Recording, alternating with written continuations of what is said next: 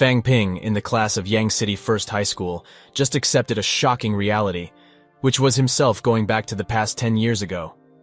To be precise, he is now in a parallel world that is 10 years behind his previous world. Because there's one thing that was different from his past world, and that was this world is ruled by martial prowess instead of money. Fang Ping's friends were chatting about registering for the martial arts subject, and Fang Ping found out that they needed $10,000 just to apply, and if they didn't pass the exam, all that money would be gone. But one of his friends, Yang Jian, said that he would register either way since it was the only way to have a good career. The group then discussed how a grandmaster managed to break through to grade 8 and challenged another man called Tai Mu. They were surprised since the grandmaster was only in his 20s but was already a grade 8 martial artist. Fan Ping then asked his friend if they knew any good internet cafes in the area. After getting the location from Chen Feng, he went there and paid the receptionist girl for the computer. After browsing through the internet, he found more information about this world and realized that if he wanted to have a good life, then he would need to take the martial art exam, even if it cost him a lot.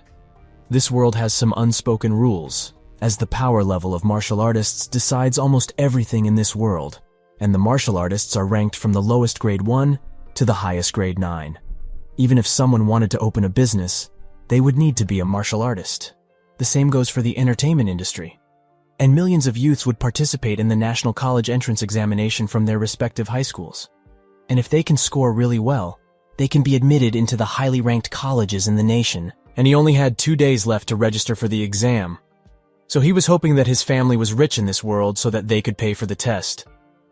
But when he went back home, he was given a reality check, as his home was nothing like a rich guy's home.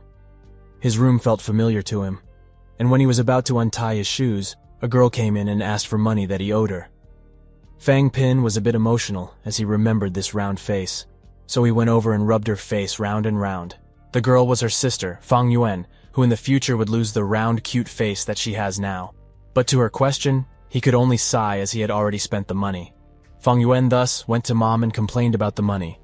But their mother, Li Yuyin, didn't listen to her tantrum and said that her dad's gonna arrive soon. Soon after, his dad Fang Ming came back from labor work.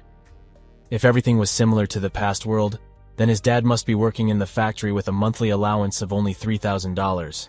Again, Fang Yuan complained to her dad, so Fang Ping escaped. Later, they were having dinner, and during that, Fang Ping suddenly said that he wanted to take the National Martial Art exam, which surprised his family members. And after a while of silence, his dad gave him a debit card and said that there were $10,000 in the card, which he had prepared beforehand, as he was also thinking of letting Fang Ping take the exam. Do you want to know the name of this manga, along with all the manga names of the recaps we did in our channel? How about also the chapter numbers our recaps end?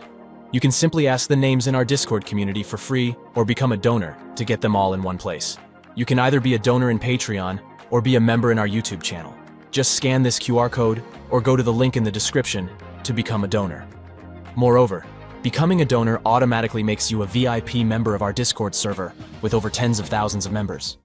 Fang Ping was surprised and took it with heavy responsibility. The next day, when he withdrew money from the card, an interface appeared in front of his face and was connecting itself to his brain through Neuralink. He then saw a stat window. Fang Pin, who read a lot of novels in their previous life, knew that it must be a system-like ability. He went back home and pondered his newfound ability. He discovered that the amount of wealth that was shown in the status window was proportionate to the money he owned. And if the money didn't belong to him, then it wouldn't show in the interface. He figured out the money stat in his window, but he didn't know much about the chi stat and the spirit stats.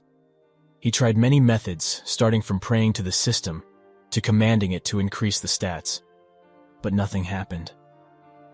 And when he screamed at the top of his lungs with his full attention, he noticed that his wealth became 0, but fortunately, his chi stat increased by 0.1, and he immediately felt that his chi in the blood increased, which made him feel blessed and very comfortable.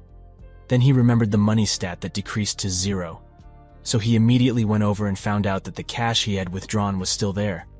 He was very happy since he found out that using the wealth stats of the system wouldn't make money in real life disappear. The next day, the teacher told everyone that wanted to register to go to the registration office. When Fang Ping went over to the registration room, One of the girls asked how much was Fang Ping's chi for him to confidently register. But Yang Jing helped Fang Ping out of embarrassment and said that Fang Ping didn't check it yet. But one of the males said that he had a chi score of 108, but since Fan Ping was very skinny, that meant he had less score than him. Fan Ping was struck dumb as he heard the massive number of 108, where his system only calculated his chi as 1.1. One of his rich classmates then offered him to check his chi score at his house. And Yang Jing was shocked as the rich guy had a chi meter to check chi scores. Fan Ping himself was surprised as he understood that even the smallest chi meters cost hundreds of thousands. After school, Fan Ping followed Wu Zihao and went to his mansion. Then he was taken to Ji Hao's room where he was told to lay down on a fat chair. Then several glowing bracelets were placed on his wrists and neck, and when Zihao started the meter, a shocking number appeared on the screen. Fan Ping himself was surprised and found out that the ratio of chi stat is 1 to 100. Zihao was shocked as Fan Ping never practiced martial arts, nor did his family have the money to buy nourishment to increase the chi amount. When Fan Ping went back home and told his parents that he had 113 scores in chi, they felt guilty to not be able to support Fan Ping's talent. Thus, when his parents were at home, they were discussing buying some nourishment pills for Fang Ping with their lifetime savings. Fang Wen, Fang Ping's sister, didn't believe Fan Ping since one could take the martial exam if they had 110 chi. But how could her useless brother have 113 scores in chi? But Fan Ping said he was a genius and rubbed her round face even harder. His mom then appeared and told him not to bully Fang Yuan and to come with her. In his parents' room, his father, Fang Ming, handed him the cash savings they had and told him to buy nourishment to increase his chi score even more. As soon as Fang Ming touched the cash, the system notified him of extra $20,000. Fang Ping was really touched by his parents' sacrifice and went back to his room. But he didn't plan to buy any medicine at all, and just increased his spirit stat, which cost him $10,000. The feeling during the increment of the spirit stat was so good it felt like he was experiencing true freedom as he ran naked amok. After the increase in the spirit stat, he felt that his concentration, comprehension, and memorization abilities had increased significantly. So he was awake the whole night as he memorized the physics book whole. Thus he was feeling drowsy on his way to class. On his way to class, he met his class teacher who gave him and some other students basic martial arts theory books. He told him to study diligently, as most of the people had already studied the books through private tutors. Fan Ping was grateful, so he thanked the bald teacher. After a while, Fang Ping noticed a commotion as a senior called Wang Jing visited the students. But Fang Ping didn't know the guy. So a crazy fangirl explained everything about Wang Jing, including where he eats and shits, and how he didn't give up on his training despite being the #1 freshman of Nanjing University. The students congratulated Wang Jin, and many asked about the secret of becoming a martial artist. So Wang Jing said that the chi score doesn't mean that they could pass and admit into the universities. They need battle experience and the ability to remain calm in difficult situations to do a good score in the national entrance exam. He also told them that relying on medicines and nourishment to increase chi was not good in the long term. He also reminded the students to be prepared for a life of killing if they want to face the true martial world. When Fang Ping was back home, he was thinking of how casually Senior Wang talked about killing people and guessed that Senior Wang surely killed people before. Meanwhile, Senior Wang picked up his phone and someone told him that the suspect ran away to Kangshan. So Senior Wang told him that they needed to catch the suspect and offered $100,000 as the reward. Meanwhile, Fang Ping, who was in his room, increased his chi by 0.1 again, and his money became 0 again.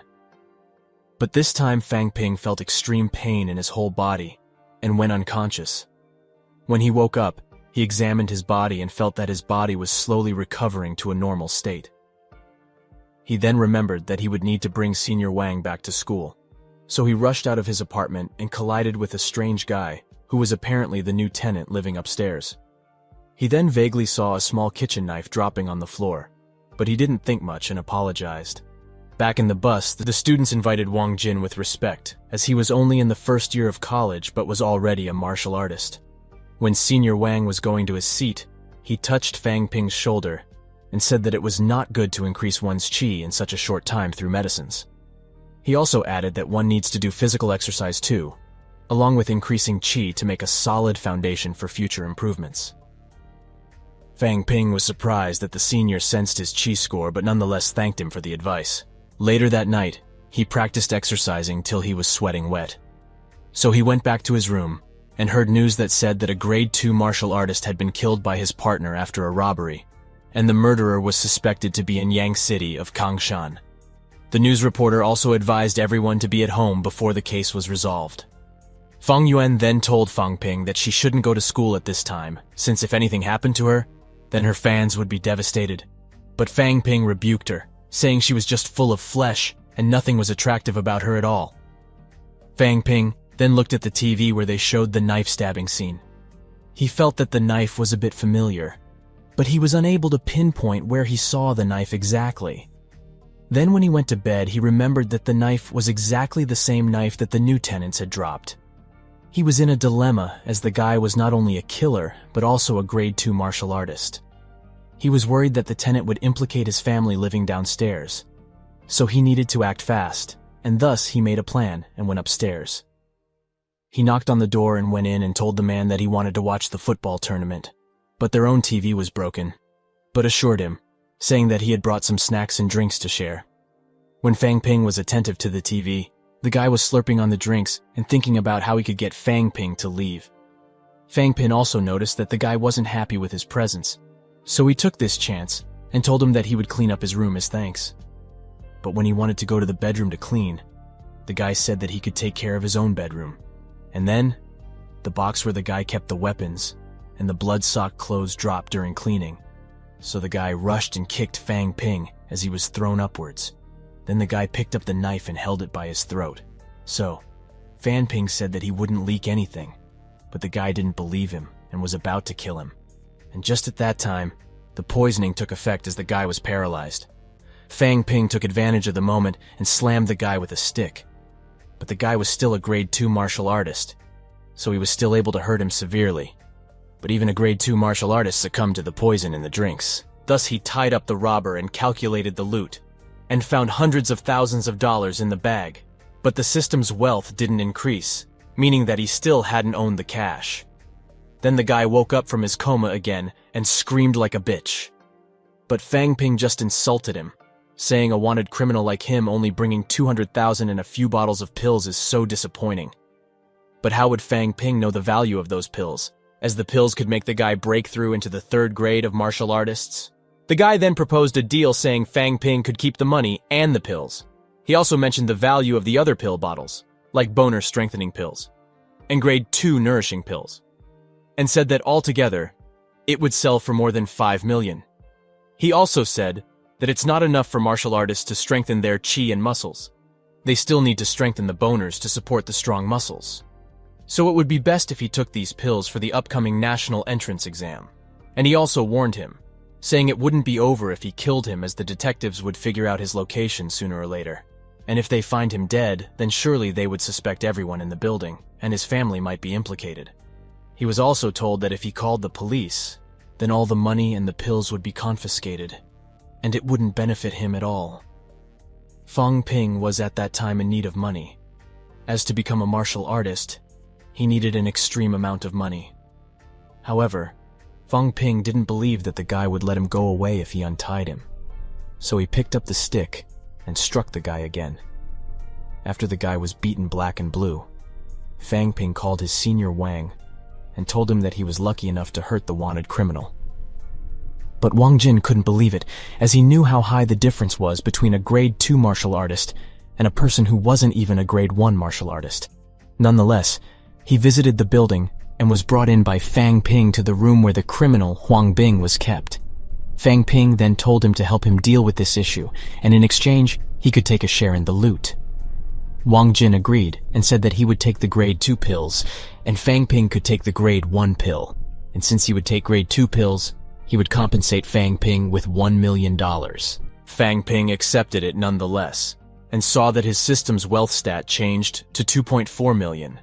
But according to Wang Jing, these items should cost 3.5 million instead of 2.4 million, meaning that these items were judged by the system by the actual worth, not by the local market price, which fluctuates a lot. A few days later, he saw the message of an additional $1 million in his bank account, Then, all of a sudden, his system began to upgrade too. He then saw the new upgraded system where the chi and spirit stat became similar to real life, which was a 1-to-1 ratio, meaning his 1.2 stat in chi became 121 and his spirit stat of 1.1 became 110. This meant he should be able to upgrade 1 point of a stat by spending $1,000, and sure enough, when he tried it, he saw his chi stat that was previously 121 became 122. This steady increment was better for his body than the sudden increment of stats from the past. He then saw a message from Wang Jin asking him if he got the money, and also told him that he delivered a parcel to him. And just at this time, his sister got in his room and jumped on his back as she told him to take her to a restaurant to eat. So Fang Ping took his revenge by groping her cheeky. Fang Yuan then gave him a parcel saying someone named Wang Jin sent it. So Fang Ping took it, and when Fang Yuan found out that it was the same Wang Jin as the famous Nanjing of their area, she asked him to get an autograph of Wang Jin. She then told Fang Ping that he would never understand how charming Wang Jin is, as 3 girls out of 5 were fans of Wang Jin in Yang City. She also planned to sell a copy of the autograph in her school, which would make her rich overnight. She then told Fang Yuan that Fang could keep 30% of the profit if he could obtain an autograph. That way, they would earn until their piggy bank explodes. Fang Ping didn't listen to her and went outside as he didn't want to open the parcel in front of Fang Yuan. When he opened it, he saw many martial techniques. Fang Ping didn't expect Wang Jin to be so righteous, as he probably sent this technique as compensation for the big part of the share that he took from the loot of that robber. He knew from the internet that to become a martial artist, there are 2 requirements. One was 150 chi score, and the second was strong boners.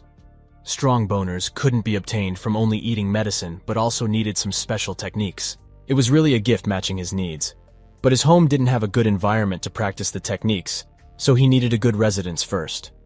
Thus he went to some real estate companies and toured through a few apartments and duplexes. He then liked one of those shown duplexes, so he decided to buy one. Anyway, money was just extra for him, as the system didn't cut the money after increasing his stats. So he asked the guide if there were any discounts on the sale. The guide was excited and told him that they have free unlimited internet and a premium TV plan in the residence, and the overall discount was 5%. But the discount could be increased after he deposited 20% of the cost. As such, he completed his payment and went back home. On his way, he was pondering on how he would tell his parents about the money he had to be able to buy such a big house. So he planned to keep it a secret for now. Next, he planned to buy some furniture and equipment for the new home. In the TV showroom, he saw a commotion where the TV was broadcasting the battle between Grandmaster Ma and Tai. There it was shown that the forest that was originally filled with trees became barren due to the destruction caused by the Grandmasters. The fight was filled with big landslides and storms, and just at that time, a rock flew toward the broadcaster's camera, and the broadcast was cut off. Fang Ping was surprised, and understood what a humanoid nuclear weapon looked like. Then after a while, the broadcast was resumed, as the tattered body of the broadcaster was shown.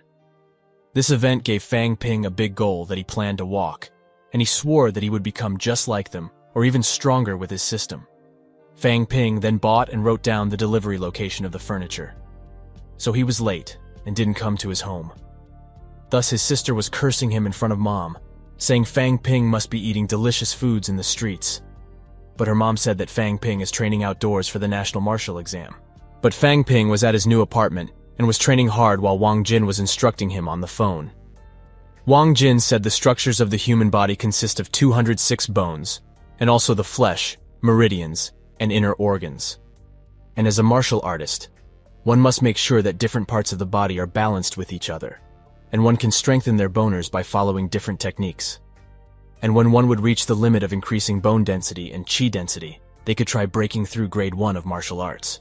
But the more the chi score and the bone density is before breaking through the next level, the more solid and strong the foundation would be. Wang Jin then told him a secret technique to increase the limit of one's body by using the chi stored in the blood to strengthen the body. But it would decrease the amount of chi score. Not to mention the technique is not only dangerous, but also not normal, as it's extremely hard to increase one's chi score. And if Fang Ping wanted to try it, then he had a high chance of not being able to participate in the exam due to low chi scores. But Fang Ping didn't worry about his chi score, and instead sacrificed his chi to strengthen his body, and eventually succeeded without any side effects. And sure enough, his chi stats decreased. But he immediately increased his chi back using the wealth stats. He then found out that his body limit had increased massively after strengthening his body. Other cultivators needed hundreds of pills to replenish their lost chi, not to mention one can never take so many pills at once. But Fang Ping could replenish his chi as long as he had wealth, which can greatly boost his cultivation speed, not to mention his limit of body could also be increased. Soon the date of the exam neared, and the students fired up their training routine. When it was only 3 days left before the exam, the vice leader of Nanjing patrol team was depressed, as he said that for the past 10 years, nobody from Yang City was able to become a martial artist in their youth. He also said that the education board funding of the city would have been shut down if not for Wang Jin's good performance. He then reprimanded the person in charge of Yang City's education board, saying, if there are fewer than 100 students with more than 120 in chi score, then he might be fired. When there was only a day left before the exam, students were crying as the requirements for taking the national exam were more strict and needed to have at least 115 scores in chi. At that time, Fan Ping was called out by the vice director of the education bureau of their city. After taking Fang Ping out of the crowd, the vice director explained the situation of Yang City's low scores on national exams every year. He then told Fang Ping that Wang Jin recommended Fang Ping to show off his chi scores in front of his fellow students, so that his fellow students are filled with extreme emotion, which might help them increase their chi in the blood. And said if he is successful, he would be offered hundreds of thousands as a gift by the bureau. And as such, the stage was prepared, and a guy bumped into one of his classmates, but insulted the girl instead of apologizing. So Fang Ping unleashed his aura of high chi, which made the surrounding students grasp in fear. Even the deputy director was shocked, sensing the high chi amount, and said that it's almost close to a grade 1 martial artist. Fang Ping became the star of the rumor in the mouth of other cities' students. Later, the deputy director offered him a grade 1 chi pill, saying that if Fang Ping could reach the max limit of the body before becoming a martial artist, then it would help Yang City a lot. But Fang Ping refused it, saying it was too precious and might even hurt his body, as the grade 1 pills are only meant to be taken by a grade 1 martial artist. But the deputy director told him to not worry as Fang Ping's foundation was very strong. Seeing no choice, deputy director threatened him a bit, but Fang Ping mentioned that his senior Wang Jin would reprimand Fang Ping for taking the pill. The deputy was truly helpless at this time, and thus asked if Fang Ping wanted any compensation. So Fang Ping stated that he would need 2 grade 1 chai pills and also 2 million in cash to risk his life. Deputy had no choice but to accept it, and just like that, more cash was heading to Fang Ping. In the test bench of the exam hall, students were being tested for their blood and chi, and none of the students there had higher chi scores than 120, so the director was sweating bullets. Then the director remembered Fang Ping and watched him through the surveillance camera. Fang Ping also noticed the tiny surveillance camera, so he had no choice but to swallow the chi pill since it would be too suspicious to increase his chi suddenly without any pills. He swallowed it but kept it in his throat. When he swallowed the pill, he felt pure energy rushing in his blood, and power surged in his body. And the chi meter was increasing its score gradually, and it reached 149 under the sweaty gaze of the director. After the exam, it was time to reveal the result. Everyone was depressed as they needed 115 points in chi, and only a handful of people had 115 chi. And when Fang Ping's result was announced, everyone was shocked silly. After the result, many cried as if they had lost their dreams. This exam determined their fate in life. Fang Ping looked at them and knew that without the system, he would be just like them. Especially his classmate Zhang Nan, who wasn't famous in school as she didn't have strength or looks. So Fang Ping comforted her and said that she would definitely pass the next time and said that he would treat her to French fries, her favorite dish. She agreed and thanked Fang Ping. When on the way, the group encountered a guy that was preaching about the end of the world that would happen at the hand of martial artists. The guy also told them to join their organization to save humanity from martial artists. But the group didn't listen and went to take a detour. But the guy didn't listen and caught Zhang Nan's hand. So Fang Ping released his chi aura and the guy let go of her, and then the group went away. The group then attended physical exams and written tests, and finally, the exam for that day was over. Outside the school gate, There was the cult guy in a van who came prepared with a strong force to teach Fang Ping a lesson. The cult members then got out of the van and started beating the students abruptly. Then a girl came behind Fang Ping and attacked him. Fang Ping defended the blow and understood that she was a martial artist that trained their bodies, and also noticed the tattoo mark beneath her eye is the same as the cult guy. He was trying his hard to outmatch her, but she was a grade 1 martial artist. Every punch of hers was strong enough to break a few inches of bricks. This time it was much more dangerous than when fighting Huang Bing, as Huang Bing was poisoned at that time. And just as life was flashing before his eyes, he saw that the opponent's head was smashed by another martial artist. He almost threw up seeing her bloody head.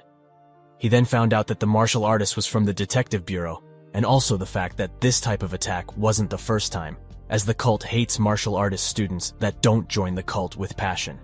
The deputy director also came and was shocked when heard that a martial artist attacked Fang Ping. Fang Ping was cursing his luck as the only martial artist from the group had to attack him first. He was lucky this time, but might not be lucky next time. This time 20 students were injured, and 9 of them were severely injured, and thus might not be able to take the next exams. After the detective left, Fang Ping asked the deputy director if he could give him any combat techniques so that he could get stronger. But Mr. Tan told him that in this day and age, combat techniques are not useful since fighting is prohibited by the law in civilian areas. And most people only cultivate their qi to increase lifespan and health instead of caring about strength. Mr. Tan then told Fang Ping that he was going to see his parents as he needed to say something to them, so he told Fang Ping to follow him after cleaning up. Later, while in the car, Mr. Tan transferred the 2 million that he promised to Fang Ping. He then said that the reward was sent to him earlier than expected due to his outstanding performance in the exam. When they reached home, Fang's family gave him a surprised welcome and Mr. Tan was showered with flying paper cuts. The Fang family was dumbfounded seeing that it wasn't Fang Pin.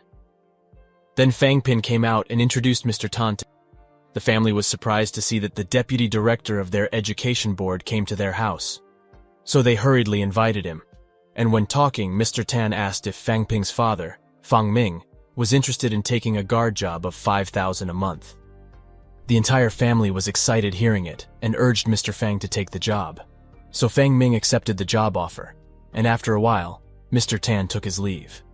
Then Fang Ping told his family that the education department this time also gave them a duplex house, but also warned them that they shouldn't tell other people about the reward, as the reward was confidential. Later, he brought him to the new duplex house. The family was shocked silly while Fang Yuan was exploring the entire house. His dad couldn't believe that the department would give them such a big reward, but he didn't ask anything else in the heat of the moment. Fang Ping was at that moment watching the news and heard that an earthquake hit the western regions, and many were injured, and a few had died. But due to a grandmaster predicting the earthquake, many casualties were prevented. And then Fang Ping saw that the grandmaster and his team were rescuing people with their superhuman strength. He understood that even though there was not much use of combat techniques in this peaceful age, but the strong technique could still save lives. Just at that time, he got a call from Senior Wang, who asked him about the exam. So Fang Ping told him about the exam result and also asked if he should break through or not. But Wang Jin told him to strengthen his bone again with bone-strengthening liquid before he breaks through to the martial artist rank. He also told him that the limit of the Qi score of 150 is only for ordinary people. The true prodigies could reach a higher limit before they break through to the martial artist rank. Thus, Fang Ping should also try to reach a higher Qi score than 150 before becoming a martial artist. He then told him that the bone-strengthening liquid isn't something that Yang City have, so he would buy that for him from other cities, and in exchange, told Fang Ping to transfer 500,000 to him for the cost. After the call ended, Fang Ping cried, as it was too expensive to be a martial artist. Nonetheless, he trained hard and didn't slack off, and was able to increase his qi in the body slowly, but steadily. 1 month later, when he was taking a bath in bone-strengthening liquid, he observed his improvement just like every day. His qi improved to 162, and the qi potential limit increased to 170. On the day of the result announcement, Fang family was curious and gathered in front of the computer to see Fang Ping's result. And finally, the family saw the result for which Yang City's Education Bureau gave Fang Ping such a big house. With such a good result, Fang Ping would also be able to enter the 2 major universities in the nation. A short while after, the Fang family members were showered with calls from their friends and colleagues as they congratulated Fang Ping on the phone. Fang Ping, who was enjoying the moment, suddenly saw a message from Wang Jing, who asked him for a meetup. So Fang Ping went there at the city stadium and saw that Wang Jing was with a little girl who, he found out, was Wang Jin's teacher's daughter, Nini. So he went ahead and wanted to handshake with her, but she hid behind Wang Jin. Wang Jin felt that his own round sister was still cuter. Wang Jin then told her to play by herself, so she went away. When she was away, Fang Ping asked if Wang Jin was a part-time nanny now, but Wang Jin didn't talk about it and punched him. Then he told him to spar. But how could Fang Ping spar with a rank 3 martial artist? Wang Jing then told him that he was surprised as he didn't expect Fang Ping to complete the bone strengthening twice in just 2 months after catching Wang Bin. He kept punching, and Fang Ping was trying as hard not to get hit, but was still caught and slammed. Then Wang Jin asked if Fang Ping could join Nanjing University. He also added that with his position at Nanjing University, he would be able to waive all of Fang Ping's resources until he reached rank 3. Wang Jing also told him that with Fang Ping's capability, he could also join the 2 major colleges. The 2 major universities also provide resources for free to talented students. And every student would be able to take on missions just like Huang Bin's warrant missions. And the 2 major universities are situated in 2 different cities, one in the capital city and the other in the Magic City. Among them, Magic City has most of mission opportunities than the other colleges. Not to mention that the staff quota of 2 major universities are filled with the high-ranking martial artist. In Nanjian University, anyone can teach if they reach rank 3, be an advisor at rank 4, become a school leader at rank 6, and the dean at rank 7. But the major universities are much stricter. But he also told Fang Ping that it depended on himself, in the end, of how far he could reach in his martial endeavor. He was in a dilemma, as on one hand, Nanjing could give him resources for free until rank 3, which would cost him tens of millions, whereas the major universities would suit him better for his future endeavor. Nonetheless, Fang Ping made his choice, and after a few days, he left for Magic City College with the acceptance letter. He bade goodbye to his family members, which made his round sister cry. When he arrived at the Magic City, he saw buildings that were so tall as though they were touching the clouds. The city was developed to the limit, and the amount of martial artists is much higher than it was in Yang City. When he got off the train, a security guard came to check his identity and check his chi score. And when he found out that his chi score was 199, he checked the database for the martial artist named Fang Ping. But he didn't find any, so he told Fang Ping that unregistered martial artists are not allowed to roam around the city freely. But Fang Ping said he wasn't a martial artist, which made the guard shocked. So Fang Ping explained that he was a freshman who just arrived at the Magic City to attend Magic City's martial art university. The guard was surprised as a freshman had such high vitality, so he told Fang Ping that he was earlier than expected and usually, the university makes the necessary arrangements for everyone before school starts. He then brought him to an office and made a temporary martial pass where his address and information were printed.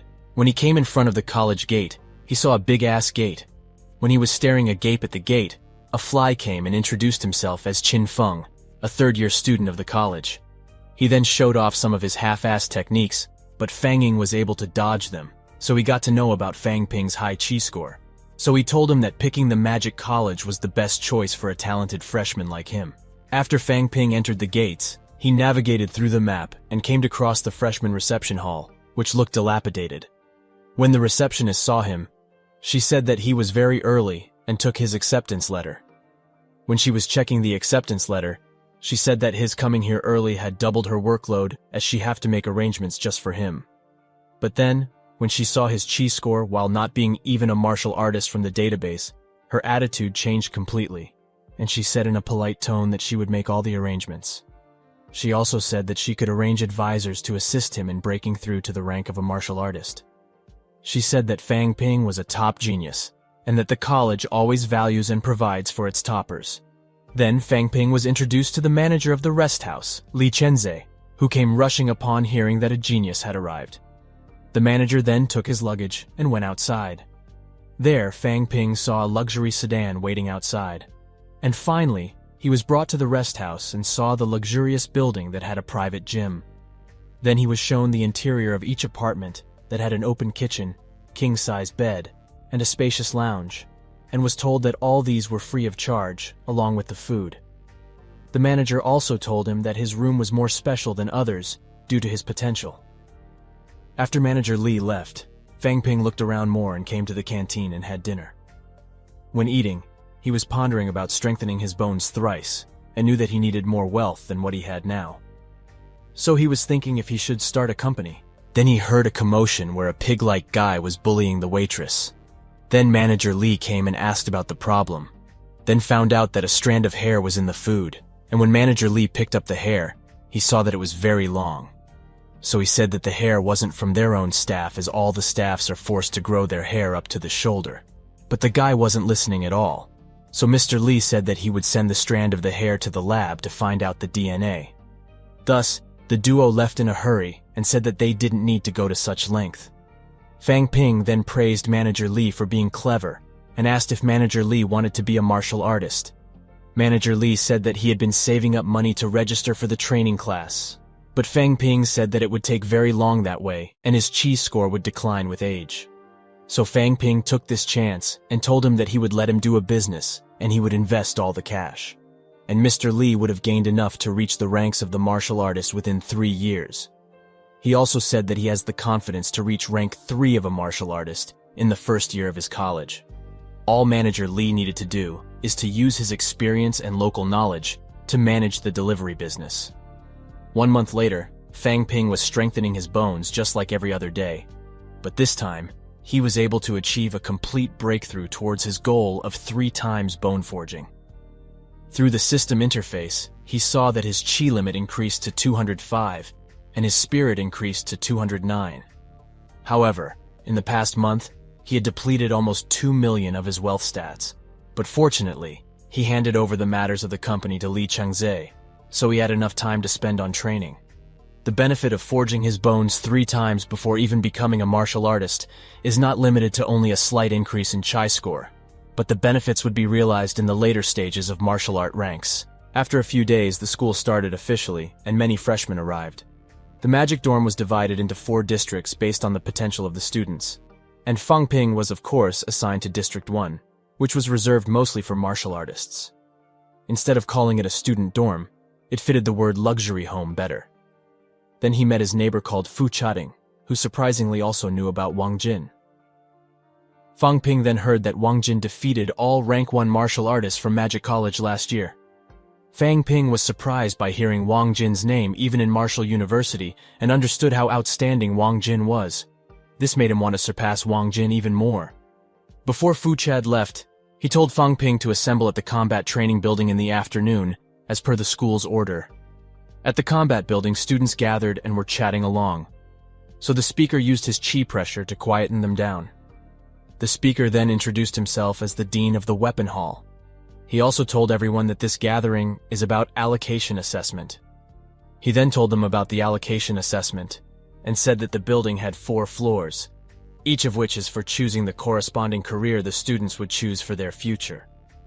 The first floor is for political studies, the second floor is for crafting, the third is for strategy learning, and the fourth floor is for practical combat. But a floor could only have 400 people in it, and if it had more than 400 people, then all the students on that floor would have 30 points deducted. He then told everyone that every freshman would have 50 points, and each point is equal to $30,000. So 30 points being deducted would be almost $1 million deducted. The students were angry hearing that. So the speaker said that they could gain points by completing missions of the academy. But he said that only the martial artists could participate in missions. When Fang Ping was pondering, he met Chad, who told Fang Ping that they should work together to get a position on the 4th floor. He also told Fang Ping that the advisors would choose the students they like to guide in the future through observing the freshman assessment. Fang Ping knew it was important to get tutored by a good advisor, so he planned to attract all the advisors so that he could choose the advisors he wanted. And just like that, the Dean of Weapon Hall announced the start of the assessment, and thus began the flood of students getting into the building. And of course, it also gave rise to occasional disputes and fights. Meanwhile, the instructors or advisors were observing the situation from the monitors, but the Dean of Weapon Hall said that the students these days only had chi scores and no real combat experience. but they need combat experience to fend off the catacombs that are getting much more restless these days. The students were in chaos on the stairs as they competed to go to the topmost floor of practical combat, and those that already became a martial artists dominated those that didn't. And Fang Ping also started his attention-grabbing technique as he rushed through the crowd and slammed his foot on the head of the said martial artist that was blocking the entrance to the 4th floor. But he was disappointed as the people from the freshmen were not as good as he hoped. He gave up the reward of tens of millions from the Nanjing universities just so he could meet geniuses to compete against. Then he said out loud to grab the attention of everyone and said that the Magic College was just so-so. As such came the angry voice from the instructors who told everyone to beat up Fang Ping for more points.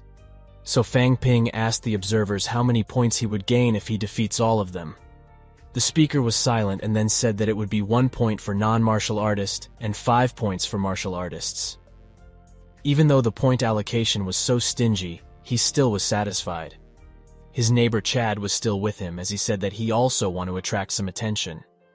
In the observation room, the instructors found out from the database that Chad was a young master from the capital city who is known for forging his bones twice and completing the right leg bone forging, and heard that Fang Ping came from an ordinary family and was a non-martial artist who forged bones twice.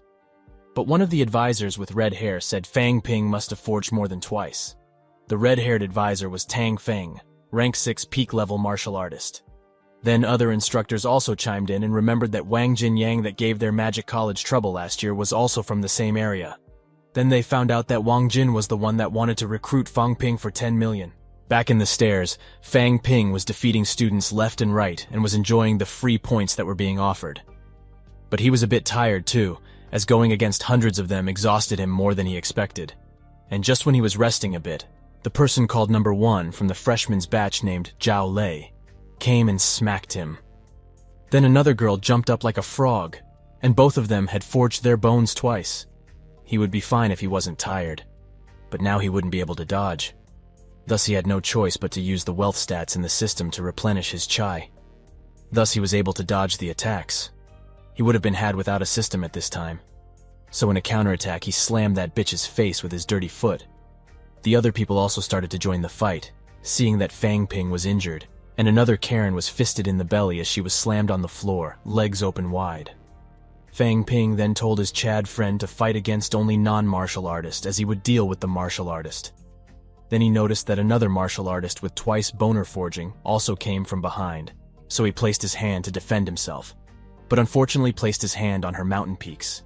And when she counterattacked, Fang Ping grabbed some other guy to defend against her legs. He then saw his Chad friend getting beaten up by the horde of non-martial artists, but he didn't have the time to save him. Eventually, more and more people gathered to see the fight, but Fang Ping didn't even let off the onlookers. And just like that, the freshman assessment came to an end with most of the guys and Karens being defeated. Even Fu Chad became a true Chad as his chin had swollen up. Chad was dumbfounded as Fang Ping didn't look tired nor injured even after being gangbanged. Then the red-haired advisor, Tang Fang, came and congratulated Chad for not backing off in the face of a gangbang. But he reprimanded Fang Ping for being arrogant. So Fang Ping swore that he would teach advisor Tang a lesson in the future. After a while, the students were taken to a stadium where the names of advisors and the requirements to get chosen by the advisors were written, and most of the advisors had the requirement to forge the bones twice. So Fang Ping looked around and saw a white-haired woman named Wu Wudi. Then he saw that his name, along with Chad and Zhao Lei, was in the requirement.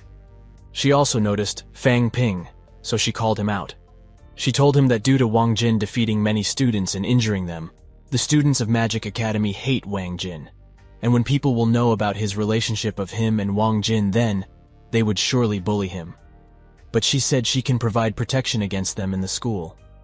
She also told him that she had grandmasters backing her up, so she would be enough for him. But she said that her students were given dangerous missions compared to the rest of the advisors. But she also sweetened the situation, saying she had company shares in pill companies so she can give him as many pills as he wants. So the last sentence from her was enough to convince Fang Ping to choose her. So she gave him the access card to her dorm and told him to visit her anytime. Then advisor Tang Feng told her that she needs to be more caring to her students, as more than half of her students have been injured or died during past few years, which made Fang Ping stumped. And when Miss Wudi gave Fang Ping 10 chi pills, Zhao Shuamei also came and wanted to be her disciple, so she accepted her as she was one of the people on the requirement list. Fang Ping was surprised to see someone would still choose her despite hearing the casualty rate. Then he found out that his Chad friend didn't choose Tang Feng, and instead chose Luo Yichuan as he thought he would be the best for him, and also found out that the so-called #1 freshman chose Tang Fang. Then, Fang Ping asked Chad if he wanted to go to the hospital first, or collect the points first. Thus, the duo went over to redeem the points. When they got in, they attracted everyone's attention, for Chad's face was just like a real Chad's. And Chad found out that he only gained 45 points, so he was angry. Then Fang Ping requested his points, and the host was surprised when she saw that Fang Ping, a freshman, had 152 points. Fang Ping was then told that credits could be bought with 30,000 cash. But when exchanging cash by breaking credits, it's only 10,000. Fortunately, Fang Ping's system could calculate and increase his wealth stat by owning even pills and items. So when Miss Woody gave him 10 vitality pills, he gained 4 million in cash. Then the duo went to exchange some pills, and found out that the pills within the colleges cost way less than the outside market. The next day, he went over to Miss Woody, who was probably sleeping.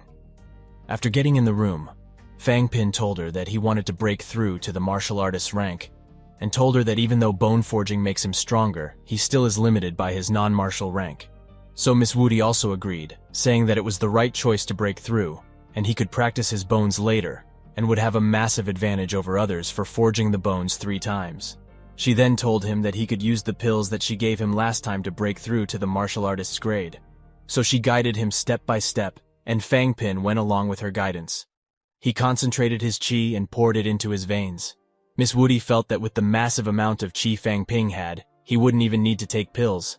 But nonetheless, Fang Ping ate the pill to not take any risk, and after a while, he heard the system notification, as it said that he had been ranked up to the first rank of a martial artist. So he was excited, but Miss Woody told him it wasn't anything exciting, as it's something very much expected from someone with 3 times bone forging. She then told him to take the qi pills to fill up his widened veins. But 1 pill wasn't enough, so he decided to use his wealth to increase his qi. At that time, Miss Woody noticed that his vitality was increasing really fast, and was thinking if everyone with 3 times bone forging had the same absorption rate. Nonetheless, she told Fang Ping to go to the training gym on Saturday, where she would teach him combat techniques.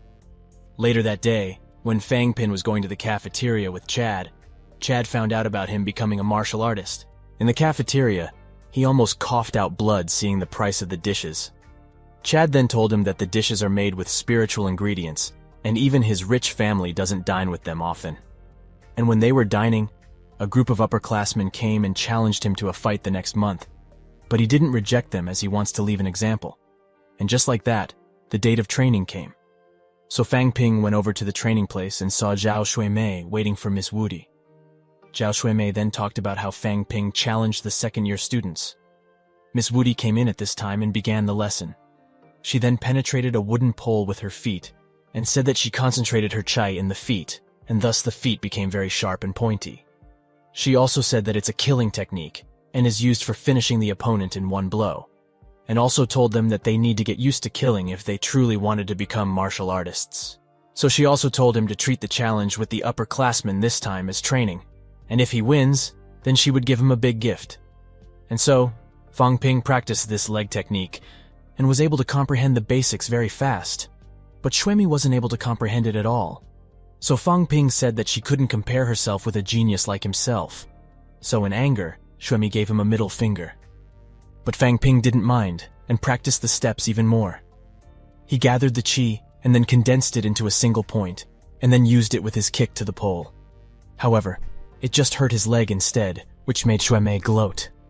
And just like that, the lesson for that day ended, and before Miss Woody left, she told Fang Ping to go to the logistics office to make a pointy shoe. After returning to his dorm, he remembered his family and called them. Then his sister picked up the phone and cried tears and snots. Then he found out that Deputy Tang was in their home, so he told Fang Yuan to give the phone to him.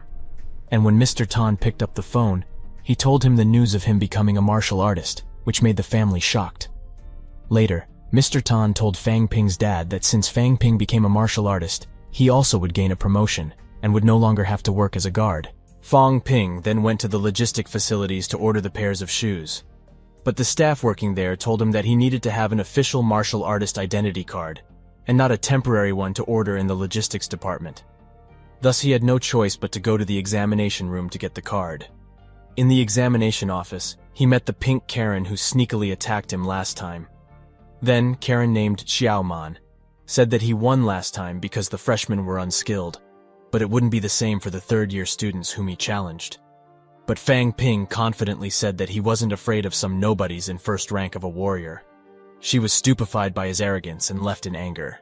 In the room, he was told to attack the steel plate in the machine, so Fang Ping used the newly learned skill and made a dent in the plate and was able to get a permanent card. He was also told to take a test next time he breaks through. After Fang Ping left, the examiner was pondering how freshmen could do such a big dent on the testing plate. And then, the third-year students came into the exam room and analyzed the dent made by Fang Ping, and said that it wasn't enough to defeat peak first-rank students like them. And they said that there is no way Fang Ping would be able to reach peak first rank within just a month. But the old staff was calling them idiots in his heart, as Fang Ping didn't use his full power at all in the kick. Nonetheless, Fang Ping got his identity card, so he went over again and found out that it would take 1 week to get the armored shoes done, and the cost was 40 academic points, which were too expensive, amounting to 1.2 million in cash. He then also ordered some knuckle weapons following Miss Woody's instructions, costing him another 10 points and making him cry tears. Then Fang Ping went over to check his company's current situation and met Manager Li. There he gave 10 chi pills that he gained from Miss Woody to sell and invest that money in the company. But Manager Li told him that Fang Ping should use the pills for himself first. So Fang Ping informed him that he already broke through to the rank 1 of warriors, so he didn't need these pills. Manager Li was shocked and said that since he became a martial artist, then the company could try to expand its business. Then Fang Ping gave another chai pill to Mr. Li and told him to train too. Thus, Mr. Li thanked him profusely, and Fang Ping went back to his dorm. 1 month later, Fang Ping was walking and getting familiar with his new armored shoes. He was then also brought to a testing facility where broken weapons were abundant. In the testing facility, he saw marks left behind by people that tested the weapons. Fang Ping also tested his shoes and was able to penetrate a thick steel plate. And during the combat class before the challenge, Miss Wu Di told him the backstory of the guy that was the mastermind behind the challenge scheme. His name is Liu Yongwen and a rank 3 martial artist. And his younger brother was beaten by Wang Jin and still lay in the hospital even after a year. She then gave him a rank 2 chi pill and told him if push came to shove, then he should use this pill to get a temporary boost in chi. Even Fang Ping was surprised by how serious Miss Woody was about the battle. When Fang Ping arrived, he was asked if he agreed with the match. Fang Ping nodded and said that he was willing. Then he was told that he would be given priority to voice out the conditions of the match since he was challenged by 4 people. So Fang Ping said, the senior students shouldn't use melee weapons as they might injure themselves when using the weapons due to their lack of skill. Second, he wants each senior challenger to give him chi pills, as he would need to replenish his chi when fighting 4 of them. And surprisingly, the opponents also agreed to give 4 chai pills. The first battle started with Fang Ping's trash-talking and ended with the death of the opponent due to the kicking technique. And the second round started with someone whose ribs were broken by Wang Jin. This time, the opponent didn't underestimate Fang Ping, so was able to fight head-on. During the intense battle between Fang Ping and Zhang Guo, Zhang unleashed a rapid barrage of punches that tested Ping's defensive skills. Ping, though annoyed, managed to block all the punches, but the relentless assault pushed his guard to its limits. Observing the situation, Xiaoshu grew concerned, fearing that someone might get seriously hurt in this round. As Zhang continued throwing punches, he contemplated Ping's stamina, expecting it to deplete soon, given Ping's reliance on blocking the relentless attacks. Ping, visibly fatigued and worn out, started feeling the impact of some punches, causing him discomfort. The toll on Ping became evident, with the ongoing struggle taking a toll on his vitality. Witnessing the situation unfold, Zhang intensified the energy and vitality behind his punches, overwhelming Ping to the point where he could no longer withstand the onslaught. Onlookers anxiously awaited Zhang's decisive move, convinced that Ping's vitality was on the brink of exhaustion. Shu, filled with concern, believed it was imperative for Ping to take the pill at that moment. Teacher Wang Huaijing, observing the struggle, concluded that Zhang's relentless assault was preventing Ping from having the opportunity to consume the necessary pills. In the midst of this, Zhang continued suppressing Ping, leaving him with no chance to replenish his strength. Surprising Ping with his speed, Zhang abruptly charged towards him, causing Ping to lose balance slightly. Seizing the opportunity, Zhang, with the intention of ending Ping's life, loaded up a powerful punch, extending himself in the process. However, Ping countered with a surprising kick from the side, connecting with Zhang's face. The impact of Ping's powerful kick instantly destroyed Zhang's face upon contact. Surprised by the strength of the kick, Zhang felt shock coursing through him as he witnessed Ping's vitality being restored remarkably quickly. However, the realization came too late for Zhang, who fell to the ground, his head hitting with a fatal blow. He lay lifeless on the ground. Wen, witnessing the shocking turn of events, was visibly stunned, beads of sweat forming on his forehead. The onlookers couldn't comprehend how Ping's blood and vitality, seemingly depleted during the intense fight, had been restored so rapidly. Teacher Wudi expressed amazement at the astonishing turn of events. Despite Ping's remarkable recovery, he expressed his desire for another challenge and suggested sending in the next opponent. In the previous fight, Ping had exhausted 140,000 wealth to restore his blood and vitality to the maximum, enabling him to fight at his peak. Wen, however, stood up and began walking away. Observing his departure, the pink-haired girl volunteered to be the next challenger against Ping. Witnessing this, Yong-won intervened, grabbing her hand and emphatically insisting that she shouldn't proceed, proposing instead that they surrender. In Wen's eyes, Ping's superiority had been conclusively demonstrated that day. Wen approached Ping and shared the story of his younger brother, who was once considered a genius like Ping. The family had high expectations for him, but after sustaining an injury from Wang Jinyang, he never fully recovered and remained a forever rank 1 warrior. Listening to Wen's tale, Ping then started walking away. Shu expressed concern, advising Ping to rest, but he mentioned having to catch a bus and decided to leave. Meanwhile, paramedics carried Ping's last opponent away on a stretcher, instilling fear in the hearts of their other teammates. The announcer called for the next contestant to come on stage, but none of them showed any enthusiasm. The group appeared disheartened and beaten. Eventually, Zhang Zhiqiang stood up, not to engage in combat, but to surrender. He deemed it unsuitable for him to continue the fight. However, one rose from the group, asserting that in martial arts, there's no clear right or wrong, only strength. He expressed the grievance that Yang had crippled his brother, vowing to do the same to Ping. Yet martial society rules prevented him from challenging a lower-ranking opponent. One eagerly awaited the moment Ping advanced to rank 3, hoping to confront and cripple him then. Just as he made this declaration, a commanding voice echoed from the crowd stairs, declaring that there was no need to wait for Ping to reach rank 3. Suddenly, the source of the authoritative voice revealed itself to be Yang, appearing with an intense rage in his eyes. Locking eyes with Wen, he issued a challenge for a duel. The crowd, witnessing Yang's unexpected return, was both surprised and excited. They couldn't believe he had come to Teacher Wu, let alone dared to challenge someone. Yang awaited Wen's response, while on the other side, Wen stood with a burning desire for revenge in his eyes. The intensity of his anger was evident.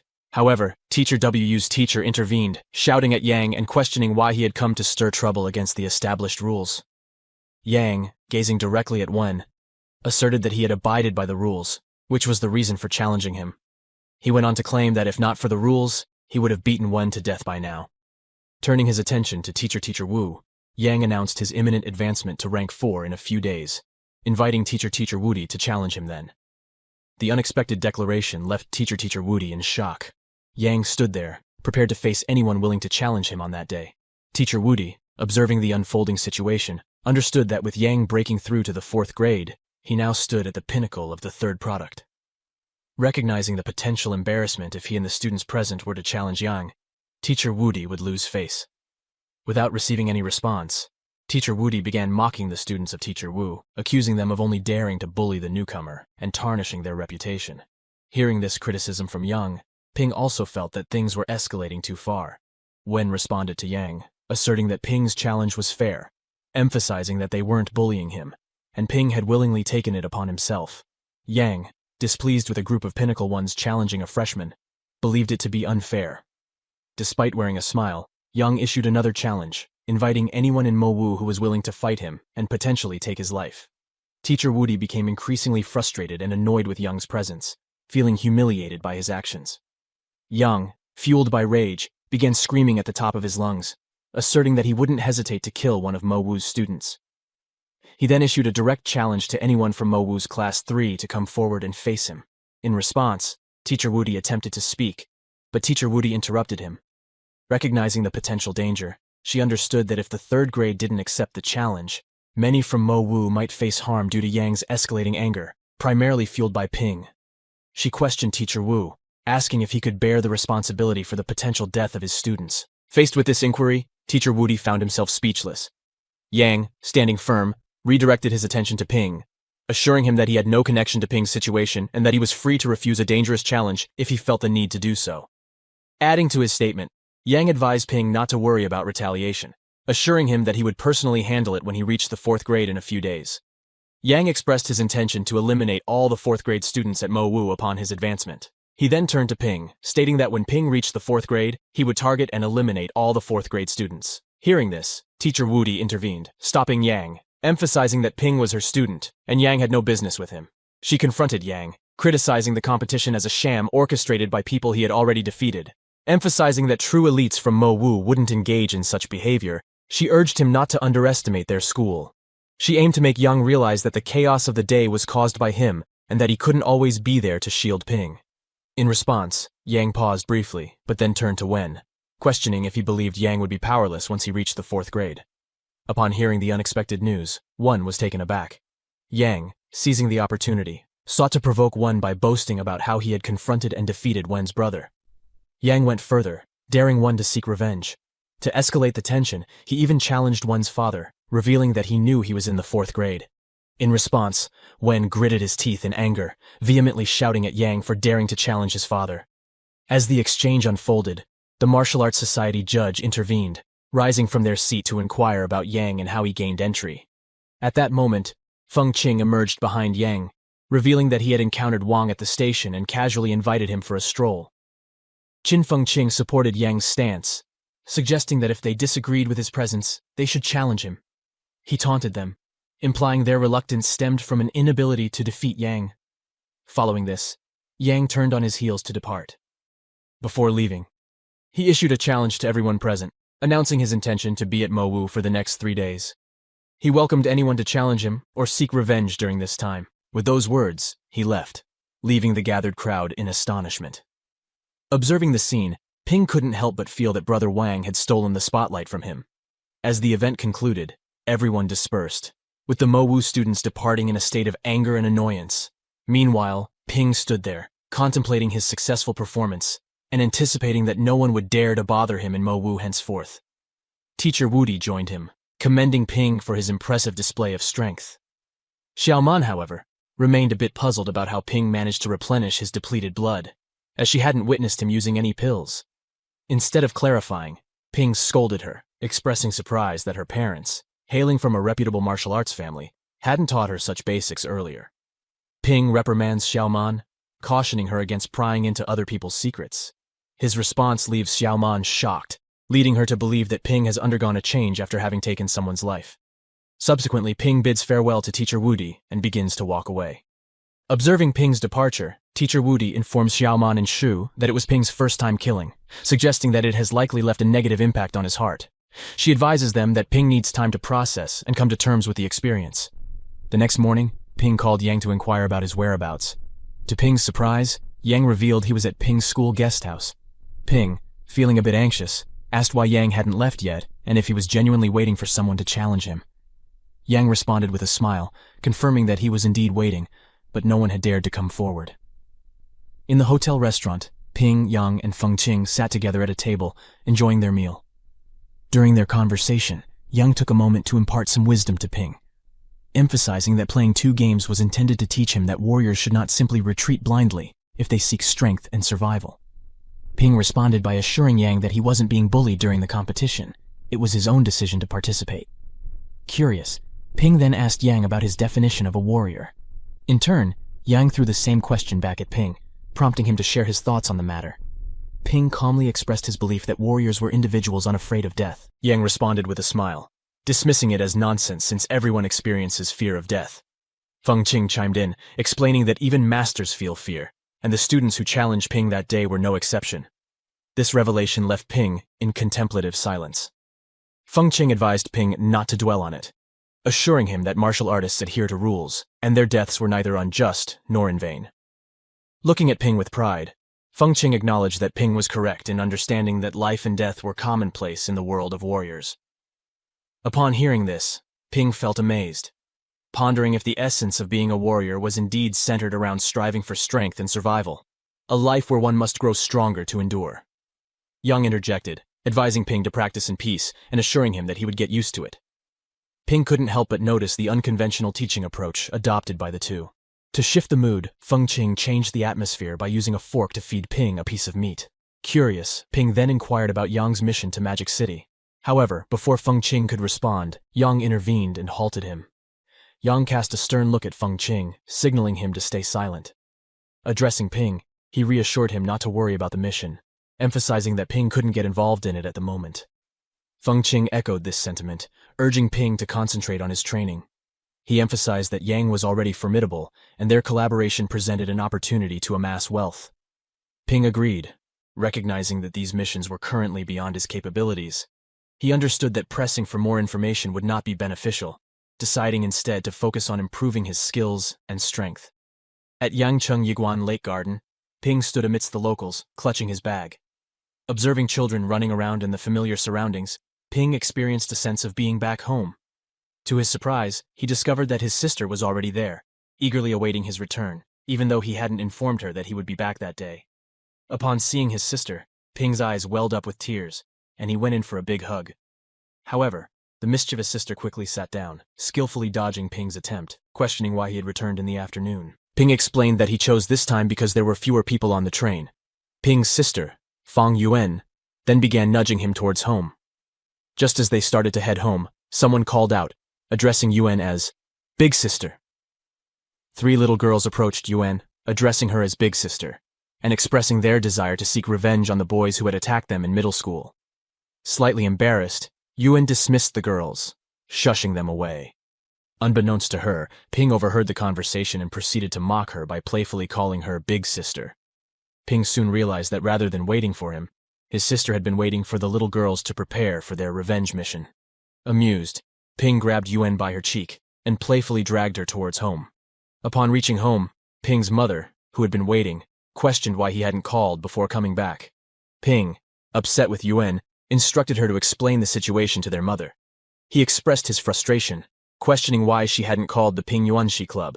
Their mother, joining the conversation, suggested that Yuan needed a lesson, emphasizing that she was just a child and should not be engaging in business with her classmates at the stall. Ping was shocked to learn that his sister had a stall, and their mother had to secure a booth every day. The fact that all the teachers in the school were aware of it added to his surprise. Additionally, Yuan had sold some of Ping's belongings without his knowledge.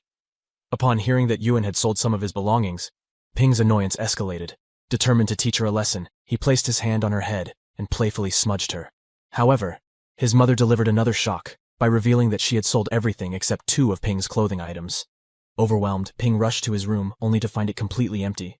In a fit of frustration, Ping entered a state of Super Saiyan, grabbing Yuan's cheeks and stretching them to the max. Despite her tears and pleas, Yuan explained that, as Ping was a warrior, everyone coveted what he had, and she couldn't resist the opportunity to make money from it. Eventually, they all sat down at the table and shared a dinner together. Ping's father, upon observing Yuan, suspected that something might have happened to her while he was away. However, Ping's mother clarified that Yuan had brought everything upon herself, asserting that she was responsible for her actions.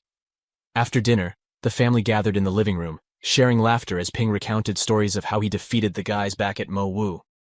Ping's family expressed genuine excitement and joy that he had returned alive after the challenging experiences. During his stay with them, they noticed a positive change in Ping. He took the initiative to prepare meals, offered guidance to Yuan, and even engaged in physical training with her. As the day approached for Ping to depart, he found himself at Yangcheng railway station, ready to board the train. His sister tearfully questioned why he had to leave so soon, clearly reluctant to see him go. Yuan, tearful and afraid that Ping might face bullying at school, expressed her concerns. In response, Ping assured her that he had become the real force to be reckoned with at school. As the train prepared to depart, Ping bid his farewell to Yuan. Despite his confident words, he couldn't help but shed a tear himself, seeing his sister chasing after the train through the window as it left the station. However, as soon as the train departed, Yun wasted no time and called her friends, instructing them to gather at her house swiftly. She informed them that Ping had left behind a lot of stuff, and this time they were poised to make money again. Meanwhile, at the exchange office, Ping examined his financial situation, realizing that he had spent a considerable amount of money recently. To replenish his funds, he decided it was time to exchange some pills and put them up for sale. At the exchange desk, Le Changsheng warmly greeted Ping, acknowledging that the last booth had indeed performed well and only cost 40 credits. He praised Ping for his successful earnings and mentioned that they were providing him with 4 first-grade blood pills, essentially refunding his money. Ping expressed surprise, admitting that he hadn't expected the exchange staff to be aware of the tournament. Ping continued, expressing his intention to exchange for ordinary blood pills this time. Mr. Li, in response, opened his drawer and inquired about the quantity Ping desired. To this, Ping specified that he wanted 67 of them. Mr. Li, slightly shocked, questioned Ping's motive, suspecting that he intended to sell them for a profit. He cautioned Ping, explaining that while the school didn't explicitly forbid it, selling pills was a specialized business. Mr. Li emphasized the potential risk, warning Ping that getting caught selling on a large scale could lead to financial ruin. Hearing Mr. Li's concerns, Ping confidently handed him his card, suggesting that small-scale transactions wouldn't pose a problem for him. Mr. Li, before accepting the card, clarified that exchanging 67 ordinary qi and blood pills would deduct 201 credits, leaving Ping with just 1 point remaining. Mr. Li further explained that, as Ping was in the first grade, the blood pills might not even be sufficient to sustain his training needs. Undeterred, Ping slammed the card on the desk, expressing his determination and insisting that he had thought it through and wanted the exchange. Following this, Ping headed to his room and made a phone call to Manager Li. Inquired about the possibility of selling the 70 qi and blood pills he had on hand. Manager Li, a bit shocked at the quantity, cautioned Ping that selling such a large quantity quickly wouldn't be easy and could pose a risk if inspectors caught wind of it. Ping inquired with Manager Li about the possibility of selling the 70 qi and blood pills, suggesting they follow a similar approach as last time. However, Manager Li explained that the quantity was considerably larger now, making it riskier and more likely to attract attention. Acknowledging the danger, Ping agreed and decided to explore alternative solutions. He then approached Fu Chad in his room, seeking assistance in selling the pills. Upon seeing the pills, Chad was visibly shocked and surprised. He questioned Ping, asking if he urgently needed money at home. Ping responded affirmatively, and in turn, Chad explained that buying pills directly from the exchange could be expensive. However, if someone purchased them from a private party, they could acquire the pills at a more affordable rate, typically around 60%, 70% of the original price. Upon hearing Chad's explanation, Ping grew worried, expressing concern that the suggested percentage would yield insufficient returns for him. He emphasized that in addition to the 70 ordinary blood pills, he also possessed 11 first-grade pills, each valued at $10,300,000. Having already generated $7.1 million worth of wealth from these blood pills, Ping aimed to surpass this amount to cover the difference. Excited about the potential sale, Chad suggested reaching out to his father to inquire if he would be interested in a blood potion. Ping eagerly confirmed that he had ample stock and requested Chad to convey to his father not to undervalue the product. Chad's father proposed a deal at $9 million, which was a 10% discount. Ping promptly agreed to the offer, giving a thumbs up to seal the deal. The agreed-upon amount was then transferred into Ping's account. Meanwhile, back in his hometown, Ping's sister and her friends were auctioning off all his belongings. At the training building, everyone gathered for an assembly. Xiaoman and Xu Mei were present, with Xiaoman complaining about her dark circles and lack of sleep. Fang Jing was also in attendance, mocking Xiaoman about how her dark circles wouldn't disappear, despite the numerous selfies she took. This remark angered Xiaoman. The teacher entered the training building, and the students assembled in formation. The red-haired advisor, Tang Fang, addressed the students, announcing the commencement of a special education program led by a 5-member instructors team, including Tang Fang, Teacher Wu Di, Mentor Luo Chuan, Mentor Zhenzhou Shu, and Zhou Shiping. Additionally, the dean of the school would regularly deliver lectures. The news excited the students, envisioning the opportunity to learn from a guru. Chad raised his hand and inquired about the abrupt start of the training class, especially with the dean's presence.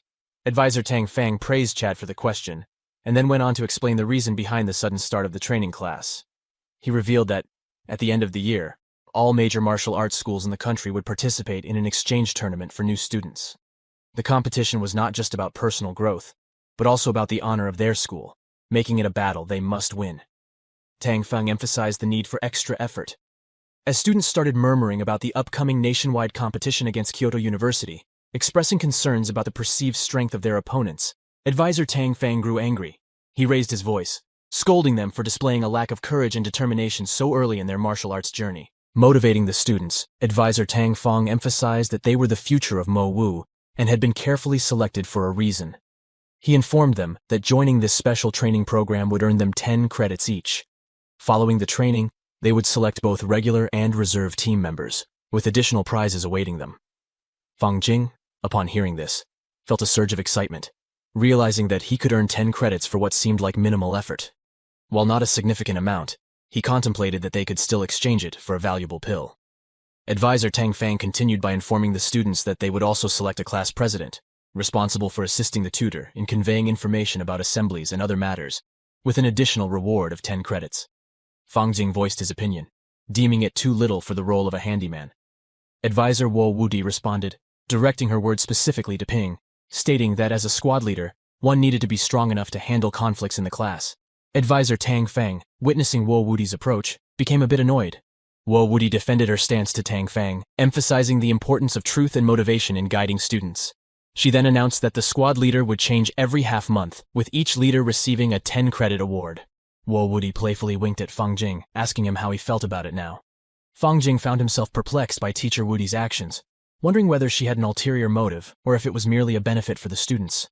On the other hand, Ping was genuinely excited, realizing that in 3 months, the squad leader position would change 6 times, resulting in a total of 60 credits, a considerable amount of money.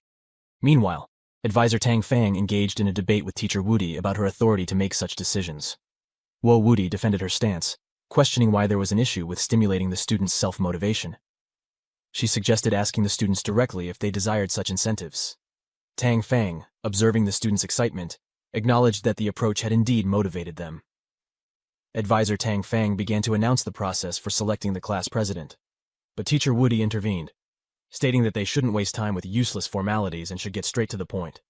She stepped forward and called out Ping, Zhao Lei, and Yang Xiaoman. The 3 students emerged. Wo Wudi acknowledged that the 2 students from teacher Tang's class displayed outstanding abilities, evident to everyone. She also commended Ping's performance in the divisional college and cutthroat competition, making them the 3 candidates for class president. Wo Wudi invited anyone with objections to come forward. Students began discussing among themselves, recognizing the strength and power of the candidates. Observing this, Wo Wudi glanced at advisor Tang Feng and remarked that it seemed they didn't even need to think about it. Teacher Wudi resolved that the 3 of them would compete for the class president position. She outlined the stakes. If any of them won, they would become the class monitor, but if they lost, they would work for free. This announcement left advisor Tang Feng in silence, contemplating the tension. Ping perceived the potential conflict, anticipating that the instructor might incite a rivalry. Unexpectedly, Lei stepped forward with determination, declaring that Ping and he would go first. Recalling Ping's help during their split, Lei felt a sense of indebtedness and could not afford to lose to Ping. He expressed his gratitude to Ping for looking out for them. Ping, with a smile, accepted the acknowledgement, but emphasized that Lei should agree not to hold a grudge if he lost. Ping proposed that if Lei lost, he would work for Ping for free, doing anything asked. Excited by the challenge, Lei agreed, asserting that the same terms applied if Ping lost. Suddenly the fight commenced, and Ping swiftly charged towards Lei with incredible speed. Lei, having dedicated himself to rigorous practice since the academy ended, had successfully hardened his 9 bones in just 1 month, enhancing his speed significantly. As Ping approached with a loaded punch, Lei retaliated with a rapid counterpunch. However, Ping skillfully dodged the incoming punch, leading Lei to realize that Ping never intended to land a hit with his fists. The entire maneuver was a strategic move designed for evasion. Similarly, Ping executed a maneuver, dropping to the ground as he dodged, aiming to hit Lei in the leg. However, Lei skillfully evaded the attack, loudly proclaiming that Ping's tricks wouldn't work on him.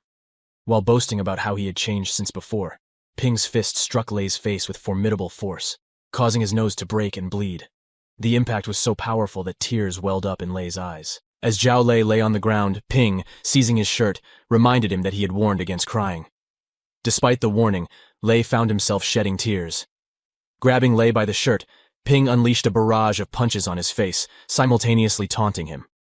The relentless assault left Lei on the ground, his face battered and broken, tears streaming from his eyes. Yet, Teacher Woody didn't appear impressed by Ping's beating, asserting that it didn't truly hurt Lei. Teacher Tang Fang, however, recognized that Ping hadn't intentionally beaten Lei to the point of death. Nevertheless, Lei had suffered enough to keep himself secluded for a week, unable to face others. Meanwhile, Zhao Lei lay on the ground, defeated, while Ping extended his arm, ready to face Xiao Man. Shu suggested to Xiao Man not to challenge Ping, pointing out how even Lei had been beaten. Xiao Man, glancing at Lei's battered face, couldn't shake the fear of ending up in a similar state, with people ridiculing her. Anxious and sweating, she nervously inquired of Ping whether he would use his powerful hands against her as well. Ping, with an innocent demeanor, assured her that he believed in fairness even when dealing with a beautiful woman, and stated that he would treat her the same way. Teacher Tang Fang concurred with Ping, asserting that compassion had no place in martial arts. Upon hearing this, Xiao Man surrendered, prompting Ping to taunt her for the decision. Teacher Tang Fang, wearing a somewhat displeased expression, declared that Ping was now the class president. He then turned his attention to Lei, informing him that he would visit later to discuss the training schedule. Subsequently, Teacher Tang Feng announced that training would commence the following day to avoid any conflicts with regular class schedules. Once these announcements were made, Teacher Tang Feng dismissed the class. As the class dispersed, Ping approached the battered Lei, suggesting he should take some rest. Lei, with his bruised face, glanced at Ping and remarked that the future would reveal the outcome, emphasizing that the college journey had just begun. Ping, once again mocking Lei, took note of the tears in his eyes, further infuriating Lei. As the other students left, Chad approached Ping, laughing at Lei's defeat. Ping responded, explaining that he wanted to make it clear to Lei that the previous incident wasn't an accident. Walking past Teacher Woody, Ping expressed gratitude for her guidance. Teacher Woody humbly deflected Ping's thanks, advising him that having more resources could accelerate his progress, but might also hasten his demise. She emphasized the importance of seizing opportunities to gain credit and resources, acknowledging that Ping's proactive approach was commendable. Teacher Woody explained that if Mo Wu were to be defeated in the tournament, the national resources allocation would be affected, potentially diminishing the value of credits. Ping and Chad exuded confidence, urging Teacher Woody not to underestimate their capabilities. In response, Teacher Woody pointed out that Mo Wu and Jing Wu were among the world's most prestigious schools, always enjoying a resource supply several times greater than ordinary military schools. She added, however, that in the past 2 years, students from elite schools had been consistently defeated by a student from an ordinary military school, named Yang. The teacher continued to express concern, noting that the elite school, despite its abundant resources, had consistently fallen short in competitions against students from Wudong University. This situation was perceived negatively in terms of how resources were allocated among major martial arts schools. There was a collective sentiment among the faculty that, had they possessed resources comparable to the 2 prominent martial arts schools, they could have nurtured additional talented students akin to Yang. Upon hearing this, Ping came to the realization that he wasn't the main character in this scenario. Rather, it was Yang who held that role. Teacher Woody pointed out that, combined with recent events, there was a desperate struggle for resources, creating an opportune moment for them to showcase their strengths and secure the needed support. As Ping absorbed this information, a sudden recollection of Yang's advice about not mixing things up in the Magic City struck him. A sense of anticipation lingered in Ping's mind, as he sensed that something significant was on the horizon. During lunchtime, Ping took a seat in the cafeteria, contemplating his training and strategizing on how to accelerate his progress to catch up with Yang. Lost in his thoughts, he inadvertently overheard other students discussing him and Zhao Lei. As the students engaged in conversation, they marveled at how quickly Ping had ascended to the top of the first grade, considering the recent commencement of their academic journey. A girl in the group raised a question, pondering whether Ping harbored an inferiority complex. She pointed to an incident where he ruthlessly beat Chad Ding upon his arrival at the academy. The discussion then shifted to a comparison of handsomeness between Ping and his opponents. Abruptly, Xiaoman joined the conversation, revealing another dimension to Ping's alleged jealousy. She claimed that Ping wasn't only envious of men, but also harbored resentment towards women. Xiaoman provided examples, stating that Ping had even resorted to violence against female students at the academy. She went on to share a personal encounter, asserting that Ping had attempted to assault her during a special class the day before. Upon hearing Xiaoman's account, the other girls expressed sympathy towards her. In response to the disconcerting revelations, Ping seethed with anger and rage. Xiaoman, taking her assertions further, issued a cautionary warning to all the girls, advising them against considering Ping as a potential boyfriend due to his purported sadistic and violent tendencies. She urged them to keep Ping single for the entirety of their 4 years and encouraged the spreading of this caution to younger girls to prevent them from falling prey to him. The collective belief in Xiaoman's words solidified among the girls, aligning them against Ping. Simultaneously, Ping simmered with fury, contemplating revenge against Xiaoman for spreading damaging rumors about him. Adding to his distress, Chad added insult to injury by suggesting that Ping's lack of intervention on the day of the incident might be rooted in jealousy over his own looks. Ping vehemently denied this accusation in a heated response. In the quiet of the night, Ping found himself jolted awake by a rumbling sensation, convinced that an earthquake was shaking the surroundings. In the wake of the tremors, a wave of panic swept through the dormitory, with students hastily fleeing their rooms in fear. However, the disturbance subsided after a few tense moments. An advisor soon arrived to reassure everyone, emphasizing the school's robust seismic resistance and urging the students to return to their slumber. Ping, still in a state of shock, grappled with confusion, questioning whether the disturbance was indeed an earthquake or something more mysterious. He reasoned that Mo Wu, their location, wasn't known for seismic activity. Unbeknownst to the students, a formidable group of individuals had infiltrated the school premises during the night. The following day, as the students gathered in their classrooms, a strikingly beautiful teacher entered. Radiating grace, Bai Ruoxi, the Weapons Academy instructor, introduced herself to the class. Chad found himself particularly drawn to her beauty. Teacher Ruoxi then presented a document, a confidentiality agreement, describing it as a letter of responsibility and a letter of life and death. She emphasized that everything learned and heard must remain confidential and should not be disclosed. She emphasized that in the event of a student being seriously injured or killed during a mission, they would bear the consequences themselves. Ruoxi then offered the chance for students to leave if they wished, but none chose to do so. Impressed by their commitment, Teacher Ruoxi commended the quality of Mo Wu's students. With that, she initiated the first official lesson of the special training class. Ruoxi began with a historical overview, noting that 100 years ago, martial artists were considered nonsense. However, in the following year's first month, Chinese newspapers officially recognized the existence of warriors. In that same year, the Kyushu Wudosha, the precursor to the current Kyoto Wushu University, was founded as a result of a devastating event. The preceding year had witnessed a catastrophic earthquake that claimed the lives of thousands of people. Following that event, martial artists took center stage, initiating large-scale and systematic training programs. Over the years, the number of martial artists in the country had accumulated to millions, driven by the societal and humanitarian need for their skills. Hearing this revelation, the students were shocked and attentive. Teacher Ruoxi elaborated, stating that their common adversary was the dungeon. She clarified that the nature of the dungeon remained unexplained.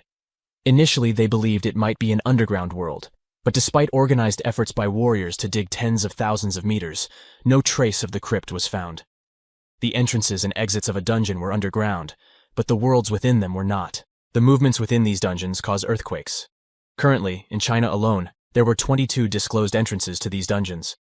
When a student inquired about what existed in those dungeons, Teacher Ruoxi responded that it was an entirely new world, albeit lacking modern civilization. She explained that the inhabitants of these dungeons, including humans, animals, and monsters, were very similar to those on Earth. Ruoxi then recounted an incident when someone attempted to destroy the gateway to a dungeon, causing creatures inside to rush out, resulting in tragic consequences. When Ping asked why these creatures came out and if the cave was a hostile environment, Teacher Ruoxi replied that the cause of the invasion was yet to be determined. She emphasized that the environment inside the dungeon was not different from the normal world and was even better in terms of overall conditions. Furthermore, she added that all technologies and weapons prove useless there, and only the blood and chi of martial artists were effective. Excited by the prospect, Ping wished for his wealth to work there, envisioning infinite ammunition. He pondered on Wang Jintang, wondering if he could be their savior, considering his intense cultivation without a system. Meanwhile, Yang and Feng Qing found themselves in a distant forest, seemingly fleeing from something.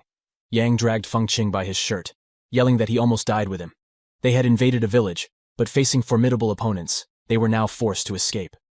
Dragging Feng Qing along, Yang remarked that the cave on the side of the demon capital was a bit unusual, with empty villages suggesting people might be escaping through the dungeon door. Expressing concern, he feared that Feng Qing might face a situation similar to Tianan. Feng Qing, despite his scarred and beaten face, smiled, assuring Yang that the Magic City had many powerful individuals, and they need not worry. Yang, however, yelled at Feng Qing, stating that if the situation mirrored Tianan, the Grandmaster would have already blocked the gate, leaving them trapped in the dungeon. In Tianan, Yang vividly recalled a moment where he pleaded with someone not to go back into the dungeon to save him. The determined man responded that it was his responsibility to take care of the person, and the master would soon forcibly close the door. With a smile, the man asked Yang to take care of Nini if he didn't make it back. In the present, Yang remained unsure of the fate of the man, who was his teacher, inside the sealed Tianan cave. Immersed in his thoughts, Yang's companion, Feng Qing, suggested that they should bring Ping with them next time. Feng Qing observed that Ping was improving rapidly, and having a team of 3 would make them significantly stronger. Upon reaching a cliff, Yang expressed his belief that Ping was still weak since he was only a first-class martial artist. Feng Qing, upon hearing this, was reminded that Ping was indeed just a first-class practitioner. While gazing at the splendid and serene scenery from the cliff, Feng Qing marveled at the beauty of a world devoid of people and monsters. In the school's training ground, Ping was engaged in stick method practice with an instructor. The instructor imparted various basic moves to Ping, and emphasized the crucial targets he should have concentrated on during fights. Emphasizing the importance of being both agile and robust, the instructor guided Ping through the sparring session, with fellow students attentively observing the lesson. The instructor, Luo Yichuan, maintained a relentless assault on Ping, who diligently defended himself. Suddenly transitioning from upper attacks to a sweep attack, the instructor caught Ping off guard, causing him to trip and fall. Yichuan then set his stick aside and queried the students about the basic moves he had demonstrated, ensuring they paid attention. Holding the rank of a 6th grade intermediate, Yichuan's lessons sparked joy among the students, prompting them to request another demonstration, eager to witness Ping's fall once more. Upon hearing the collective murmurings of the students, Instructor Yichuan commanded Ping to return to the line. With his face visibly swollen from the earlier attacks, Ping rose and walked back into formation. As he passed by Xiaoman and the others, laughter erupted, even Chad chiming in with a mock about the challenges of being a class monitor. Enraged, Ping shot a menacing glare at Chad, warning him to hold his tongue. The day continued to unfold with a series of unfortunate events for Ping. He endured another round of beatings, this time in Instructor Tang Fang's footwork class, and yet again in Zhou Shi's palm technique class. The entire class, witnessing Ping's consecutive defeats, couldn't help but burst into laughter at his expense. Following the series of classes, the student versus student drill commenced, and Ping, eager for an opportunity to prove himself, sought out the most energetic students to practice with. Seizing the chance, he exacted revenge on those who had mocked him earlier, delivering a satisfying beating. As the training session drew to a close, the students filed out, and each received a ranking list. Chad, upon perusing the list, displayed a hint of surprise upon discovering that his principal was only ranked 41st. May explained to him that the list specifically recorded fighters known to the public, encompassing various factions such as sects, ministries of war, detectives, town guards, and more. Securing the 41st position in the rankings was already a commendable feat for the principal. Ping, on the other hand, eagerly scanned the list for Yang's name, only to find him at a surprising 27th place. This revelation underscored that even the most formidable individuals were not necessarily at the pinnacle of the martial arts world, casting a significant light on the authority of the list. Motivated by this, all students harbored aspirations to one day make it onto this prestigious ranking. The following day, in Instructor Wo Wudi's office, she had returned from the dungeon, signaling a temporary conclusion to the events transpiring there. Ping and Mei, present in the office, inquired about the safety of the dungeon, seeking assurance that the ordeal was now over. Teacher Wudi responded, explaining that creatures from the dungeon were intensifying their attacks on the dungeon doors, indicating an imminent surge in resource demands. She added that the school would be elevating the difficulty of their training in response. Informing them of an upcoming journey, Teacher Wudi advised Ping and Mei to take a rest and begin packing in 2 days. Concerned about the destination, Ping sought clarification, and Teacher Wudi reassured him that it wasn't the dungeon they were heading to. She approached Ping, reminding him of a promise, the pledge of an amazing gift if he emerged victorious in the tournament. Instructing Ping and Mei to wait outside, she hinted at something significant awaiting them. As they waited, a beautiful car driven by Teacher Wudi pulled up in front of them. Ping, catching a glimpse of the luxurious vehicle, momentarily believed it might be the promised gift from Teacher Wudi. However, she shattered his expectations, instructing him to get into the car. The car journeyed outside the Magic City, eventually halting in front of a substantial door guarded by 2 sentinels. Teacher Wudi led Ping and Mei towards the entrance. Upon reaching the door, the guards demanded 10K per person for tickets. Teacher Wudi, without hesitation, tossed a pill to the guard, who, upon inspecting the ordinary blood pill, permitted their entry. As they ventured inside, Ping couldn't help but feel perplexed about the substantial payment for what appeared to be an ordinary country house. When he questioned Teacher Woody about it, she remained silent, opting instead to open a door before them. As the door swung open, a cacophony of cheers erupted from a massive wild crowd witnessing an intense fight. Blood sprayed in all directions, and the brutality of the scene overwhelmed May, who felt nauseated. In a stern tone, Teacher Woody advised May to leave if she couldn't handle the spectacle. However, May composed herself and affirmed that she could endure it. Observing May's initial reaction, Ping recalled his own similar response when he first encountered blood and brutality. Amidst the chaos, two well-dressed men approached Teacher Woody, indicating familiarity with her. Without exchanging pleasantries, Teacher Woody directed them to arrange a stay at the morgue for Ping. Bewildered, Ping couldn't fathom why he was being sent to the morgue. The men promptly ordered Ping to accompany one of them to the morgue and left him there. Overwhelmed with fear, Ping questioned Teacher Woody, reminding her of the promised amazing gift. With a mischievous smile, Teacher Woody revealed that the morgue day tour was the promised gift. Hearing this, Ping felt disheartened and shattered. Meanwhile, inside the management room of the fighting club, organizers were upset about students from Wuhan University participating in the fights. A confident fighter in the room proclaimed that he could defeat the Wuhan student currently in the ring within 10 minutes. In the morgue room, Ping encountered lifeless bodies strewn about. A TV played horror movies, creating a chilling atmosphere. As Ping approached one of the deceased, he closed his eyes. Upon inspecting the body's hands, Ping noticed that the right hand was stronger than the left. He then checked the throat area, deducing that the person had met their demise through a fatal blow delivered by fists. After inspecting the first body, Ping moved on to examine the others in the morgue. To his surprise, as he placed a body back on its stretcher, all the corpses suddenly rose like zombies. Startled but quick to react, Ping swiftly kicked the bodies away with a powerful leg swing. In the process, he noticed a wire break, realizing that it was a setup orchestrated by Teacher Woody and the Fight Club management. Showing respect, Ping carefully returned the bodies to their stretchers and offered his apologies. Outside, the fights continued, and another challenger succumbed, ending up in the morgue. Ping and other members of the Fight Club proceeded to place the deceased in a body bag. The members of the Fight Club were astounded to witness Ping handling the bodies with such calm composure, finding it hard to believe he wasn't affected by their attempts to scare him. Ping's apparent fearlessness, he reasoned, stemmed from his prior exposure to blood. While offering prayers for the deceased challengers, Ping reflected on their status as social warriors without the backing of a family or support system. In his thoughts, he concluded that a fighter lacking strength should lead a more conventional life. As lunchtime arrived, Teacher Woody, May, and Ping sat in the cafeteria, partaking in a meal featuring a bloody steak. Observing the gruesome dish, May felt queasy and unable to eat, sensing an impending urge to vomit. Teacher Woody informed them that during their upcoming dungeon expedition, they would need to consume dry or raw food. She then inquired about Ping's experience spending a day with corpses. After a brief pause, Ping responded, emphasizing that the life of a warrior was not as glamorous as perceived by ordinary people. Teacher Woody then brought up the idea of participating in Mortal Kombat, a game that she believed would enhance Ping's strength and combat experience.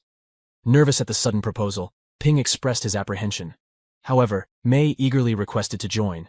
Teacher Woody, deeming May too weak for such an endeavor, denied her. This dismissal angered May, who proclaimed her strength by stating that she had hardened 40 bones and wasn't afraid of the participants in Mortal Kombat.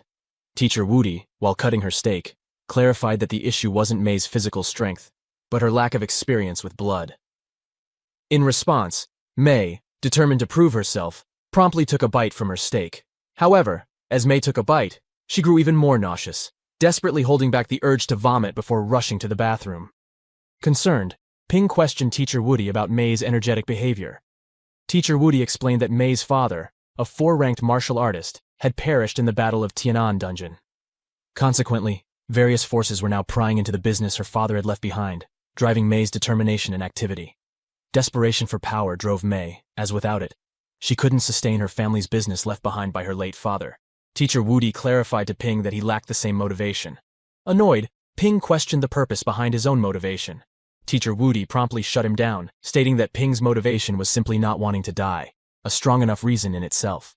Suggesting an alternative, she proposed that since Ping lacked the courage to fight to the death, he should consider participating in a regular season game. Agreeing with Teacher Woody's suggestion, Ping found himself inside the ring on the night of the fight. The manager assured him that the regular game was relatively safe, emphasizing that they wouldn't intentionally harm anyone. Curious about potential winnings, Ping inquired, and the manager disclosed a prize of 50,000, with the option for Ping to place additional bets. In a whispered revelation, the manager informed Ping that his opponent, handpicked by teacher Woody, was a seasoned veteran at the peak of his skills, with odds at least 3-1 in his favor. Driven by greed, Ping boldly bet 1 million on himself, while teacher Woody placed a substantial 5 million on his victory, stipulating that if he lost, she expected her money back. Upon hearing teacher Woody's support, Ping expressed his gratitude and used the students as leverage in his bets. May, catching on to the betting enthusiasm, joined in and wagered 1 million on Ping. With all the bets in place, the match announcer took the stage, summoning the opposing side into the ring. Ping and his formidable opponent, known for his long hair, entered the ring, standing on opposite sides. The crowd erupted in chants and excitement, creating a lively atmosphere. The announcer introduced Ping's adversary as a peak martial artist of the first grade, named Blackface. With a muscular and intimidating appearance, Blackface garnered fervent support from the enthusiastic crowd. The announcer then introduced Ping with the title of the Blade King. However, upon hearing his name, the crowd reacted unfavorably, booing him and shouting in disapproval. May found the name the Blade King to be somewhat silly, but teacher Woody explained that Ping deliberately chose an established impression to mislead the enemy. She highlighted that Ping was not only proficient with his fists and feet, but also had skillful weapon usage, allowing him flexibility in the fight. This versatility could potentially lead to surprising attacks, providing Ping with an advantage. May diligently noted these insights in her handy diary. Inside the ring, Ping addressed Blackface with an unconventional approach, calling him uncle, and mentioning that it was his first fight, asking for some leniency. Ping added that if he couldn't win, he would admit defeat. In response, Blackface simply stated that it all depended on the unfolding events. Ping attempted to convey that the regular season didn't necessitate a fight to the death, but Blackface paid no heed, finding Ping's words annoying. As the bell rang to signal the beginning of the battle, Ping wasted no time and launched a powerful kick towards Blackface's head, only to have it skillfully blocked. Undeterred, Ping unleashed a series of kick attacks, each met with Blackface's arm guard. Despite his defensive stance, Blackface couldn't help but acknowledge the power and speed behind Ping's strikes, surprising him. The crowd, witnessing Blackface primarily on the defensive, grew increasingly frustrated. The spectators began yelling, urging Blackface to fight back and land a hit on Ping's head. Ping abruptly shifted his strategy, ceasing the barrage of face kicks and redirecting his focus to Blackface's legs. While Blackface was occupied blocking the leg attacks, Ping seized the opportunity to deliver a surprising and powerful fist to Blackface's face. The unexpected strike caused Blackface to spit blood and be pushed back. Following up, Ping unleashed another fist, this time met with Blackface's block. Undeterred, Ping launched yet another follow-up fist, imbued with increased energy and power. Despite Blackface's guarded defense, the impact of Ping's punches took a toll, inflicting pain on his opponent. Overwhelmed by the force of Ping's fists and kicks, Blackface eventually conceded, signaling his surrender. Ping graciously stopped and expressed gratitude towards Blackface. The crowd, in disbelief, stared with wide-open mouths, realizing that their favorite warrior had been defeated, resulting in the loss of their bets. May and teacher Woody wore expressions of mild surprise, although teacher Woody maintained a nonchalant demeanor. The crowd, perplexed by the swift conclusion of the fight, speculated whether it was a stage performance. Despite initial skepticism, they grew to appreciate the Blade King's talent, now intrigued by his abilities. However, teacher Woody remained unimpressed, noting that the combat had been brief, and Blackface was not a formidable opponent. After the fight, Ping proceeded to collect his rewards, combining them with the bets to amass a substantial 3.1 million. The system automatically deducted the 1 million Ping had initially invested. Suddenly, a notification appeared, indicating that the wealth had surpassed the 10 million mark, prompting the system to level up. A subsequent message announced the completion of the leveling up process, unveiling a new ability for Ping called Reforged Bones. Upon reading about the new ability, Ping recognized the potential convenience of using it within the system to reforge his bones. Typically, bone reforging was both troublesome and perilous. Acting on impulse, Ping decided to utilize the ability, initiating a process that displayed 40 pieces and the percentage of bones being reforged. In a matter of seconds, the reforging completed, and Ping sensed a heightened strength, as if his bones had undergone a rapid transformation.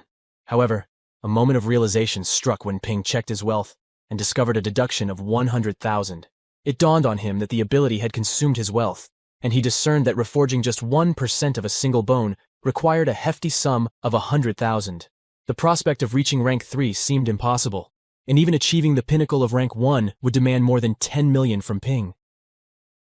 As night fell, Teacher Woody, Ping, and Mei embarked on their journey back to the school. Ping, visibly despondent, sat in the car, and Teacher Woody, noticing his mood, cautioned him against dwelling on it. She reminded Ping that she had fulfilled her part of the bet, and since he won, he should return the money.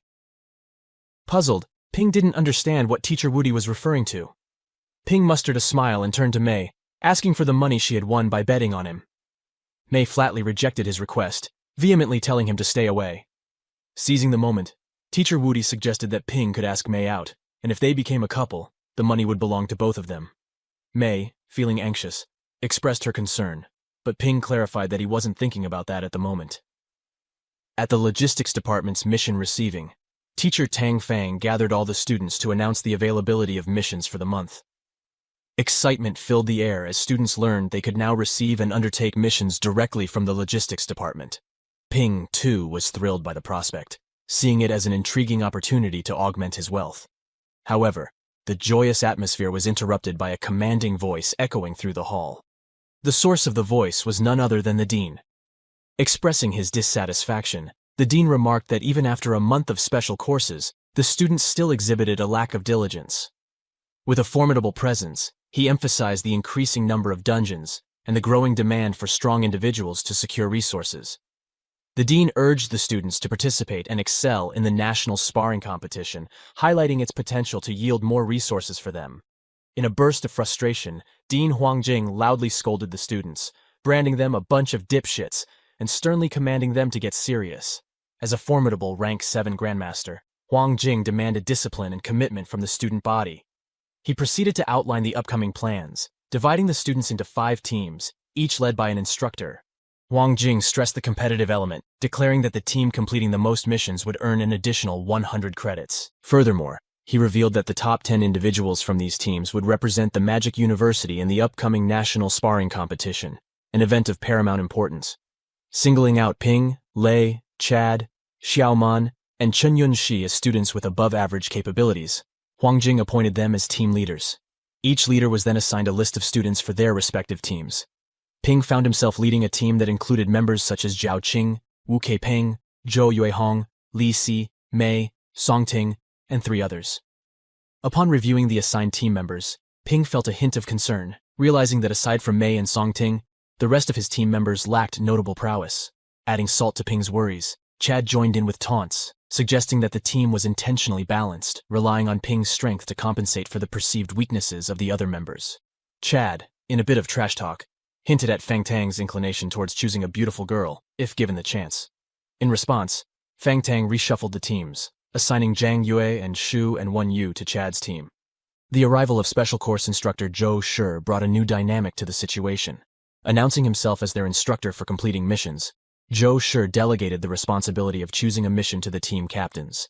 Ping, the designated captain, was entrusted with this task. Zhou Shi clarified that his role was solely to ensure the team's safety, emphasizing that he wouldn't interfere with other aspects of the mission. Zhou Shi, appearing to be around 50 to 60 years old, maintained a reserved demeanor and wasn't known for being talkative. His expertise in palm techniques, a discipline uncommon in the Magic University, resulted in a limited number of students under his tutelage. Despite this, his formidable strength and extensive experience made him one of the oldest and respected instructors. As Ping delved into the mission selection process, the gravity of the decision became apparent. Various missions, ranging from military and investigation to police and school-related tasks, presented different levels of difficulty, rewards, and time requirements. Aware of the limited 1-month time frame, Ping contemplated the need to strike a balance between time constraints, mission difficulty, and potential rewards. Realizing the importance of cost-effectiveness, Ping suggested to his team that they start with an easy mission. Upon selecting an easy mission, an information card appeared, detailing a person named Lin Qing. The card revealed Lin Qing to be at level 1 mid-stage, having previously killed a practitioner at the rank 1 beginner stage. Upon learning that the mission involved capturing Lin Qing with a reward of 120,000 cash, Song Ting expressed concern about starting with a level 1 mission. He argued that their collective strength was not weak, and there was no need to be overly cautious. Song Ting also pointed out that the reward was too small for them to split, impacting their preparations for the upcoming sparring competition. Suggesting that they take on at least a level 2 warrior, Song Ting believed it would be more beneficial. In response, Ping questioned Song Ting's confidence in facing a level 2 warrior. as Song Ting admitted to never having fought someone of that caliber before. Ping emphasized the seriousness of the situation, stating that these criminals fought for their lives, and the mission could become more challenging if something happened to any team member. While Song Ting believed having an instructor like Zhou Shi would provide protection, Zhou Shi remained silent. Asserting his authority as the team captain, Ping declared that he would be the one making decisions. With a determined expression, Ping addressed Song Ting, affirming his commitment to follow Ping's orders for the next month. Ping emphasized that he wasn't interested in engaging in petty disputes, but welcomed anyone with a genuine problem to challenge him. Song Ting, sensing the seriousness of Ping, quickly agreed to comply with Ping's leadership. As they set their sights on the mission to capture Lin Qing, Ping examined recent clues, discovering that Lin Qing had a penchant for gambling. Ping formulated a plan based on this information, determining that Lin Qing could likely be found in some underground casinos. Mei raised a concern about the multitude of casinos, wondering what would happen if they couldn't locate Lin Qing. Ping established a 3-day time frame, declaring that if they couldn't find him within that period, they would accept the 10% deduction from the rewards. After issuing the order for everyone to be prepared in an hour, Ping walked away with a clear purpose. Song Ting, however, took the opportunity to disparage Ping, claiming he was scared and not considering the potential rewards they could attain. Despite the negative comments, others in the team recognized that their fate was tied to Ping's leadership. As the team arrived at one of the bustling casinos in the northern part of the Magic City, the atmosphere was lively with people engrossed in various betting activities. Ping, positioned on the second floor, carefully surveyed the surroundings, scanning the area for any sign of their mission target, Lin Qing. Ping directed everyone to disperse and search for Lin Qing within the expansive casino. Teams A and B reported back with no success, causing some tension among the group. Despite the initial setbacks, Ping encouraged them to persist and conduct a thorough search. Observing his teammates' nervousness and lack of experience, Ping pondered the situation. In the midst of his contemplation, Ping noticed Instructor Zhou silently observing from a corner, his gaze cold and unwavering. Ping couldn't help but wonder if Zhou would truly assist them in a critical moment, questioning the reliability of their instructor in this high-stakes mission. Ping, contemplating the calculated risks and sacrifices made by the Magic University, believed that Instructor Zhou would not intervene until everyone was safely out.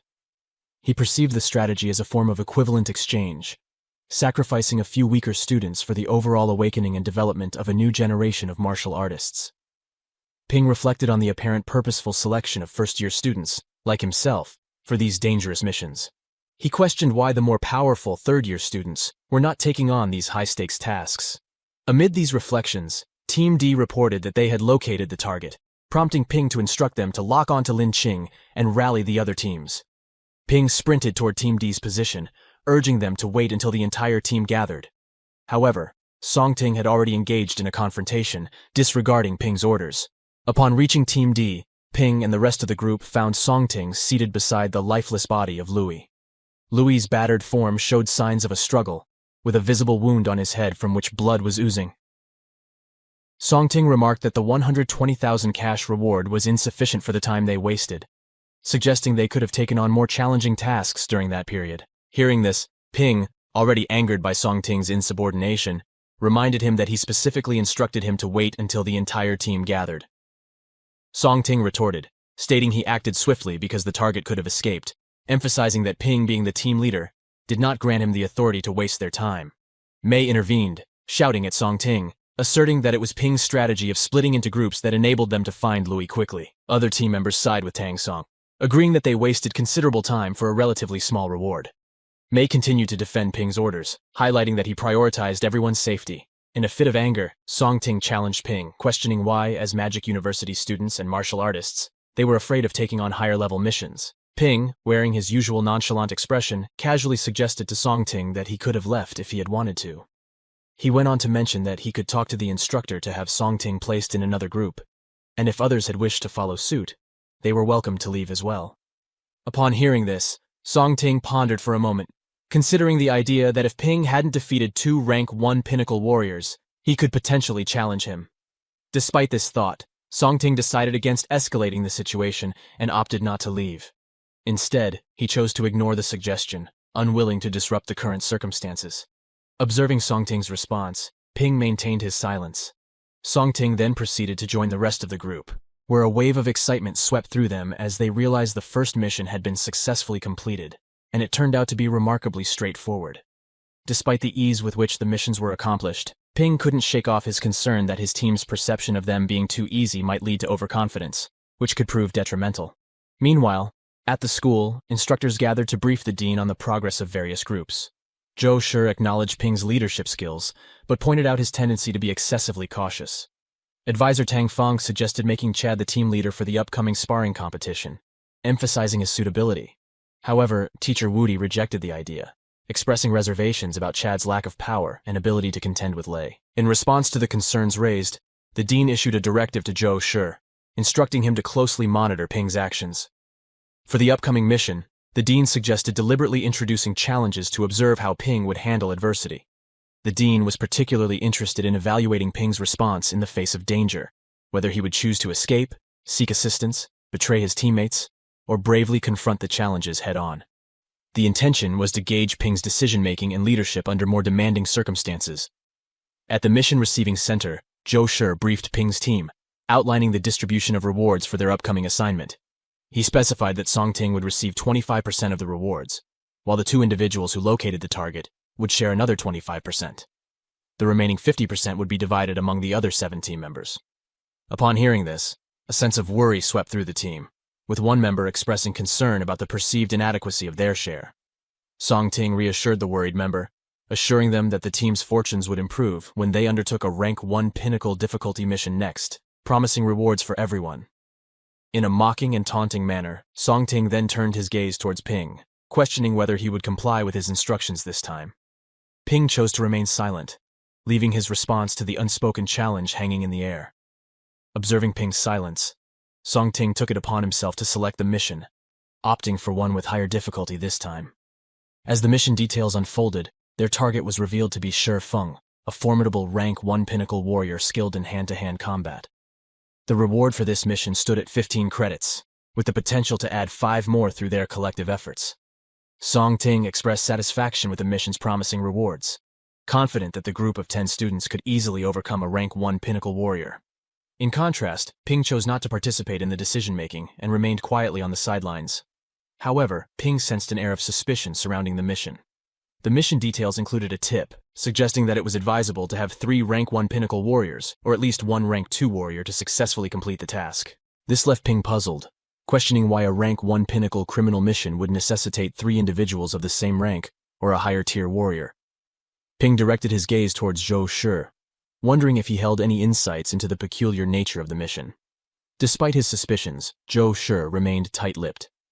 Finally, breaking his silence, Ping addressed the group, acknowledging their capability to undertake the mission.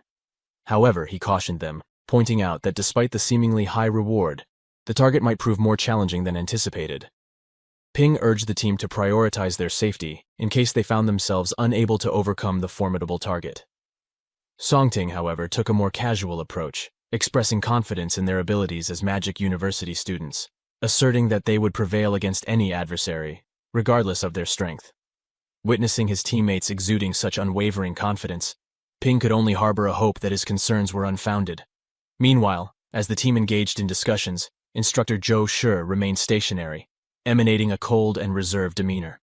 On the day of the mission, Ping and Mei traveled to the designated location by car. Seated in the passenger seat, Ping contemplated his current state, noting that his chi and blood had reached approximately 290, a level close to that of a beginner stage Rank 2 warrior.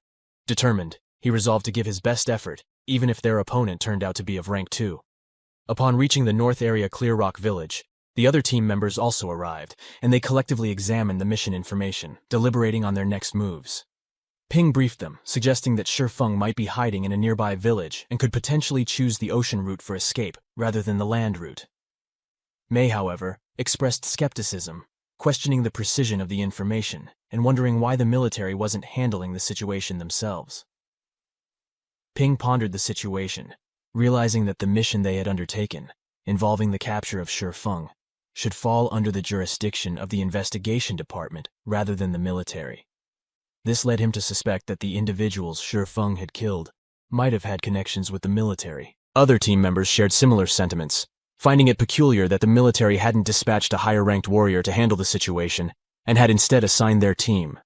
Zhou Shi overheard their discussions and affirmed their observations, acknowledging that the military's intention was to provide students with first-hand experience in dealing with formidable targets like Fang. However, he revealed another motive behind the mission, addressing the issue of new martial artists who, fueled by overconfidence, were causing chaos and taking lives without considering the consequences. Zhou Shi emphasized that the military and investigation department had assigned these missions to the school to convey a crucial message. Irrespective of their standing, criminals must face the consequences of their actions. Ping grasped the significance of using such missions to train a large number of martial artist students within the martial schools. After thoughtful consideration, Ping proposed to his team that they conduct their search at night to avoid drawing attention. However, teammate Zhao Qing suggested a more immediate approach, advocating for daytime exploration. He reasoned that daytime would be advantageous, as workers would be occupied, providing them with better cover. Zhao Qing proposed heading directly to the military-provided address during the day, speculating that the target might be present, and if spotted, they could launch a coordinated attack. Upon hearing Zhao Qing's suggestion, Ping recognized his calm demeanor and ability to assess situations, qualities contrasting with Song Ting's impulsive nature. Agreeing with Zhao Qing's proposal, Ping and the team embarked on their daytime search. Positioned at the shipyard, they concealed themselves while scrutinizing a building in front of them. Ping strategically directed Zhou Yue Hong, Wu Kei Peng, and Zhang Hao to stay put and keep watch, assigning Song Ting the task of approaching and knocking on the door of the targeted building. Song Ting, taken aback and visibly nervous, hesitated. In response, Ping reassured him, highlighting his formidable strength compared to others and the possibility of putting up a fight. Encouraged, Song Ting, though still uncertain, agreed to undertake the task. However, a team member noticed the absence of instructor Zhou Shi and questioned Ping about whether they should proceed with the mission without their instructor. With a confident and determined expression, Ping asserted that they should proceed with the plan, displaying assurance in his decision. As the plan unfolded, Song Ting, acting as an indignant neighbor, knocked on the door while Ping and Mei concealed themselves on the sides. Song Ting, faking annoyance about trash, demanded that the occupants come out. Despite Song Ting's loud banging and shouting, there was no response from inside. Song Ting escalated his efforts, banging harder and raising his voice. Suddenly, a deep voice emanated from within, asserting that they had not discarded any trash outside. Song Ting insisted that the trash was still outside, urging the occupant to come out and address the issue.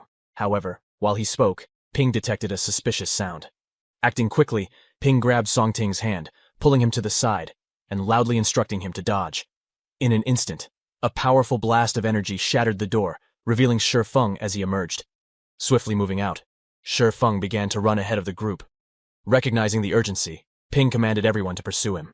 With weapons drawn, Ping's group chased after Fang. Despite Song Ting and Ping positioning themselves to intercept Fang, he skillfully evaded both attempts.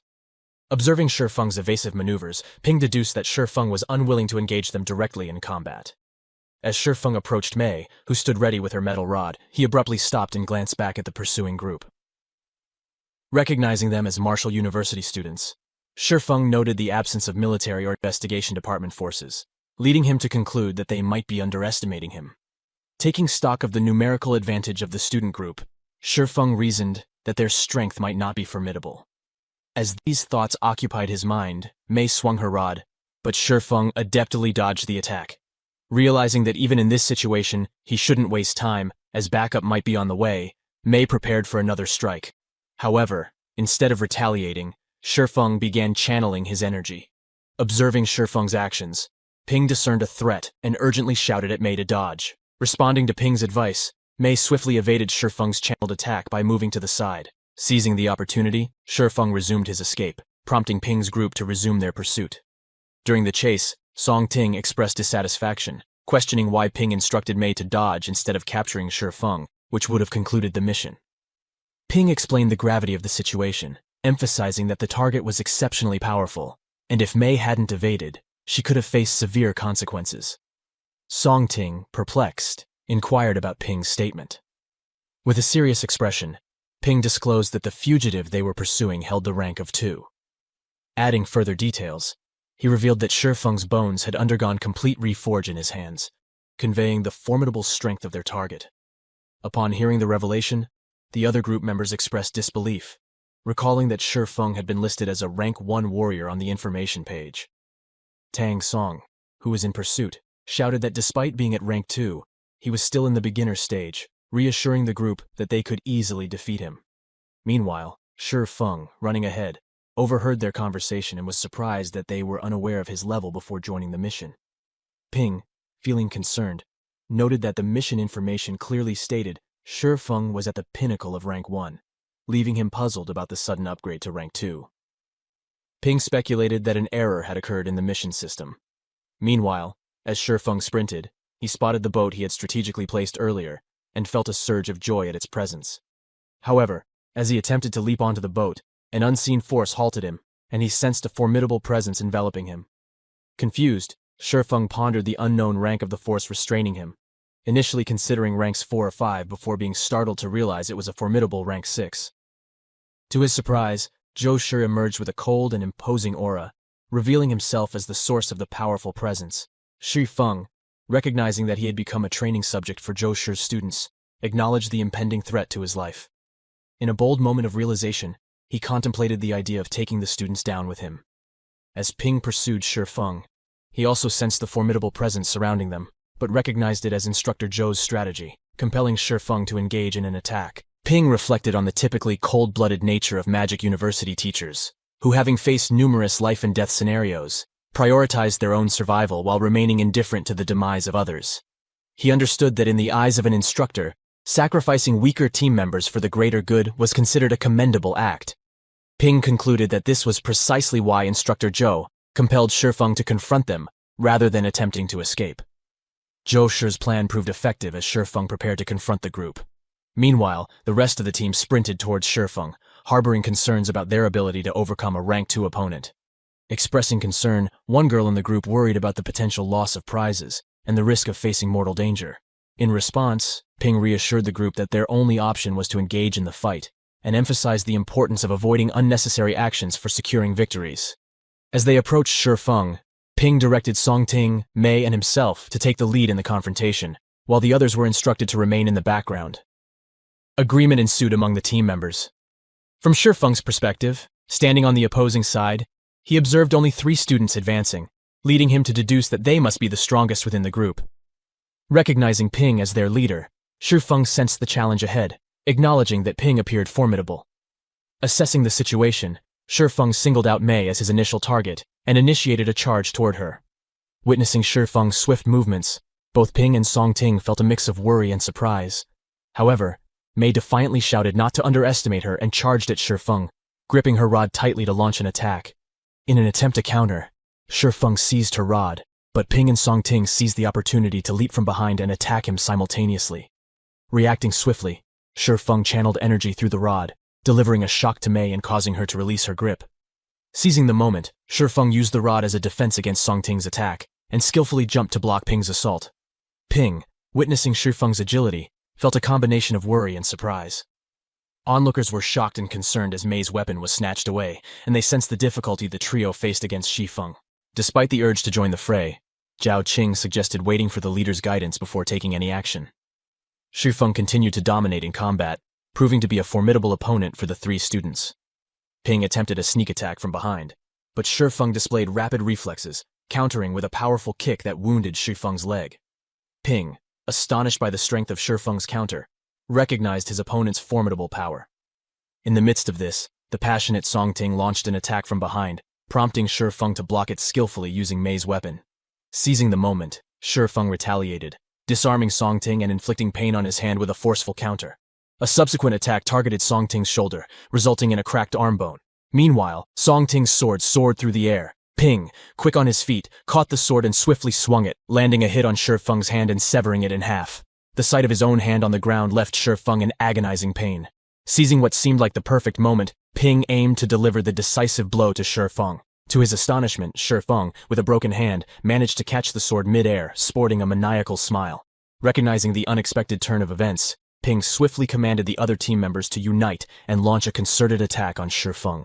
Together, they charged at Shi Feng, delivering powerful blows that brought him to the ground. As they continued to beat Shi Feng, Ping couldn't help but notice that the gap between rank 1 and rank 2 wasn't as significant, especially considering Shi Feng's visibly battered state. Seeing Shi Feng on the ground, Ping believed they had emerged victorious in the confrontation. Yet in response to their apparent victory, Shi Feng erupted into laughter. admitting that he had underestimated the students and never anticipated meeting his demise at their hands. Abruptly, he seized Songting by the shirt, lunging towards him with a desperate intent to take one of them down with him. In a chilling turn of events, Xu Feng attempted to bite off Songting's face, leaving Songting in a state of profound fear. Panicking, Songting screamed for assistance from Ping, and in the midst of the chaos, blood spattered all around, leaving everyone in utter shock at the unexpected turn of events. Amidst the splattering blood, Songting's tear-streaked face registered disbelief and shock as he stared at Shi Feng. Despite the profuse bleeding from his head, Shi Feng clung desperately to Songting's arm before collapsing to the ground. It became apparent that Ping was the one responsible for the forceful punch to Shi Feng's head, revealing his exposed brain due to the sheer impact of Ping's blow. As Shi Feng fell, Ping, having delivered the decisive blow, took a seat on the ground, signaling the end of the intense confrontation. With a mix of relief and emotion, the other team members, realizing they had emerged victorious, began shedding tears of joy, grateful to have come through the ordeal alive. As Zhao Qing approached and inquired about everyone's well-being, Mei, overwhelmed with guilt, began to cry and apologize, blaming herself for the situation. Conveying reassurance, Ping comforted Mei, emphasizing that the incident was not her fault, and there was no need for apologies. He pointed out that Shi Feng, as a rank 2 warrior, could easily disarm anyone, and the loss of Mei's weapon was not the root cause of the injuries. In a show of solidarity, other group members echoed Ping's sentiments, asserting that they, too, would have struggled against Shi Feng, and might have faced dire consequences. These words of encouragement intensified Mei's emotions. With the group leaning towards supporting Ping, they acknowledged his strategic planning and commended his handling of the challenging situation. It dawned on Ping that they needed to address the issue with instructor Zhou Shi regarding the undisclosed rank 2 status of their target. As Ping mentioned this, instructor Zhou Shi appeared in the distance, wearing his customary cold expression. Approaching the group, Zhou Shi remarked that their performance fell below expectations, considering their numbers, and the skirmish resulted in casualties. He further commented that even though the target wasn't formidable, Ping, Songting, or Mei could have easily emerged victorious. Ping, reacting with a smile, questioned Zhou Shi about why the system incorrectly labeled the target as the pinnacle of rank 1, when he was, in reality, a rank 2. This query prompted other team members to join in, expressing doubts about the legitimacy and accuracy of the system. In response, Zhou Shi acknowledged that discrepancies in the system or Shi Feng's breakthrough could explain the misinformation. He suggested that Ping's group should have anticipated this from the 15-credit reward. Undeterred, Ping pressed further, questioning if Zhou Shi was the imposing presence that compelled Shi Feng to fight when attempting to flee. Zhou Shi, taken aback by Ping's ability to sense his presence, reluctantly confirmed his involvement. Ping, now questioning Zhou Shi's commitment as an instructor, challenged him on why he seemed to create more problems than offer assistance. Zhou Shi, maintaining his cold demeanor, asked what Ping wanted. With a confident smile, Ping put forth a demand for the mission reward and school reward to be doubled, totaling 60 credits. Songting, reacting with disbelief, questioned the feasibility of such a costly demand, expressing doubts about the school's agreement. Zhou Shi, considering Ping's demand excessive, reflected on the fact that even rank 3 missions didn't carry such high rewards. In response, Ping nonchalantly shrugged, acknowledging Zhou Shi's formidable rank of 6 and expressing reluctance to confront him directly. However, Ping argued that the martial school's actions weren't fair, emphasizing how Zhou Shi's intervention almost led to their demise. In a bold move, Ping questioned whether these actions violated the rules. Using a form of blackmail, Ping threatened to report the incident to the dean if Zhou Shi didn't agree to their reward demand. Standing united, the other group members supported Ping's stance, aligning themselves with the demand for a higher reward. Surprised by Ping's assertiveness, Zhou Shi acknowledged Ping's ability to take charge as a team leader. Eventually, Zhou Shi conceded, agreeing to grant them the requested 60 credits, but he emphasized that this was a one-time concession. The news sparked celebration among the team members, who expressed their gratitude to both Ping and instructor Zhou Shi. Following the agreement, Zhou Shi approached Ping, offering a warning. He cautioned Ping not to dwell too much on injuries or casualties during future battles, emphasizing that those who fixate on such concerns were often the ones who perished quickly. Upon hearing Zhou Shi's warning, Ping came to the realization that Zhou Shi was correct. Ping acknowledged that he had been overly cautious this time, recognizing that with his and Songting's abilities, Shi Feng wouldn't have stood a chance. Ping understood that their mindset of retreating upon learning about the target's rank 2 status had been detrimental. Grateful for the guidance, Ping expressed his thanks to Zhou Shi. In the main hall practice class, all students wielded stick sparring weapons, engaged in training. Ping, engrossed in checking his status, noted that his wealth had reached nearly 11 million. This realization led him to understand that participating in missions accelerated his wealth growth much more effectively than selling pills alone. Amidst their training, Zhou Lilei and his team returned from their mission, visibly battered and fatigued. Rumors circulated among the students that Lei's team had suffered 1 casualty and 3 injuries. Ping overheard discussions, with students attributing the misfortune to Lei's overconfidence in selecting a Rank 2 mission. Zhou Li's anxious demeanor fueled the speculation, and he shakingly conveyed that the instructors seldom intervened in missions, only stepping in when a team was on the verge of disaster. Tragically, their team member, Lu Kunqian, had lost his life, and Zhou Li warned that the next casualty could be anyone, possibly even themselves. Suddenly, one of Zhou Li's furious teammates charged at him, grabbing him by the shirt and angrily berating him for choosing a Rank 2 mission, which resulted in the death of their teammate. Zhou Li remained silent, his face reflecting clear regret. Another member of Zhou Li's team pointed out that Ping's team had accidentally encountered a Rank 2 target, but had managed to avoid any casualties. Realizing the validity of Ping's decisions, Mei grasped the significance. Approaching Ping, one of his teammates, accompanied by 2 others, proposed a 2-day break from missions for practice. However, Ping denied the request, emphasizing the importance of seizing opportunities for rewards to prepare for future Rank 2 missions. He stressed that slackening off even slightly would widen the gap, and stopping now would equate to giving up on their goals. Turning to his teammates, Ping inquired whether any of them wished to quit. Songting promptly responded that they had no intention of quitting and were determined to recover quickly from their minor injuries by consuming a few pills. Ping, recognizing Songting's good nature despite his arrogance, felt a sense of satisfaction. The other team members echoed similar sentiments, expressing their determination to persevere through missions despite injuries or fatigue. Ping, elated by the passion and resolve of his teammates, suggested a strategic approach. He proposed that they take some time to rest and engage in easier Rank 1 missions to accumulate rewards. Once everyone was in optimal condition and well-equipped, they could then tackle a Rank 2 mission.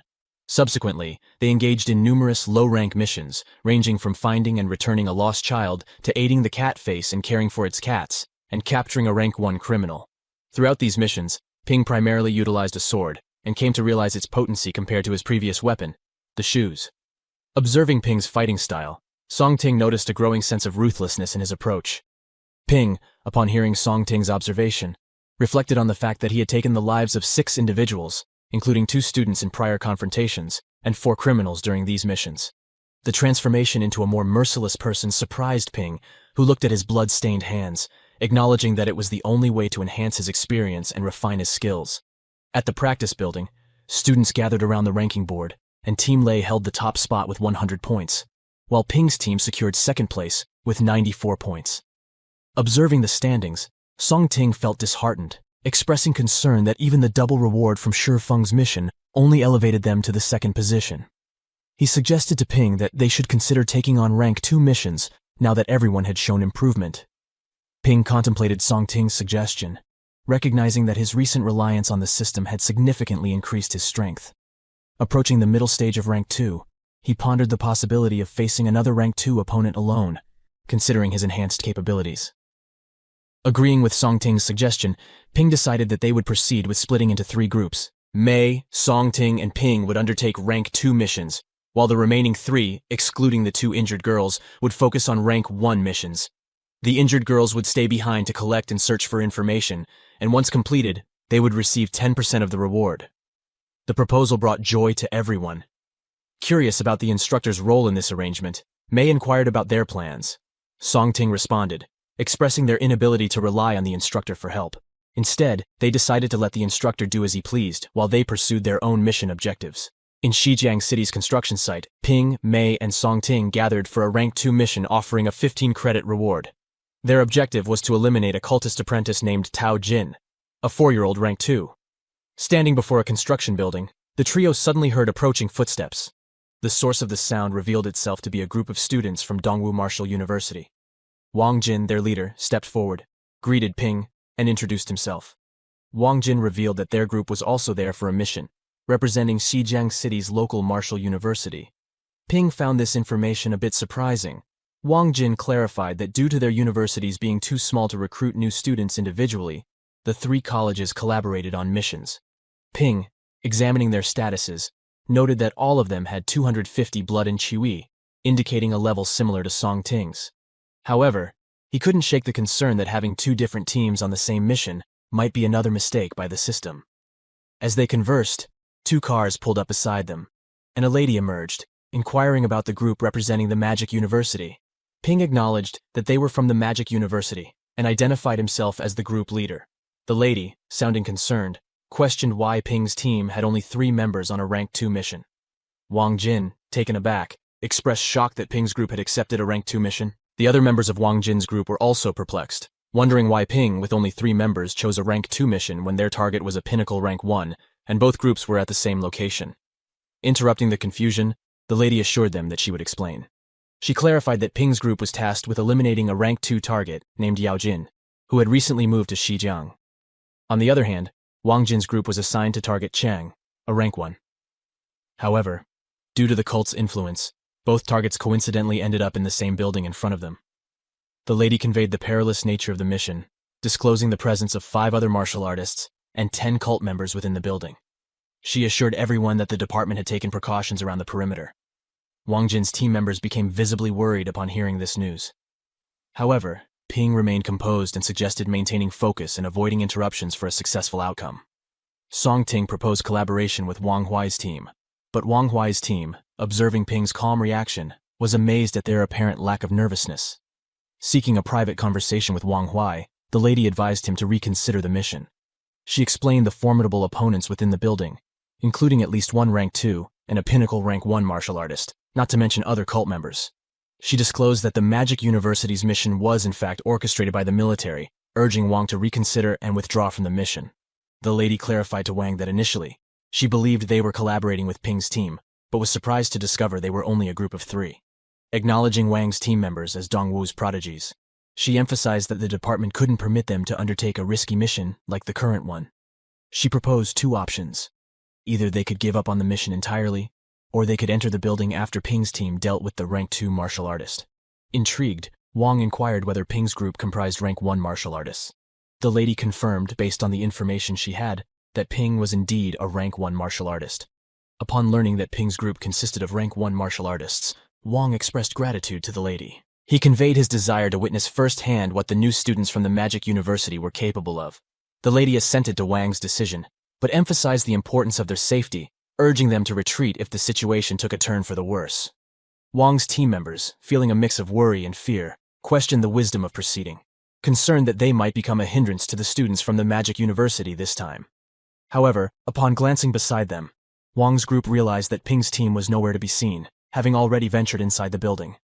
Wang's team proceeded towards the building and noticed Mei guarding the door. Confusion arose as they questioned why Ping had left her on guard. While they discussed, Mei suddenly sprinted inside. After a few moments, Chang, Wang's team's target, emerged from the building, appearing tired and beaten. He yelled, accusing Ping's team of not keeping their word. Upon witnessing Wang's team, Chang became infuriated and charged towards one of their members, unleashing brutal and relentless blows. Despite the efforts of the other team members to intervene, Chang's eyes were filled with rage as he continued his assault. In a desperate move, Wang seized Chang in a chokehold, breaking his neck in the process. The abrupt and violent act left Chang lifeless, and Wang's team sat there in shock, bewildered by the unexpected turn of events and unsure why Chiang accused them of not keeping their word. Wang pondered the unexpected and rapid demise of Chiang in his hands, bewildered by the fact that a Rank 1 pinnacle realm had succumbed so swiftly. Lacking knowledge of the events inside that led Chiang to behave violently, Wang approached the door with curiosity. Peering inside through a gap, he was shocked to witness a grim scene. Numerous lifeless bodies scattered around, bearing the signs of brutal beatings. As his teammates tended to the injured member, they suggested a hasty departure before the Rank 2 opponent emerged. Wang remained in a state of shock, observing a figure standing amidst the brutally beaten corpses in the building. He deduced that this person was likely the Rank 2 they had been warned about. Other students who arrived later were equally astonished at the violent outcome, realizing that Ping's group had swiftly and efficiently dealt with the situation. Meanwhile, in a car on a distant highway, Ping's team was on their way back to school. Ping suggested initiating a discussion to summarize their mission. However, Songting and Mei remained silent, their thoughts perhaps dwelling on the intense events they had just experienced. Ping contemplated the need for a heavier weapon, considering options like an axe or a hammer, deeming the sword too light. As Songting questioned how Ping deemed the sword light, Mei sat in the back seat, straddled, reflecting on the events in the building. Assigned to watch for the arrival of Dongwu's students, she witnessed Ping's careful and strategic approach to the intense battle. Mei observed the brutal and intense fight between Ping and Tao Jin, recognizing it as a battle of endurance, testing whose blood and qi would endure until the end. Ping executed around 50 slashing moves in mere seconds, each containing a combination of blood and qi. Surprisingly, even the rank 2 target succumbed to Ping after a dozen of these potent slashes. Intrigued, Mei inquired if Ping's blood and qi were limitless. Ping hesitated before explaining that, with the other cult members taken care of, he could concentrate more on the fight. Yet, in his mind, Ping acknowledged the truth. He possessed unlimited blood and qi, thanks to the system's ability to replenish them instantly. Song Ting then began boasting about his desire to test his skills against the second-ranked target, and also challenged Chang from Dongwu University. However, his strength compared to Lin Feng was significantly inferior. When they witnessed their strongest member's demise, they all succumbed to despair. Ping, seizing the opportunity, demanded all their valuables, and they reluctantly agreed. Consequently, Ping's team walked away with a substantial and lucrative haul. As Song Ting eagerly sifted through the loot, he expressed his excitement, marveling at the unexpected richness of the cult members' possessions. Shu, sporting a broad smile, remarked that Ping truly cared about the well-being of Dongwu's students. At the abandoned building, Wang's team members were genuinely pleased and commended Ping's team for showing concern and leaving their assigned target for them to handle. The positive outcome brought happiness to everyone, but Wang stood there deep in thought, pondering something. He voiced his opinion, stating that Ping was too weak to be worth a fight. Meanwhile, Ping believed he had assisted Wang's team. Song Ting, acknowledging Dongwu's captain's impressive move, suggested that if that was the extent of their knowledge, there shouldn't be any concerns about the upcoming national exchange sparring competition. Mei concurred with Song Ting, expressing confidence that he would emerge victorious in a strength comparison. Suddenly, a notification appeared on Ping's phone, and upon checking, he discovered the updated rankings, revealing Ping's team at the top with an impressive 132 points. Lei's team followed closely in second place with 128 points, leaving everyone astonished. In response to the unexpected turn of events, Ping swiftly altered their course, declaring they would immediately join the next mission. He emphasized the urgency, stating they couldn't afford to let Lei's team catch up to them. At the practice hall, students gathered as the dean addressed them, revealing the winners of the competition. Ping's team emerged triumphant with a total of 186 points, and as a reward for their victory, they were awarded an additional 100 points, bringing their total to 286 points. The announcement left the entire assembly in awe of Ping's team's remarkable achievement.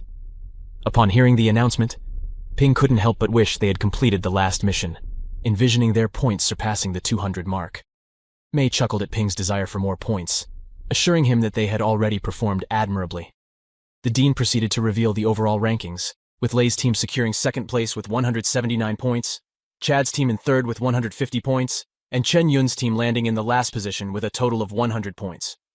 Witnessing the blame game within Chen Yun's team for their lower position, Ping observed the situation thoughtfully. Dean intervened, calling for order and announcing that the instructors had recorded everyone's performance. He then disclosed that due to Lei's recklessness leading to a team member's death, a 30% deduction would be made from his reward to compensate the deceased member's family. The news left a somber atmosphere as the consequences of their actions became apparent. Lei acknowledged the deduction with agreement. The dean then singled out Chad and Xiaoman, commending them for completing the mission safely. Ping was also recognized, praised for his decision to split the team and handle different missions simultaneously. Advisor Tang Fang addressed Chen Yun's team, pointing out their low points and the team's discontent, suggesting that Chen Yun should reflect on her actions. The dean addressed the entire group, acknowledging the challenges they faced. Some suffered injuries, some filled their pockets, and unfortunately, some lost their lives. He emphasized collective growth through real-life battle training.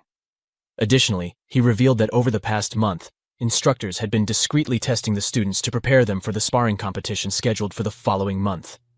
This news brought a sense of significance to the challenging experiences they had undergone. As Tang Fang opened the file, he perused through the cards of students, including Ping and Zhou. Teacher Tang Fang then proceeded to announce the members selected for the sparring competition: Ping, Lei, Chad, Xiaoman, Song Ting, Mei, Shu Qi, Li Jiaoshu, and Jin Lei.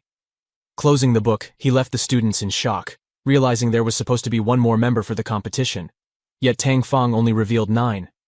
Ignoring the murmurs among the students, Tang Fang approached Chun Yun and candidly expressed that martial arts university might not be the right fit for her. Instead, he suggested she consider joining a university more aligned with literature. The directness of Tang Fang's words left an impact on Chun Yun and the surrounding students.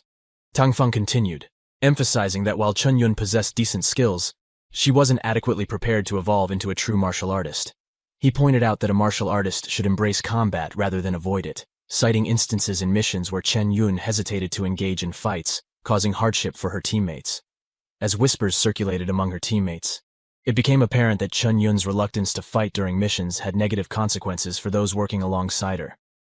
Rumors began to circulate among the students, speculating about Chun Yun's family background, suggesting that her grandfather might be influential. The irony was not lost on them as she seemed unable to protect her teammates in combat situations. Despite these discussions, Ping acknowledged Chun Yun's potential to rank among the top 5 in the class, but noted her evident fear of confrontation. After listening to Tang Fang, Chun Yun eventually gathered the courage to respond, requesting another chance to prove herself and expressing her desire to join the sparring team. To everyone's surprise, Tang Fang, without uttering another word, granted her request and included her as the final member of the team. With that, he dismissed the assembly. Ping, upon reflecting on Tang Fang's decision, realized that beneath the strict exterior, Tang Fang was genuinely helping Chun Yun. At the exchange center, Ping checked his status and noted a significant increase in credit points, reaching 161, and his wealth had risen to around 12.08 million. Ping then encountered Teacher Li at the exchange counter, who greeted him and inquired about the sword he had given Ping during their previous interaction. Ping responded, expressing that the previous sword was fine, but due to his increased blood qi, he now desired a heavier, more violent, yet easy-to-carry sword. Upon hearing this, Teacher Li stood up and invited Ping to follow him into the armory. Inside the armory, Ping saw an array of different weapons scattered on shelves. Teacher Li presented a Phoenix Break glaive, weighing a total of 32 kilograms, and inquired if Ping would be interested in such a weapon.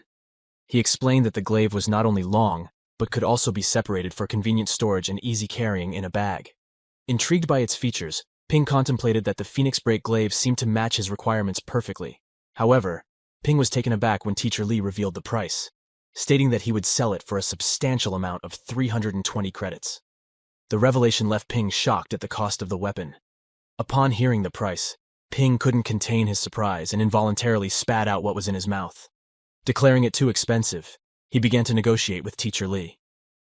Despite Teacher Li's initial reluctance to go below 30 credits, Ping persisted, expressing his desire to acquire the glaive for 150 credits.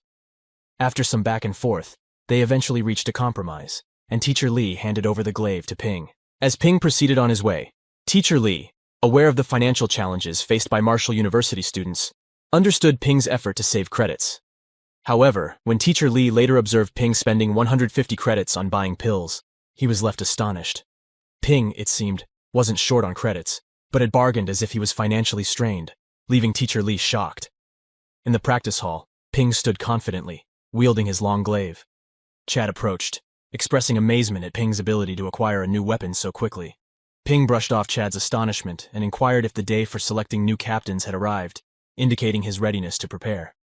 Xiaomon joined the conversation, advising Ping not to assume he was the only one showing improvement. Suddenly, Chad, fueled by ambition, charged towards Ping, declaring his intention to become the next class president. Ping, relying on his swift reflexes, countered with a well-timed kick to Chad's face, sending him tumbling to the ground.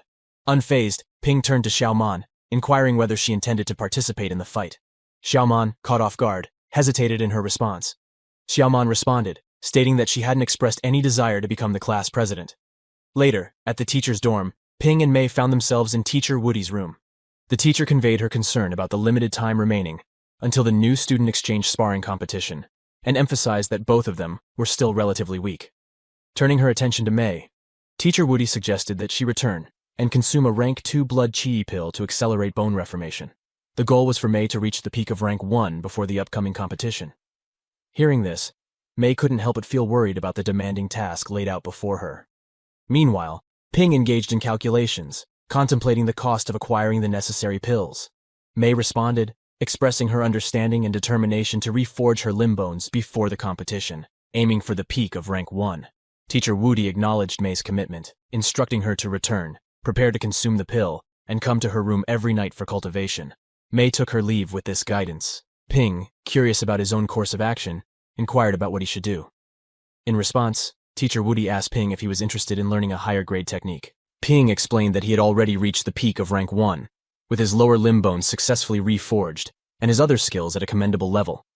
Undeterred, Teacher Woody proceeded to impart some techniques to Ping, including a mid-grade footwork technique and a mid-grade glaive technique. Ping absorbed the teachings, adding new skills to his repertoire. She then gestured towards the boxes beside her, mentioning that they contained numerous technique books. Ping was advised to peruse them and select one that suited him. Teacher Woody further explained that the details and steps of mid-grade techniques were intricate, making it beneficial for Ping to refer to the books for guidance. With that, Teacher Woody left, heading upstairs for rest. Ping, intrigued, picked up a book, and just from its title, he felt a surge of amazement. The title revealed it to be the Violent Blood Raging Blade, created by Nanjiang City's boss, Zhang, when he was at rank 6. The technique, described as continually generating attacks with blood qi, sparked Ping's interest. Within the collection were a total of 7 blade techniques, each progressively stronger than the previous. The pinnacle of this set was a technique known as the Violent Blood Raging Blade. It had the capability to execute 7 exceptionally powerful combo slashes, with each slash surpassing the strength of its predecessor. What made this technique particularly lethal was its ability to consume all the blood qi on an opponent during the final slash, leading to certain death. As Ping delved into the details, he found the concept fascinating. The technique seemed exceptionally cool to him, and he believed that mastering it would be relatively easy, as long as one could control their blood qi. With an evil smile on his face, Ping entertained the idea that, given his infinite supply of blood qi, he could continue slashing for eternity. The allure of this formidable technique intrigued him. As Ping delved into the details of the technique, he became increasingly confident that when the competition arrived, no one would be able to stand as his equal. Eager to put his new skills to the test, he envisioned using both the Violent Blood Raging Blade and his new glaive in the upcoming challenges. Following his excitement, Ping turned his attention to the footwork technique. Named Cloud Step, this technique harnessed the energy of blood qi to significantly enhance one's movement speed. Reading about the method of transferring this energy to his feet, Ping realized its potential in aiding his fighting style.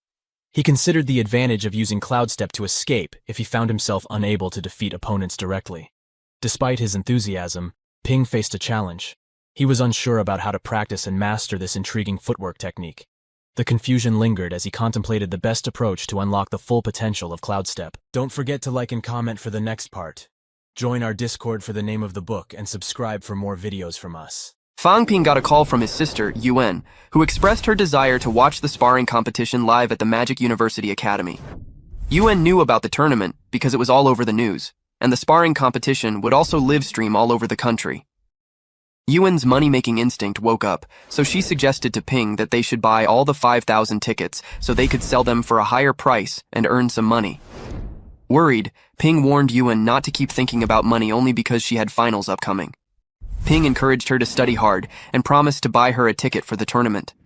However, he also warned her that if she didn't put in a good effort, she would have to study for all of the winter break without rest. Yuan instantly agreed and cut the phone call. She actually dared to hang up the call on his big brother. Ping was concerned that Yuan didn't care about studying and always thought about earning money. He wondered from whom she learned that, from Ping himself, of course. Later, at the assembly hall, all of the students who were to participate in the tournament gathered. Instructor Tang Feng separated all of the participants into a group of 2, each containing 5 people. There would also be a substitute group of another 5 people in case the main group member got injured or exhausted their blood and qi so that the substitutes could step in. The instructor assigned Fang Ping as the main group leader, with members Fang Ping, Zhao Lei, Bo Changding, Yang Xiaoman, and Tang Songting. The rest would be on the substitute team, but Zuimei expressed her desire to be a part of the main group and declared her challenge to Ting. Ting accepted the challenge because he believed Mei challenged him, assuming he would be the weakest in the main group. The duel started with both of the challengers striking each other, but Ting had reforged the bones in his arms first so Mei wouldn't win against him in raw strength. Ting attacked her, but she dodged it by jumping in the air using her weapon, which made Ding wonder about her reasoning for trying so hard. The reason was simple. Instructor Lu once told Ping that, in order to continue her family's business, Mei must try harder than the average student. Ping anticipated her prowess would be weaker a month ago, but now both Ting and Mei had around the same strength. Mei was on par with Ting, leading Ting to end the challenge quickly. Mei attempted a sidestep and went to attack again, but Ting's sword reached her first. To his surprise, Mei stopped the sword with her bare hand, showing her determination. Ping, watching their battle, anticipated the battle outcome would depend on Ting's attitude. Ting got scared and asked her to stop, but Mei remained determined and struck him with a kick full of blood and chi. Then she went to attack him, but Ting admitted defeat, and Mei won the challenge. The long-awaited day of the competition finally arrived. The spectators started gathering at the Magic University's gymnasium. Yuan also came to see the tournament with Tan. Both of them were surprised to see the sparring area. As the tournament was about to start, Yuan found herself wondering about Ping's absence. Tan informed Yuan that Ping had been delayed due to some commitments. Upon hearing it, Yuan jokingly said that she could have sold the seat for a high price if Ping weren't going to sit there. She was babbling about the seat price. However, the chatter was soon silenced by the competition referee, Zheng Beihao, who emphasized the importance of the first-ever martial arts competition that had been published. He announced and started the first-ever national new martial artist student sparring competition. Despite the excitement, Yuan couldn't help but feel disappointment at Ping's absence. Nevertheless, she decided to record the tournament for him. The announcer's voice boomed across the gymnasium, introducing the team that would be competing. The competition was set to be a clash of 4 teams from different universities: Magic University, Zhang University, Martial Alliance, and 8th School Alliance. The 8th School Alliance team included Huaguo University, Jin, and 8 other universities in one alliance. The Martial Alliance was made up of 89 other universities in China. Every team would send out 5 members, fighting 1v1. The loser would step off, and the winner could continue. The winner would be given either an A or B designation, and after that, every winner would face each other. The final round would determine the ultimate winner. The first team from Martial University arrived at the stage. Yuan and Tan were surprised to see Ping on the stage as the team leader. Tan was particularly surprised because, just 6 months ago, Ping was only doing his high school exams and wasn't even a martial artist. But now he was already a rank 1 martial artist. Tan was pleased by Ping's rapid improvement. Yuan was angry because Ping had hidden such an important detail from her. The announcer then announced the rank of the main group of Martial University and proceeded to the second team from Jing University with team captain Han Shu at the peak of rank 1. Han Shu was a talented rank 1 student who had reforged his bones 3 times. The announcer introduced the team's members and their ranks. Next, it was the turn of the 8 Alliance team, led by team captain Wei Bin, a top martial artist of rank 1. Zhao Lei was concerned about the introductions because there were a lot of ranked martial artists, and it didn't seem like anything special. Ding explained to her that there were differences in strength and gave her an example, saying that they both were at the peak of rank 1, but she couldn't beat him, which made her very angry, but Mei stopped her. Ping thought that Ding was telling the truth and wondered about his imagination of beating all the rank 1 peaks so he could be famous. The announcer introduced the last team from the Martial Alliance, with the team captain Sung Ming Yu, a beginner rank 2, along with member Chen Jiasheng, who was also a beginner rank 2. All the other teams started whispering after hearing the mention of rank 2. After the introductions were complete, Hao asked the team captain to draw lots to determine the first round. Ping went to pick the lot for it. Yuan asked Tan if the 2 martial artists ranked stronger than Ping and expressed concern about her brother's safety. Tan told her that according to the information they had, the Martial Alliance would be the strongest, meaning that Ping would surely lose. She got scared and started praying that Ping wouldn't encounter the Martial Alliance, but Ping was praying the opposite because he wanted to fight with the Martial Alliance. Originally, he had wanted to fight to reach the rank 1 peak, but after hearing about the rank 2 participants, he thought he would become even more famous by beating them. He believed that his name would be renowned throughout the nation. Ping drew the lot, but the results were not what he had expected. It turned out that Jing University was going to face the Martial Alliance. Team captain Hen Shu from Jing University commented that it was exactly what they wanted. He said that the Martial Alliance indeed had rank 2 members, but since everyone was a new student and they were able to break into the rank 2 beginner stage, they didn't have enough time to learn techniques and complete missions, which meant that they would be easy to defeat. The Martial Alliance captain Yu was not happy with Shu's remarks. Shu left a deep impact on Ping because he thought that Shu was knowledgeable and very confident. Ping also anticipated that Jing University's team would face a powerful challenge.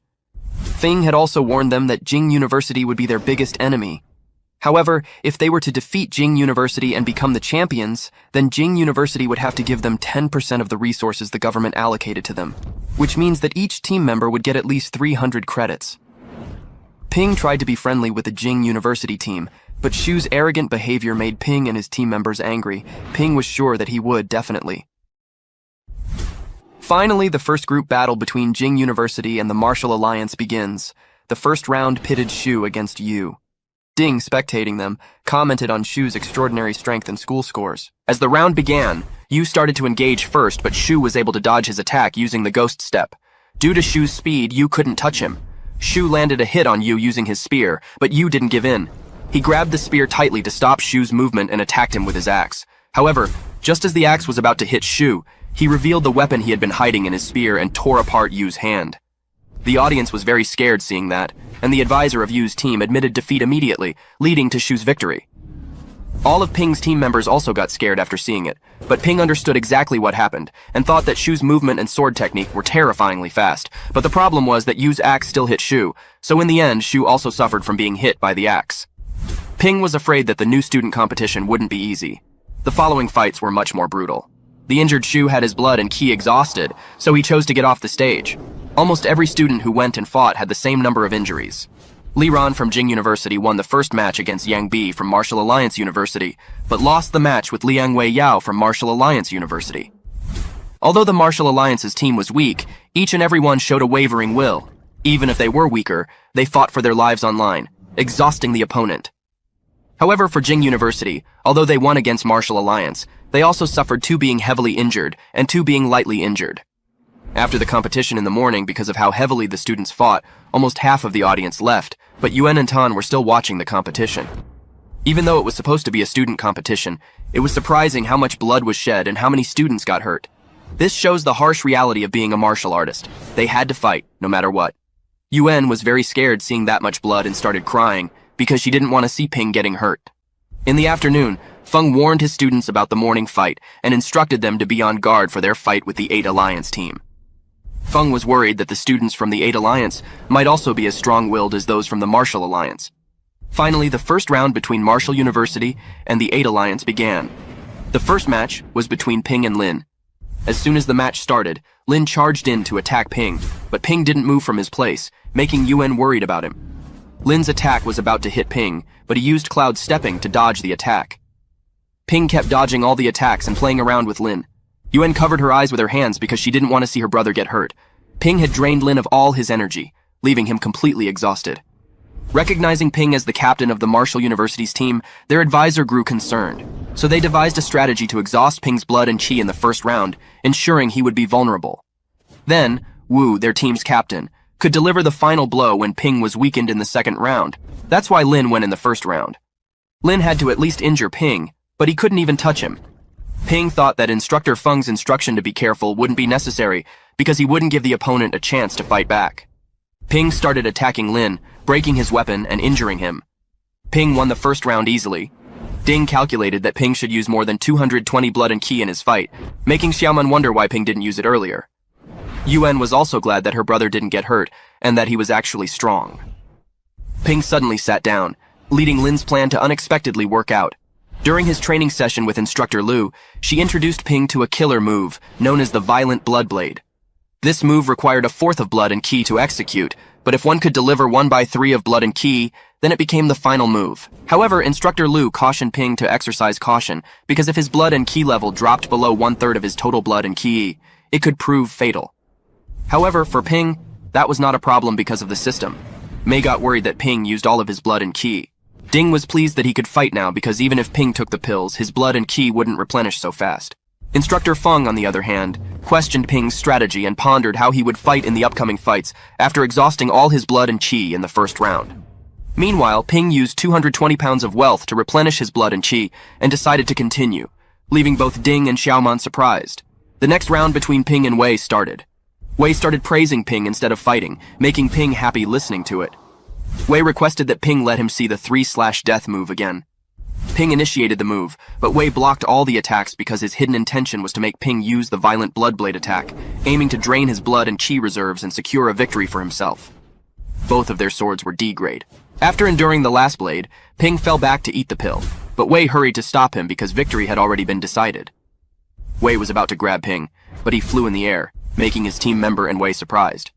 Ping knew that Wei was trying to outsmart him, but Ping had already outsmarted him and defeated Wei with a single kick.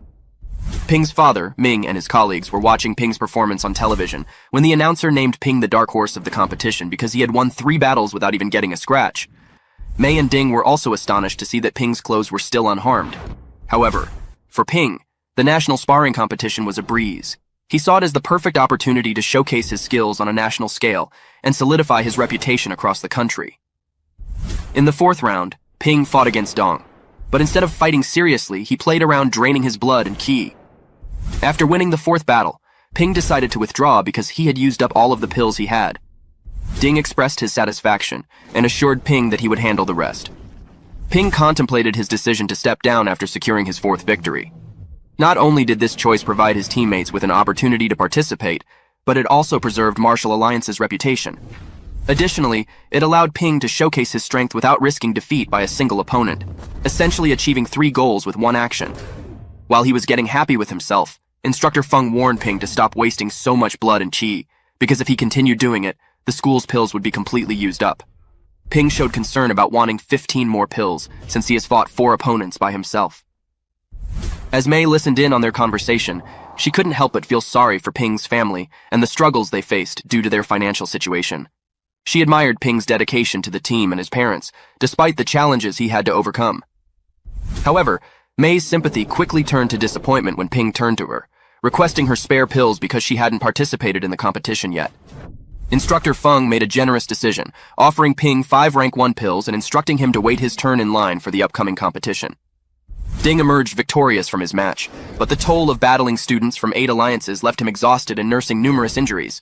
He worried about how he could possibly face Jing University in his current state. Ping, however, reassured him, saying everything would be fine because he would be there too.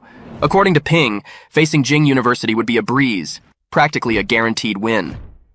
On January 11th, afternoon at the Martial University gym, next up was the 4th stage of the national sparring competition between Martial University versus Jun University. The first round was between Mei and Ji. Xiaoman and Ding wished her luck. Ding expressed his guess that their university would win because Ji fought previously but lost after 2 moves against the Martial Alliance. Hearing it, Ping was anxious because the opponent couldn't even compare to Mei, but he still didn't get to fight. Instructor Bai announced to students that it was the 2nd day of the competition, and since Martial Alliance won against the 8-school alliance in the morning, they would face Jing University in the afternoon. If they were to win against Jing University, then they would be in the finals. Then Instructor Bai announced the students who were going to fight in the tournament. It turned out that Ping was not among the students but as a backup. It made Jin so frustrated. On the other hand, Jie was also frustrated because his opponent was not Ping. Jie mocked Mei, stating that she only reforged 1 bone and was only at initial rank 1, and said that he didn't think that Martial University would send such a weakling for the first fight. He again mocked Mei that she couldn't even fit to be a shield for Ping. Xiaoman became very angry upon hearing it. Ding also wondered why Jie, despite his weak strength, was underestimating them. But despite all that, Mei didn't fall into Jie's mocking and decided to fight him. Referee started the round, both of them had to charge each other, but Mei was barely able to handle Ji's attack. The other students from the Jing University started mocking Mei and Martial Alliance. Ping, who observed Ji's previous fight, anticipated that Ji only used 30 blood and chi during his last battle, but the attack Ji used on Mei was around 50 blood and chi, which meant Ji was hiding his strength. Jia dodged Mei's attack and charged another attack. According to Jay, he needed only 2 more strikes. The 3rd attack made Mei throw her weapon because of impact. Jay struck again, hitting her face and sending her flying to the ground. Mockingly, Jay asked if that was all she was capable of and taunted Martial University. Jay grabbed her hands and told her that both of her hands were broken and internally injured after receiving that 3 attacks. Then, Jay hitted Mei with his hands, making Xiaoman angry. She asked Instructor Bai to surrender because Mei was suffering. Students from Jing University mocked Martial University, revealing their intention to lower Martial University's morale by sending Jay, known for his cruel fighting style. Seeing Jay grabbing Mei made Ping so furious because he was not just injuring her, but also humiliating her. While Jay was about to make an attack, Jay asked Mei to surrender. She shouted that she would never surrender and kicked him in the crotch, forcing Jay to surrender and securing the victory for Martial University. Doctors hurried and took Mei to the nursing area. Mei was badly injured, and both Xiaoman and Shi tried to boost her morale. Meanwhile, Ping was listening to their conversation sneakily. Ping was anxious because Mei knew that she was weaker, but she still did everything she could to win. It was Ding's turn, but he lost the round. He returned and left the pighead Wu in Xiaoman's hands. She went to the stage only to find out that Wu's face was bruised up, which made her laugh. Wu's arrogance fueled Xiaoman's anger. She charged in with her fist, but Wu intercepted it and attempted to claw her face. Xiaoman blocked the attack with her arm, but Wu grabbed the arm instead, immobilizing her. Determined not to give in, Xiaoman tried to Wu with her leg, but once again Wu stopped her kick using his legs. Then she inadvertently bumped her head against Wu's, breaking free momentarily. As she prepared to attack again, Wu used a hidden knife to injure her shoulder. Wu pulled the knife so fast that Xiaoman couldn't even see it. Despite Wu's continued arrogance, Xiaoman persisted, repeatedly bumping her head against his until he was nearly unconscious, and then punched him, throwing him outside the stage. Another win for Martial University. But this time, Xiaoman was also hospitalized with Mei and Ding. Next, it was Ting's turn. Martial University only fought 3 rounds, but their members had all suffered big injuries, making Ping wonder how things would become like that. As Ting lost the match and it was now Ping's turn, their ground was empty, and Ping was nowhere to be found. Meanwhile, in the hospital area, Ping saw Xiaoman, Mei, and Ding feeling angry at himself. He realized that while his team members had given their all to win, he, as the captain, had focused on trying to become famous, wasting his blood and chi and complaining about more pills, which resulted in him being relegated to the backup position, causing the team members who went before him to suffer severe injuries. Ping considered using the system for himself to avoid injuries. However, he questioned whether he was truly happy being the captain. Instructor Bai found Ping and advised him to conserve his energy and wait for the finals if he couldn't beat his last opponent, emphasizing the strength of the opponent. Determined to win by any means necessary, Ping faced his opponent, Xiang, a rank 1 peak. Despite Xiang's attempts to talk, Ping was furious and focused solely on the match. As the round started, Xiang struck with his punch, but Ping easily dodged it, impressing Instructor Bai with his hard work paying off. Ping unleashed his ultimate move, the Violent Blood Second Combo, each blade containing around 100 blood and chi, badly injuring Xiang. Despite exhausting his blood and chi, Ping recovered using pills. Instructors Bai and Feng marveled at Ping's ability to repeatedly use his ultimate move, questioning if it could still be considered the ultimate move if somebody could use it continuously. Angered by Jing University's arrogance, Ping relentlessly attacked Xiang, even after using 3 pills. He continued to use his ultimate move, injuring Xiang further and consuming his last pill. However, Xiang surrendered, leaving Ping even more furious. The second round of the competition ended, but Ping's anger only grew as Xiang surrendered after he had consumed his last pill. Next day, since Jing University won against the Martial Alliance in the semifinals, Martial University's opponent in the finals was Jing University. Student lineup and instructor Feng announced the students who were going to participate. Shi, Shu, Kai were going first, and Lei and Ping were going after them. Ping was worried that his team member might get injured like before. Hearing it, Lei also told his perspective, which was that the school wanted to train every student because from the past fights, Jing University's students were injured. But on the other hand, Martial University had Lei and Ping as a trump cards, which means that no matter how the 3 reserved members did, it would be a certain win for Martial University.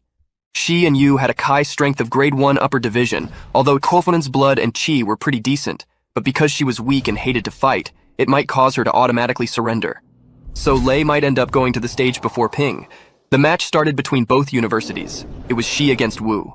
Wu told her that he had heard rumors about Shi that her grandfather occupied as principal of Martial University and a 7th grade Grandmaster realm. Shi's grandfather gave her a lot of learning resources since childhood, but all of those resources had been wasted on Shi because she not only had a weak personality, but also hated to fight. Wu asked Shi to quickly surrender, but instead of getting angered by his talking, she advised Wu to surrender because he was internally injured, so she asked him to hurry and heal those injuries because it was important to recuperate his body. Everyone was surprised by it, and Ping complimented Shi that despite all that insult, she still didn't get angry. Xi's concern only fueled Wu's anger further, and he charged at her immediately. However, she managed to dodge his attack while still attempting to make him surrender by expressing her worry for him. Wu kept attacking while Shu kept dodging them. Shu made up her mind to fight because her team members were all trying their hardest for victory, so she decided to fight instead of hiding in the dark. She then attacks Wu, finally winning the match. Lei was surprised to see it because he tried his hardest and still barely injured him. Ping complimented Shu that she seemed to be the weak and despised fighting person before, but now she was an outstanding martial artist. In the next matches, Shi continued fighting strong, having great success in both sword and leg techniques. She continued to beat down Jing University's members one by one. Other than Jing University's Wu, the other members that were sent were all on the reserve team, and the finals were coming to an end. Finally, Marshall University won the freshman exchange tournament. The freshmen who weren't afraid of fighting, they all became famous because of their strength and skills. Every member showed how a martial artist should truly be. The next day, Ping was on the train with her sister reading the ranking of martial arts university students after the exchange tournament. Despite Ping's performance, he was ranked 6th. Yuan was angry about the ranking, but Ping didn't care about his ranking because of a secret. Ping told Yuan that he had already become a rank 2 martial artist, surprising Yuan. Yuan was so overjoyed by that information because she could now be sold for $200, watching Yuan make Ping regret his decision.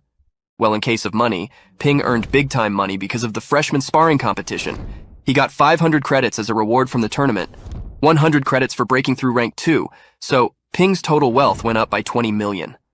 Both Yuan and Ping thought about money all day, but with that much money, Ping could live happily with his family for a year. After reaching home, Yuan hugged her mother and spilled the beans about Ping's rank, leaving them surprised. Yuan was very inspired by Ping's performance at the competition and looked very happy telling about it. Li Yuyin, Ping's mother, informed them about Rong's promotion. Rong was promoted to deputy director thanks to Ping's performance. Ping wondered if his father's salary also increased as well, but he noticed his father seemed sad. As his father went to the kitchen and told Ping to get ready to eat, Ping couldn't help but notice the sorrowful expression on his father's face. After happily enjoying the food with his family, Ping gave Yin and Yuan Hong Bao as the upcoming New Year's gift. While Yin and Yuan were watching television, Ping was sitting with Rong in the other room, where Rong asked Ping if the sparring tournament had to be that brutal. Hearing that question, Ping finally understood the reason why Ring was sad and looked so unhappy. Ping comforted Rong that the tournament was like that because of some circumstances, but they had limits while practicing normally. Ring was still not satisfied by Ping's answer and told Ping that he didn't understand why all the martial artists were trying so hard. Rong said that everyone in the bureau had been praising him for raising such a great son and declared that both Ring and Yin were happy for Ping, but they only hoped that Ping could come back home safely in one piece. Ping was so happy by his dad's words and reassured him not to worry, promising that he was not foolish enough to do anything dangerous. Yuan interrupted their conversation because a famous Chinese skit and sitcom actor, Zhao Ben-shan, was coming up on the stage. According to Ping, the reason why all the martial artists were trying so hard was to protect their loved ones. Meanwhile, Governor of Nanjiang Province Zheng Dingnan was in a meeting with teachers of Marshall University and other universities announced to prepare rank 2 students for the dungeons. Instructor Liu was against the idea, but Instructor Hao told her the reason the Department of Education did that. The battles in dungeons were becoming more tense, and the cult was using that opportunity to cause trouble. Because of that, the department didn't have any time to train and develop new martial artists. Instructor Liu was still against it, but Dean grabbed her hand and declared that their university students would not avoid battle and neither ran away from battle because as martial artists they shouldn't have a reason not to fight. Yuan expressed her desire to see the fireworks together with her family, but Ping declined and advised them to watch from home instead of crowding with everyone. Ping got a phone call from Tan, and all the martial artists of Yang City gathered in a big hall for the exchange meeting. Yang City's governor Bai Jin-shan greeted everyone and announced that Nanjiang Province had issued the latest document to impose blood and chi martial artists with double control. So each city was required to establish a civilian martial arts warrior team that would conduct a month-long tactical training, and then they would evaluate a person's rank by blood chi and fighting assessment. Some martial artists opposed the announcement, citing their lack of battle experience and the fact that they were already preoccupied with business and family responsibilities. Sean warned those who didn't want to follow the command that their martial artist identity would be revoked and their benefits would also be taken away. Many martial artists had pursued the path for fame and the associated benefits. However, Ping found the sudden change in Yang City's policy suspicious, as it happened so quickly. After the meeting, Sean met Ping where he revealed that the new policy mentioned at the meeting was only being implemented in Nanjiang, Nanhe, and Nangzhou provinces. The reason was because it was related to the dungeon. They looked into recent years and from each dungeon's time of appearance, of the entrance and location, and found a pattern, which concluded that the next dungeon might open in Nanjiang. The possibility of the dungeon opening in Yang City was very high. That's why the province was in a hurry to change and improve local strength. Since Nanjiang's economy was weak, it was difficult to create and sustain strong martial artists. Sean confided in Ping, expressing his hope that Ping would protect his city and province if the dungeon opened. At Chinese New Year's Eve, Yuan was upset because Ping couldn't come to watch it together with the family. Yuan sent the recorded video to Ping, capturing the New Year's fireworks and including greetings from Yin and Rong. While on the train to Marshall University, Ping expressed his determination to protect Yang City, as it was his hometown where his parents resided. He realized that in order to safeguard them, he needed to become much stronger, much faster than before. After reaching the university, Ping asked the reason from Instructor Lu for calling him back so soon. She revealed that the school was planning to send students to carry out a siege mission to combat the cult, which involved facing rank 3 enemies. Additionally, rank 2 students would also enter the dungeon soon. Recognizing the perilous nature of the mission, Lu told Ping that becoming stronger was the most crucial urgent matter. In the practice hall's room, Ping and she sparred together. Despite focusing on practice, Ping couldn't shake off the worry that had been haunting him ever since he heard about the dungeon's entrance. He kept having the same nightmare where he saw his family's cold bodies hanging from the ceiling. Determined to protect them, Ping knew he needed to get stronger. After winning the sparring match, Ping gathered his classmates and shared his plan to create a rank 2 combat team to accept the military missions. Inspired by Ping's determination and leadership, everyone agreed to join his team, but she was scared that she might hold them back. Ping and Xiaoman encouraged, giving the courage she needed. With their support, she resolved to try her best. In the next few months, rank 2 martial artists will soon embark on dungeon missions, so the training was good for the students. Mei expressed her desire to participate in the team, but Instructor Lu declined her request. Mei's injuries had only healed and she had not yet reached rank 2, making her ineligible for the missions. Later at night, they made a strategy for their mission to capture one of the Genesis Church's strongholds. The stronghold's chief was rank 2, and there were also 3 other rank 1 martial artists. Ping briefed everyone about their position and cautioned them not to blindly trust the information provided by the military. If they encountered an additional rank 2 or 3 opponent, Ping would take the strongest adversary while Lei would handle the secondary strongest. Ping emphasized a principle. If they could win the fight, they should engage, but if the enemy proved stronger, then their priority would be to retreat. Because their objective was to only earn money on these missions, not to risk their life unnecessarily. They all took their position to begin the operation. Ping, Lei, and Shi hurried to deal with the man sleeping outside. The raid commenced with Ping eliminating the watchman. However, Lei accidentally stepped on a branch, making a noise that alerted the rank 1 martial artist. As they approached to attack Lei, Shi blocked the attack. The chief cutted the door and it became apparent that there were actually 2 rank 2 chiefs present. Despite the presence of 2 rank 2 martial artists, Ping's mastery of the air step realm assured him that he could handle them. Confident in the strength of his teammates, Ping believed they could easily win the fight without needing to use his wealth. He decided to stall the opponents until his teammates could assist him.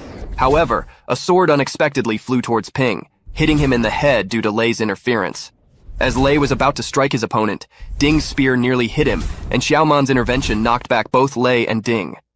Ping was furious at his teammates' lack of team awareness. Despite the fact that the mission was supposed to be finished quickly, they were all pressuring Ping to use his system. In his anger, Ping unleashed his ultimate move, replenishing his blood and chi, and defeated the 2 rank 2 chiefs. He sternly reminded his team members that the purpose of their team was to earn money and increase their strength rapidly, warning them to take the mission seriously. After successfully eliminating the rank 2 martial artists and assisting Shi, Ping and his team gathered a total spoil of 6 million. As they deducted the battle costs, leaving them with 4 million to split between 6 people, Ping couldn't help but wonder how long they could sustain themselves with such modest earnings, especially considering their team's novice status. Half a month later, having completed 12 missions with relatively low rewards, Ping suggested they choose a mission from the wanted list. Lei recommended mission number 0508, offering a 10 million reward. Ping posted the mission details, revealing it was also the same as their previous mission regarding the cult, with the target being a rank 3 criminal. However, Xiaoman opposed this mission. She suggested they consider mission number 0051, which involves capturing a rank 3 peak researcher involved in trafficking confidential information and business crimes, and offering a $10 million reward. Although Xiaoman expressed further concern, she highlighted the differences between the 2 targets, emphasizing the increased danger posed by the yellow-haired criminal. After careful consideration, Ping decided to pursue the yellow-haired criminal. The next day, Ding and Xiaoman spotted the criminal selling balloons in the park and immediately informed Ping. With a sense of urgency, Ping ordered the team to surround the target, urging them to move quickly before the kids in the park reached the criminal. However, as Ping approached, he noticed the bald-headed criminal lurking nearby. Uncertain of what action to take, Ping's heart raced as he observed a child rushing towards the yellow-haired criminal, prompting him to swiftly change their target. As Ping lunged at the bald guy, he encountered unexpected resistance. The bald guy's strength proved formidable, causing Ping's hands to tremble. Despite Ping's attempt to stop him, the bald guy made a break for the tunnel. However, he found himself surrounded by Ping's team. Remaining defiant, the bald guy asserted that their encirclement wouldn't alter the outcome, threatening to harm Shi. Ping, acknowledging the bald guy's astute assessment of the circle's weak spot, recognized his peak rank 3 prowess. However, the bald guy insisted he had no intention of causing harm. Ping countered, remarking on the coincidence that neither party desired bloodshed and emphasizing their interest in claiming the 10 million bounties on the bald guy's head. Despite holding the advantage, the bald guy assumed a submissive stance, indicative of a weak battle spirit inherent to civil martial artists. Realizing the bald guy's intention to avoid a confrontation, Ping saw an opportunity to negotiate. He threw down his weapon and instructed his team to follow suit, shocking the other members. Understanding that engaging in a battle would endanger Shi, Ping aimed to stabilize the situation first.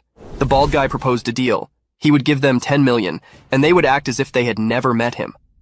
Ping recognized the opportunity to resolve the situation peacefully and agreed to the offer. He counted the money, and as the bald guy attempted to leave, Ting stopped him. Ping approached and returned 1 million to the bald guy, explaining that dividing 10 million among 6 people would be challenging, but dividing 9 million would be much simpler. The bald guy accepted the revised deal and left. Later, Ping revealed to his team that he had placed a tracking device on the money given to the criminal. He also informed Wang of his actions. After splitting the 9 million they received from the criminal, Ping's team members were surprised by his strategy. Xiaoman pondered whether Nanjian University would provide them with information fees. At the same time, Lei suggested seeking out Wang to guide them in earning money. Ping found Lei's idea appealing and agreed to it. Later that afternoon, Ping and his team members met with Wang, who proposed a method to earn both fame and money. He reminded them of the importance of controlling their emotions. The anger and grievance they experienced not only fueled their power at the moment, but also provided an opportunity for personal growth. Nan Marshall University students had become complacent and more interested in enjoyment than in self-improvement. Wang explained that although the university's upper levels desired change, the implementation was sluggish. He sought to borrow Ping and his team's strength to instill a sense of grievance among their university students, prompting them to improve. Wang expressed confidence that they wouldn't lose to Nanjian University students and asked Ping to invite Governor Zhang and Principal Lui to witness the fight. Ping's team agreed to challenge Jiang University. As the competition commenced at night, Jiang University could only assemble 5 ranked martial artists.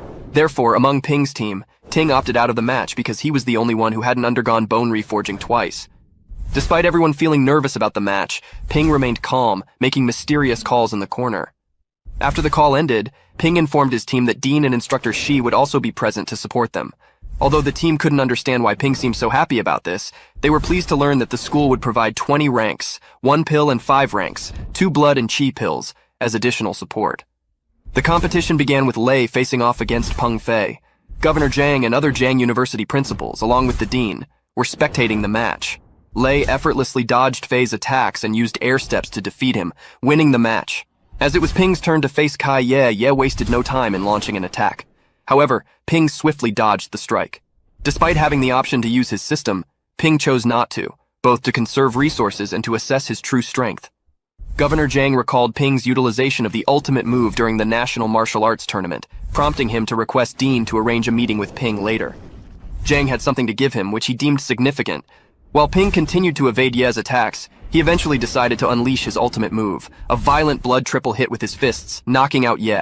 Another student fell for Ping's prowess, and Ping taunted them, much to Wang's satisfaction, as it aligned with his intentions. The third opponent differed from the other university students, presenting Ping with an opportunity to impress the audience without resorting to using his system. Opting to fight with his bare fists, Ping engaged his opponent. Their punches collided, leaving a significant impact on Ping's fist. As the opponent attempted another punch, Ping countered with a kick, causing the opponent to recoil. However, the opponent quickly retaliated with a punch that Ping was unable to dodge. The punch landed on Ping, causing his nose to bleed. Wang revealed that the opponent's name was Gu Xiong, hailing from a military family. Despite the blow, Ping remained resolute and determined to continue the fight. Their fists collided with immense force, creating an intense and terrifying atmosphere for the other students.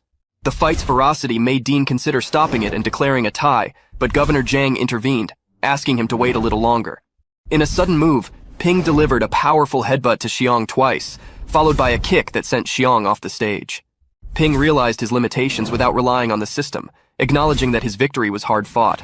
As he prepared to face the next opponent, Wang stepped in and stopped him, stating that Ping had already proven his strength by defeating Xiong. Ping expressed his willingness to continue fighting, but Wang informed him that Governor Zhang wanted to meet him. Ping went to see Governor Zhang, who revealed that the ultimate move Ping had been using was actually an average move. Governor Zhang had improved the technique significantly after reaching master rank. He handed Ping a secret book containing the enhanced technique, which Ping humbly accepted. Afterward, Dean met with Governor Zhang, and it was revealed that the Nanjian dungeon crisis was imminent. Instead of being disappointed in the students, Governor Zhang's intention was to ensure the younger generation grew stronger and faster to prepare for the upcoming challenges. Meanwhile, Xiaoman won the last round and mocked the students for their weaknesses. Her taunts enraged the Zhang University students, but Wang stepped in, questioning if she was wrong. He pointed out that several experienced students from Zhang University had been soundly defeated by newcomers from Magic University. Wang urged them to reflect on their purpose for entering a martial arts university, which was to become stronger. He reminded them that everyone knows the weak will always be inferior to the strong and challenged his university students, asking if they were willing to remain weak. They all vehemently responded that they were not willing to be weak. Ping realized that Wang had borrowed his team to wake up his own junior students, a gesture with good intentions. However, Ping felt that the lesson was also meant for him. Wang advised his junior students to consider their future paths carefully if they were not willing to remain weak.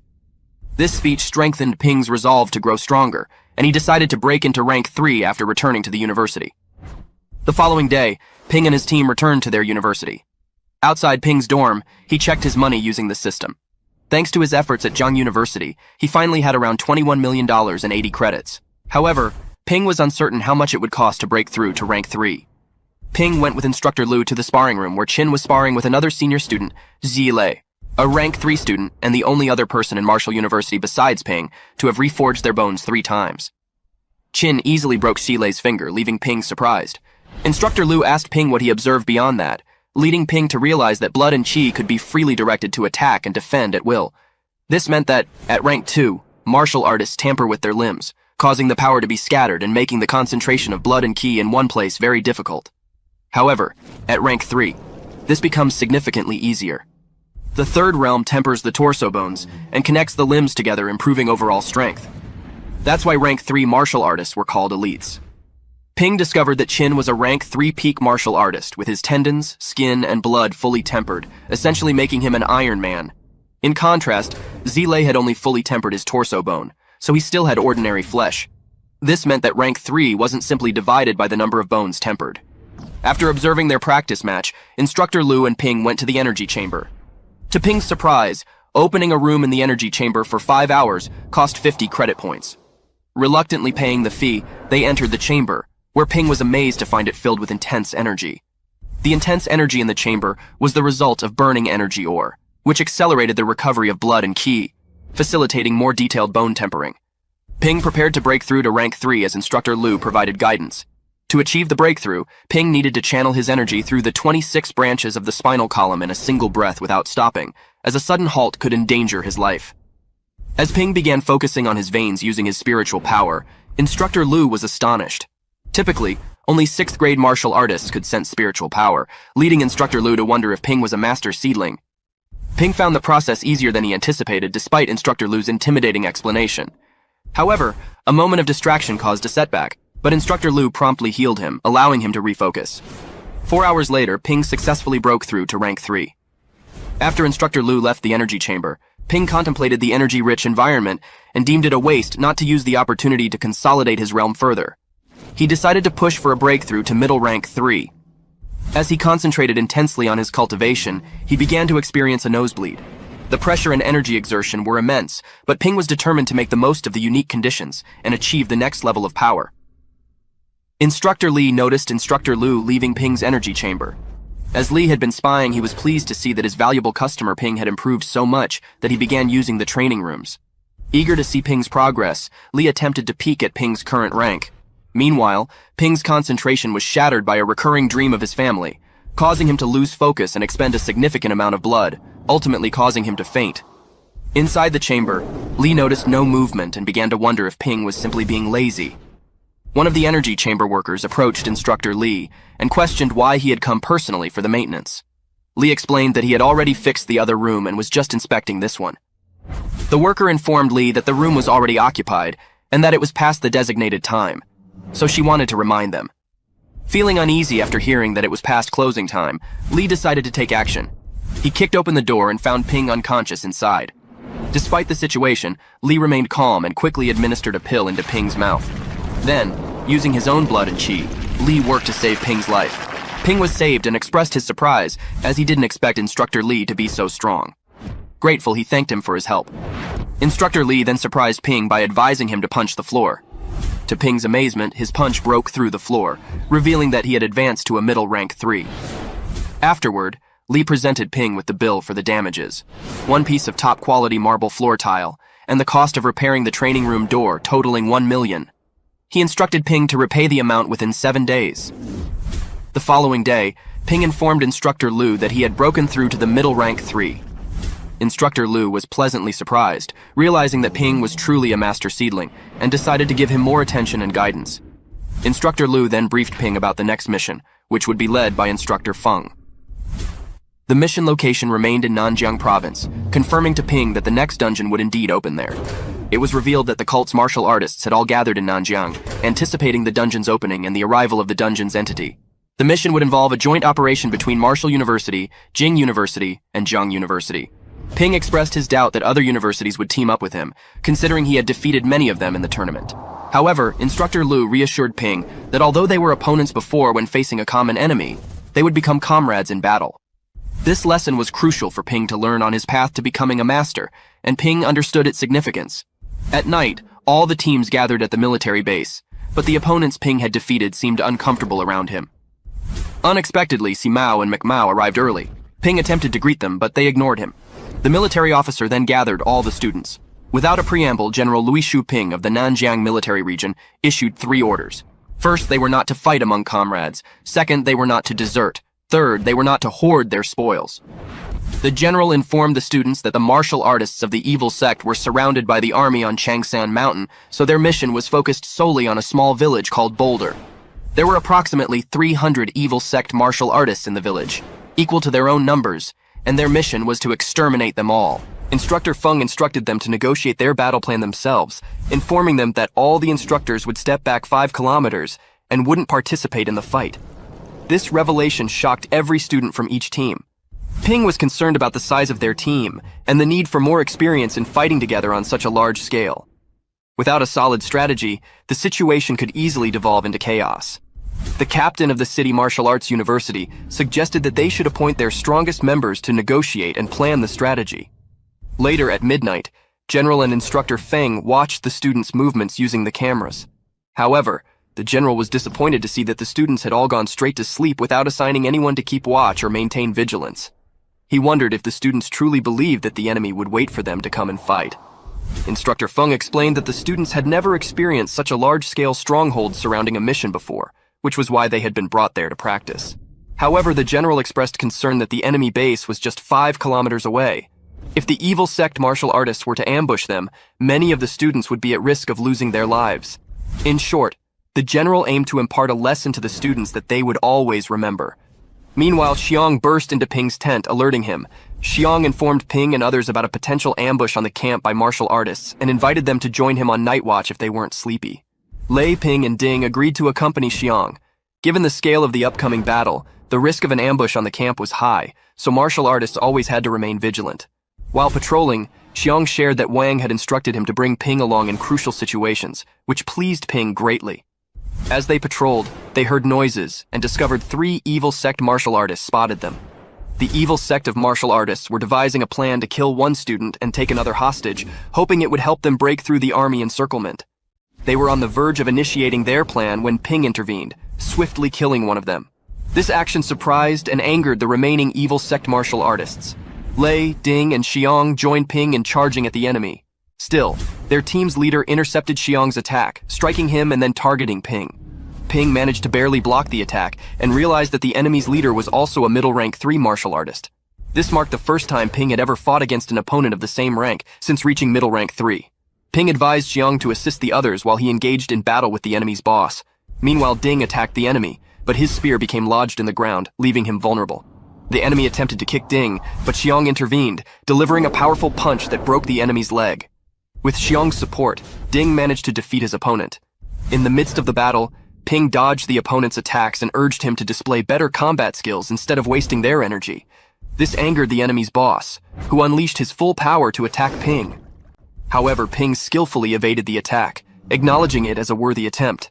When the enemy swung his sword at Ping, Ping countered it and unleashed his ultimate move, Violent Bloodblade, 5 Flash, effectively defeating and killing the enemy.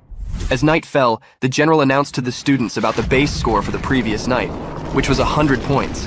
He deducted 10 points from all the students of the School of Tactics and Strategy and 5 points from the other universities. Ping's team's female member also woke up upon hearing the announcement. Furthermore, the general announced rewards, 15 points to Xiong and Ding, 30 points to Lei, and 80 points to Ping. The strategy-making team's captain gathered the other captains and powerful members once again, acknowledging their previous optimism regarding the raid. They decided to discuss their next move. Xiong informed them that the evil sect was already aware of their presence, so they couldn't afford to act as if they were invisible any longer. He proposed launching an immediate attack on Boulder Village. Ping agreed with Xiong's proposal, recognizing that delaying any further would only give the enemy an opportunity to plan an ambush. With the village 15 kilometers away from their base and all the cars driven away by the army, the team faced the challenge of transportation. Xiong revealed that the military had removed the vehicles to force them to experience battle, leaving traveling on foot as the only option. Xiaoman expressed anger towards Ping for not informing them about the raid from the previous night. She lamented that her planned assessment score of 85 points had been affected by the deduction, anticipating a reprimand upon returning to the university. In response, Ping jokingly advised Shi to eliminate a few more heretics to avoid being scolded. However, Shi understood the seriousness of the situation and stopped contemplating such actions. Suddenly, a boulder fell near one of the students who was walking, creating a tense atmosphere. Despite the unexpected raid by the enemy, Ping's team displayed remarkable bravery, swiftly eliminating all of them to the enemy's surprise. Xiong, eager to hear about the situation, was informed by Ping that 2 of the enemy had managed to escape, but the rest were eliminated. He then inquired about Xiong's condition, a testament to their unwavering camaraderie. Xiong went silent for a moment, and Ping noticed the somber atmosphere. It became apparent that 2 of their team members had lost their lives, and 9 others were seriously injured. Ping expressed concern that their losses were too great, especially considering they hadn't even reached the village yet. Fear threatened to paralyze the team in the wake of the casualties, but Xiong's rallying words cut through the tension, offering a glimmer of hope. He advised them to regroup and discuss a new strategy plan, a testament to his leadership and the team's resilience. The captain of the strategy team proposed immediately surrounding and attacking the village, a bold move that could turn the tide of the battle. Xiong enthusiastically embraced the proposal, recognizing that the team still possessed energy and could continue fighting the enemy. However, he acknowledged the risk of becoming drained if they continued in the same manner. Ping speculated that changing the fighting style might be the purpose of the test. He believed that in dangerous situations, constantly adjusting the strategy was essential, and those who adapted would survive while the weak would be eliminated. The team unanimously agreed on the proposal. Ping suggested dividing into 3 teams to attack from different directions, as there was a mountain at the backside of the village. McMao and Chamao formed 2 teams, while 3 Nanjing universities combined to form a 3rd team. Each team consisted of 10 members, comprising the strongest rank 3 and rank 2 martial artists. The remaining members would serve as reserve forces, positioned on the sidelines.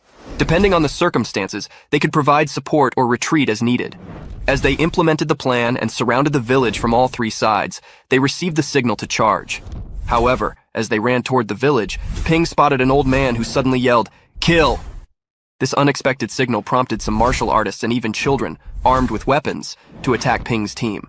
Xiong also informed them that a group of old men and children had rushed out from the right side of the village, and it became clear that all the teams were facing the same type of attack. Just as one of the children was about to attack Ping, the child recognized Yuan, but Ding's shout caught Ping's attention. Ding asked Ping what they should do in the face of this unexpected assault. The strategy team's captain, with a lightning-fast command, ordered everyone to swiftly incapacitate the children and deliver them to the army for immediate handling. The adults associated with the evil sect martial artists were to be dealt with in a manner befitting their crimes. All team members unanimously agreed on this decisive plan without a moment's hesitation. Ping, a master of strategy, followed the orders with precision. He swiftly incapacitated the child he was facing, then with a calculated gesture, instructed his team to subdue the remaining children while eliminating the adult attackers. The battlefield was a symphony of action, with the children stunned and the martial artists defeated. Ping's team, a well-oiled machine, successfully neutralized nearly all of the enemy combatants, leaving only 3 who managed to slip through their grasp.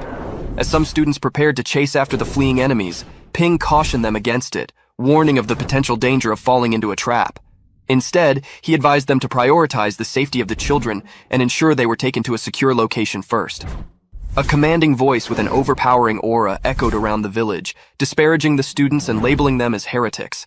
Despite the intensity of the voice, its source remained unknown, and even Ping could sense the enemy's presence nearby. However, he couldn't pinpoint their exact location. Suddenly, the village began to be bombarded, with explosions erupting from unknown sources. The bombings caused numerous injuries among the students, prompting Ping to order a retreat while attending to the wounded. They withdrew to the safety of the mountains, lamenting their inability to locate the bomb bearer. Lei shared historical knowledge about bomb bearers associated with the evil sect, fueling his fury and desire for revenge. However, Ping advised caution, emphasizing that the evil sect currently held dominance in the base. Rushing into the village recklessly would only result in defeat in the narrow alleys, one by one.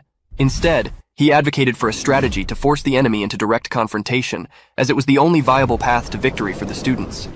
Realizing that destroying the advantage of the terrain and obliterating the boulder village was their best course of action, Xiong pointed out that it would require a rank 2 martial artist to expend a significant amount of power to accomplish such a feat.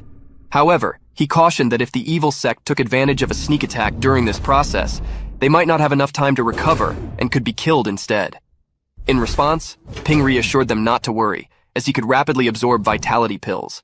With enough pills, he could continuously replenish his power. He proposed a bold plan.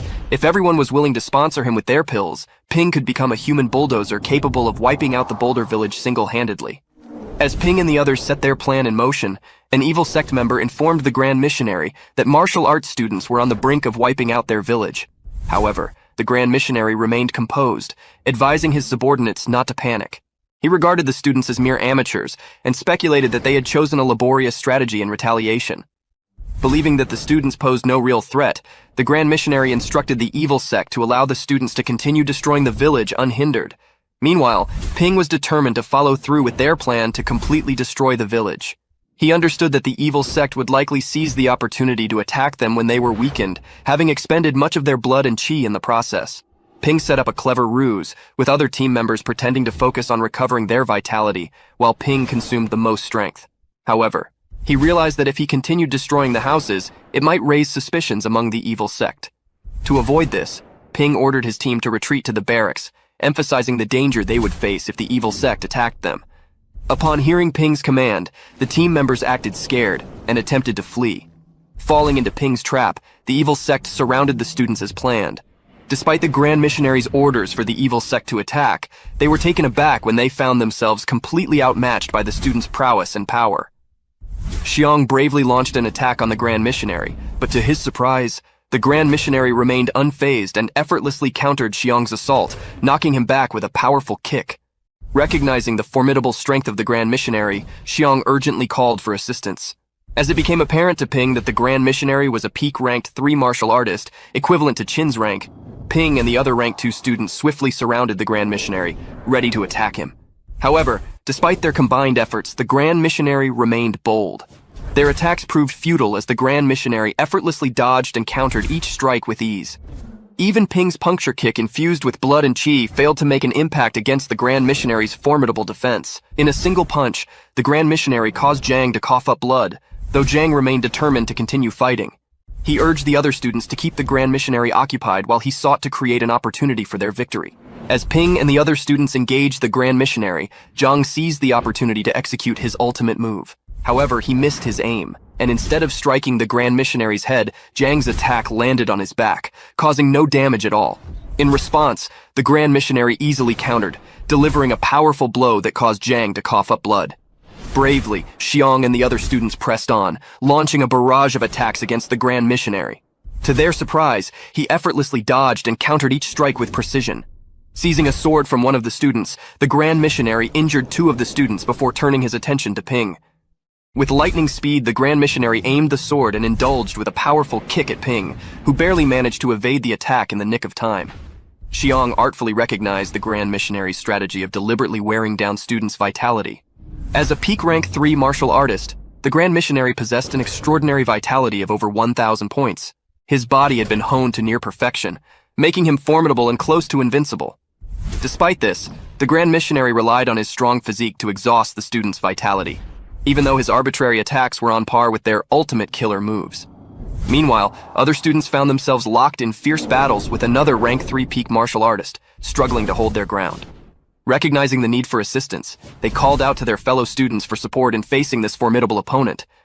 In the midst of the dire situation, it became apparent that allowing a single peak rank 3 martial artist to control their 6 rank 3 counterparts would inevitably lead to their demise. Understanding the urgency of the situation, Ping surprised everyone by proposing a bold strategy. He would take on the Grand Missionary alone, while the other students focused their efforts on fighting the other rank 3 peak martial artists. The Grand Missionary, amused by Ping's bold audacity, mocked him for being just a middle-staged rank 3 martial artist with only 600 vitality points.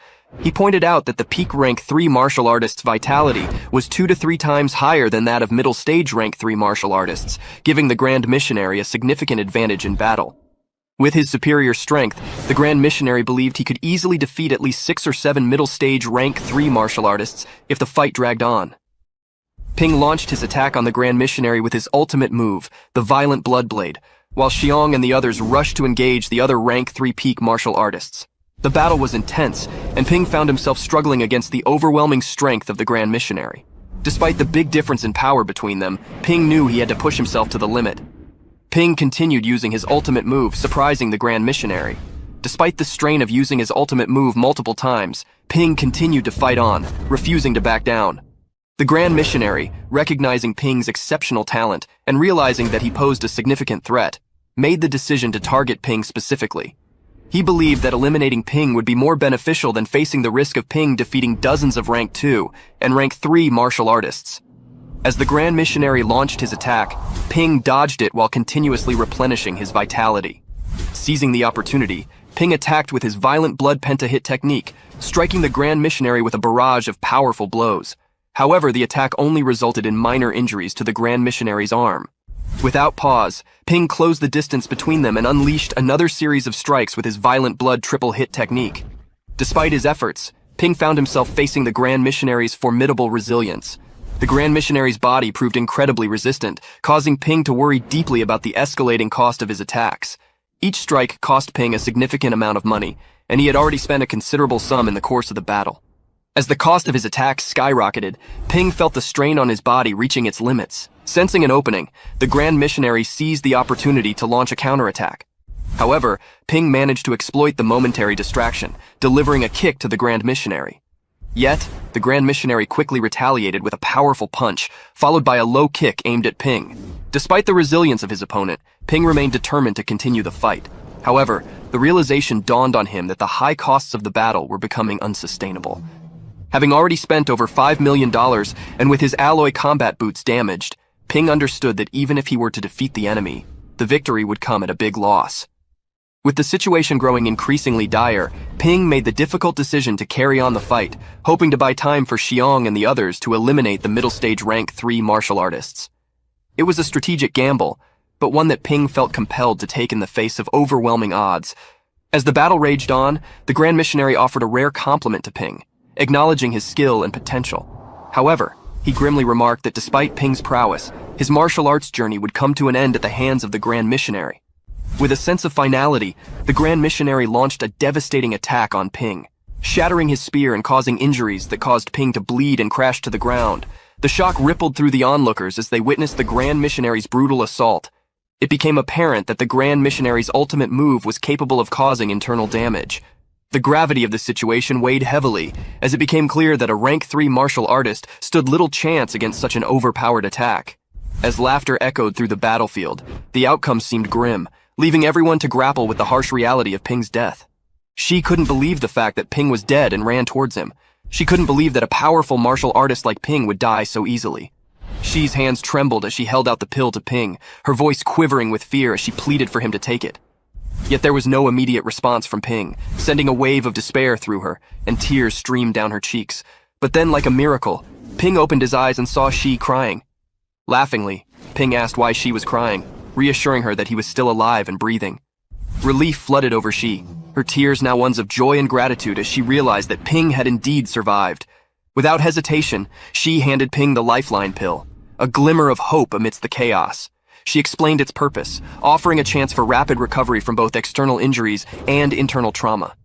Ping accepted the pill gratefully, understanding its importance in his current state of distress. Meanwhile, even though the Grand Missionary had drained all his vitality, dealing with Rank 2 students was a piece of cake for him. Ping told Xiang and the others to stay out of the way because Grand Missionary was Ping's target. Hearing Ping's voice again made everyone glad and relieved, leaving the Grand Missionary surprised. Ping attacked Grand Missionary with the spear and then used his ultimate move, violent Bloodblade Penta slashes along with triple slashes on him. He saw a sword lying on the ground and grabbed it to counter Ping's attack. Watching Ping overpower Grand Missionary made Xiang and everyone else wonder if Ping really was a Rank 3 martial artist, because Ping was striking slashes after slashes, but still didn't get tired. Ping was angered because the Grand Missionary had used children as human flesh bombs and even killed Ping's teammates, which was absurd to Ping. What made Ping most angry was that the Grand Missionary had destroyed Ping's combat boots and caused Ping to lose millions of dollars. Ping attacked the Grand Missionary, causing him to lose his sword, and Ping declared that he must kill him. Using the ultimate move, Ping tore Grand Missionary's head apart from his body, finally winning the battle. Everyone was glad that they had won and finally completed the raid. Ping spent more than 100 slashes, which meant he had spent nearly 10,000 vitality points to finally kill the evil sect's boss. Ping was so tired and was about to fall to the ground, but Shi and Ding grabbed him while complimenting him. It was a big loss for Ping because the lifeline pills cost 200 points, which made Ping wonder how he was going to pay Shi back. Shi told Ping that the pill was to save Ping's life, and that she was not planning to ask Ping to pay, but Ping still decided to pay it back with 3 Rank 3 vitality pills. Xiang advised other students to completely win the raid, because Ping had solved the most difficult problem, so the rest was up to them. Ping sold Shi 10 Rank 3 vitality pills for 11 million. Although Shi didn't want to make Ping pay, Ping forced her to accept it.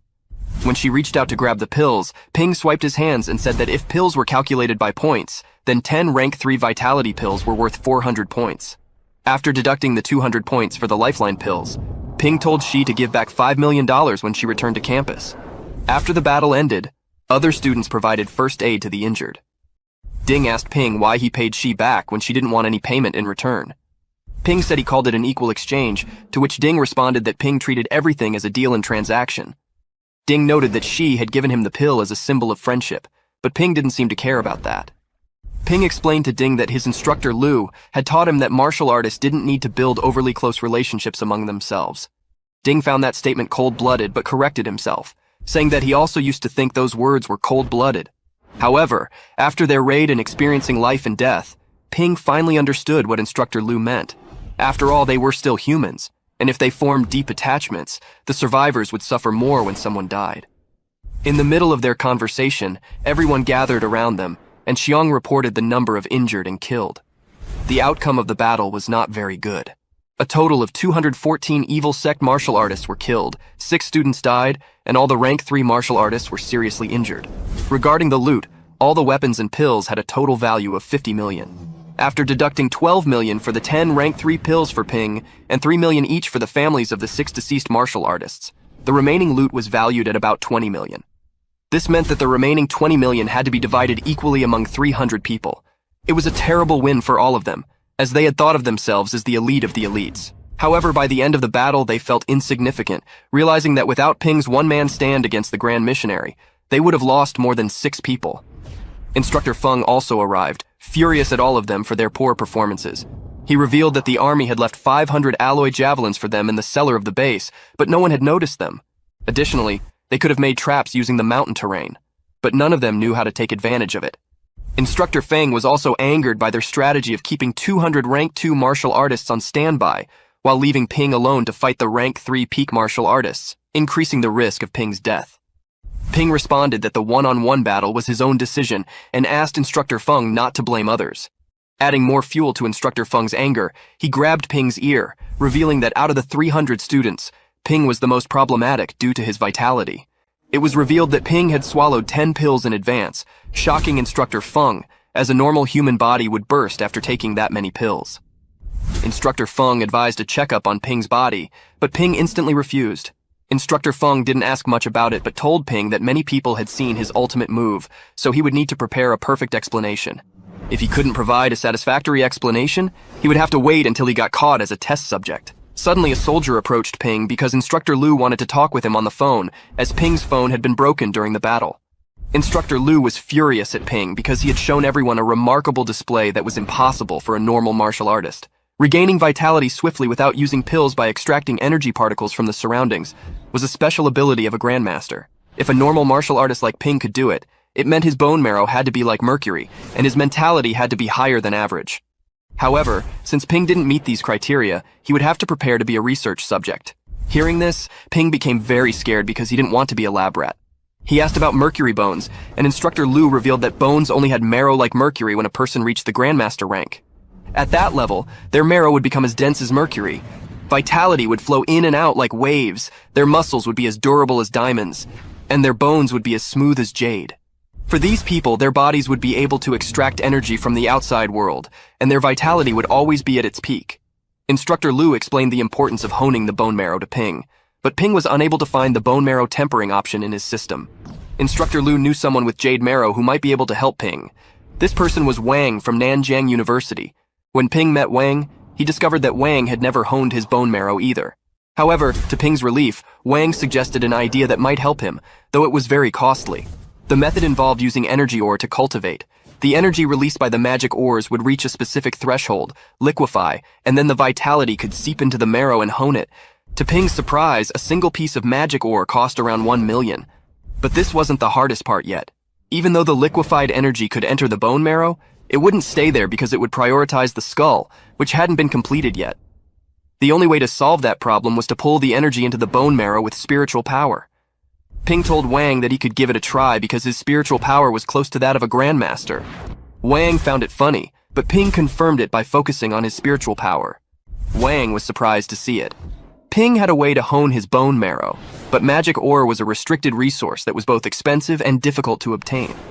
While thinking about it, Ping remembered a system upgrade that had occurred twice, once when his wealth points reached 1 million, and again when they reached 10 million. Ping wondered if the system would upgrade again if he reached 100 million points, and if this next upgrade would allow him to hone his bones to 100%. The conclusion was that the system was still forcing Ping to make money, so he needed to raise his wealth points to 100 million. Only with money could he enjoy the results. Later that day, Ping went to Instructor Li to have his sword fixed. After some bargaining, Instructor Li agreed to fix the sword and took Ping's shoe as the repair fee. After the deal, Ping asked Instructor Li if the university had ever thought about building an online channel. Instructor Li had no idea about online shopping channels, so Ping explained that everyone buys things online. As martial artists, the university should also keep up with the times. He pointed out that students and teachers found it annoying to have to go back to the university every time they needed to change resources. Ping suggested that if he built an online shopping channel for the logistics department for free, he would take responsibility for the delivery. He asked if the university would support him in this endeavor. Instructor Li was still feeling off topic, so Ping revealed that he had opened a delivery company specializing in running errands for people. He explained that their school wouldn't need to spend any manpower because his company would take care of everything. Instructor Li said he understood, but then expressed concern, suggesting that Ping might be planning to steal the university's resources and run away with them. Ping reassured Instructor Li that he wouldn't dare to do such a thing. Ping explained that his family was poor and that he wanted to earn some money by running errands for their university. He mentioned the popularity of e-commerce channels and emphasized that he would only handle transportation within the campus. Ping confirmed that he would compensate for any loss that might occur. He also talked about the future development plan. Once the channel was up and running, the university could allocate credits on the platform and open credit loans to allow students to spend in advance. Instructor Li liked that point and asked Ping to explain further. Ping elaborated that students could borrow points to buy higher-ranked pills, which could accelerate their growth. If students then ventured into dungeons and returned with higher-value items, they could exchange them for points, making it profitable for the university. Ping's explanation made sense to Instructor Li because many of their older martial artists didn't understand e-commerce tactics. Giving the students a chance to experience it wasn't seen as a bad thing. Then, Instructor Li asked how it would benefit Ping. Ping explained that he would benefit by earning a small interest as a channel management fee. Instructor Li really liked the idea, but since it was a significant matter, he couldn't decide alone. They went to the director's office to present the proposal to the dean. In the meeting with the dean, Ping explained everything. However, the dean expressed concern that Ping was too weak to focus on cultivation. In response, Ping revealed that doing business could also stimulate vitality growth. After Ping directed his spiritual energy toward the dean, he was surprised when the dean's reaction caused Ping to be thrown back onto the sofa. The dean found it interesting that Ping, a rank 3 martial artist, could actually block mental strength. It was revealed that whether it's business, politics, or venturing into dungeons, it's all a form of cultivation. Maintaining a fulfilled mental state might be the reason why Master WU's mental strength broke through so quickly. Instructor Lee offered to handle the factory, but the dean cautioned him against being too greedy and leaving some things for the university. Ping found the dean's face-slapping approach outstanding and chuckled. Eventually, the dean agreed to let Ping establish an online store, but insisted that profiting from students should be avoided. Borrowing points would be essential for students to improve. The dean allocated a quota of 100,000 course points to Ping. The university would receive 90% of the benefits to compensate for any losses, and Ping would receive 10% as channel management fees. However, the dean outlined some requirements for Ping to start the business. Firstly, a strong martial artist must be on Ping's behalf to take the risk of losing items. Secondly, outsiders were kept from entering the university for transportation. Earning money was truly not easy. Ping decided to ask Instructor Lu to take the risk on his behalf, but the main issue for Ping was finding manpower for the deliveries, leaving him no choice but to use students. He was having a hard time figuring out what to do, so Instructor Lee suggested an idea. He advised Ping to establish a club, telling students they would have the opportunity to meet senior students of rank 4 or 5 or even rank 6 masters. Many students in the martial arts class were not warriors yet. They would be more interested in meeting high-class masters than in earning money. Instructor Lee's idea surprised Ping, who thought Instructor Lee was a genius. Ping had been worrying about paying the students, but now he realized he wouldn't need to spend his money. He decided to create a stronger environment for other students. Later, Instructor Fang and other students returned from the raid.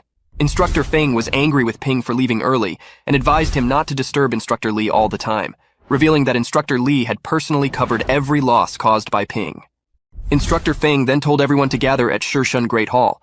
Ping received a transaction message from Shi, who had transferred $5 million into Ping's account. After reaching the hall, Instructor Feng announced the points according to their performance in battle. Ping had 800 points, whereas Shi failed the test with only 95 marks.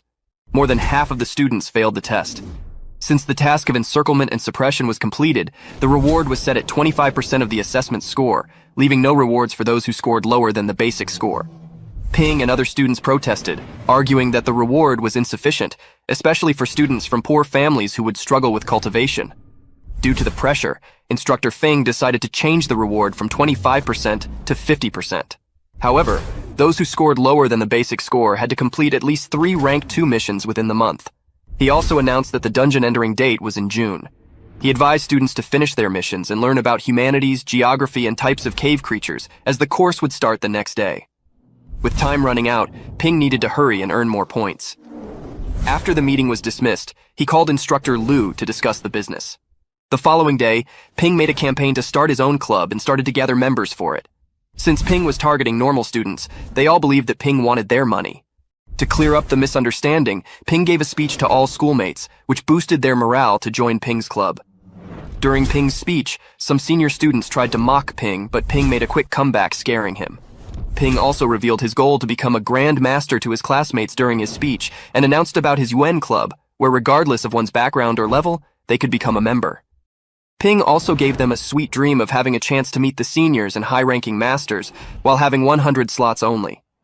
Ping's strategy to recruit members was very good, making everyone want to join the club. Xiaoman, Mei, and Ding were also in the scene, where Ding advised them all to join the club as well, because Ping would never do something if there would be nothing in return. Meanwhile, Instructor Feng was surprised by hearing Ping's promising strategies and future decisions, where Dean revealed that Ping created an online trading platform for logistics department. But since their school wouldn't let outsiders to come in and deliver, so Instructor Feng thought that Ping was using students to earn money, but not doing it for their good. Hearing it, Dean replied that they couldn't be so sure about the future because, if Ping would want achievements, he would surely need to take care of club members. Dean said that the students might get fooled, but gaining that type of experience in school would be better than being fooled and dying in the dungeon.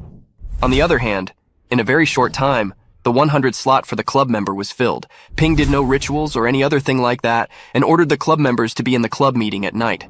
While he was closing, Ding and others came there and asked Ping why he hadn't invited them to the club. Ping told them that they weren't suitable for the task, but Mei begged Ping because recently they had been spending too much, so they also wanted to make money. Ping agreed to let them in the club, but they had to work and help the club. Like answering questions from students, and if there would be any rebels, they would need to deal with them. They all fell into trap himself, so how could Ping refuse such an offer? Later at night, everyone gathered for their first congress with a total of 108 club members. Ping cut the chase and got straight to the point and revealed about the online store that the logistics department was opening to gather 50 volunteers to help them to deliver. Ping told them that all their customers would be high-level students and professors, and normally they wouldn't be able to go near their professor's room, so Ping advised them not to miss the chance because they might get noticed by a professor while working with them, and they might even give them some rare materials. Ping gave other scenarios to make the students volunteer themselves. One of the students showed concern about what if they could not get noticed at all. Ping replied that some of them may get unlucky, but Ping promised them that if they did a good job, then the club would offer them a discount on lifeline pills. Normal pills rate was 30 points, but the club member could get it for 27 points. It was so hard for Ping because Dean was afraid of the losses, so he wanted every student to pay a deposit of 5 million. But Ping asked Instructor Lu, a rank 6 warrior, to help him, so she got them covered. Ping told them about the loan option of trading platform, which was a good move to improve students. Xiaoman asked Ping if wouldn't it make the earnings yield increase. Ping told Xiaoman to call him leader and answer the question that the student who would take loan would be charged with some interest, but if they were the club members, the interest would be reduced a lot, which means that if the club members would borrow 100 points, then after 1 month they would only need to pay 101 points. After telling the concept of the club, Ping advised those who want to leave the club to leave the club room, but no one left, so Ping arranged their positions Zhou Yuehong to manage the human resources of the club and chose 50 people to help with the orders, while Guo Sheng was the delivery administrator who would take care of the shipping, Ding as the vice captain who would handle the communication, Mei as diplomat, Xiao Man as the monitor, who would watch other departments and distribute the rewards, and Ping as the leader obviously would take care of all of them. He told everyone to do their best, boosting their morale. Now Ping just had to wait for the money to come, so he decided to start practicing to become a strong warrior who could be called a leader. Ping was practicing, but he was furious with Instructor Li because he told Ping that he would be able to endure the effect of level 5 steroids, but he didn't tell Ping that it would hurt. Ping wondered if he would have to suffer all the time to become stronger, but then remembered about his family and finally understood that it's all worth it. No pain, no gain. The damage it did to Ping's body was very clear. He needed to take some time off after practicing, but since he didn't have much time left, so the best thing to do was to improve his strength. Then he could use that strength to harden his spine and take less time to adjust. Since Ping became level 3, each practice session to improve 1% of his strength cost 30,000 points, which meant that he needed 1.8 million points to finish. Ping still had not enough points. He needed to get to 100 million points to level up, but he shouldn't keep doing that, because he needed to be stronger to survive the dungeon. The next day, at the Center of War Simulation, the instructor informed students about the appearance of the dungeon, which was about 100 kilometers long and 5,000 kilometers in diameter and had 13 forts. In other worlds, dungeon was half as big as China, but they still hadn't discovered all of it. There was no concept of sunrise in the dungeon, only an artifact similar to sun which didn't rise or set like sun, making day and night change in flash. Their knowledge would be useless in the dungeon, so they could only use the scale model to navigate. Instructor also told about the lookouts in the dungeon, which were made to prevent trespassers. The closest fort to their lookout was the Tianmen Wall, having 200,000 soldiers, including 20,000 warriors, but their lookout had less than 5,000 people. Instructor told students that their enemies were stormed once. They were too afraid to attack the humans' fort, but they also couldn't defeat them either, unless they had a league to fight against them. It got revealed that 70 years ago, 40 masters formed a task force to clear the dungeon, but the strongest one in the dungeon came out and 16 masters were killed. But now they had more masters in their country, so they had to defend and buy them time to become stronger and distribute the dungeon detailed books to the students. Explorers could find energy stones, herbs, and also hunt the animals in the dungeon. Especially energy stones could be used for lots of things, like to study science, to create weapons, or to make pills.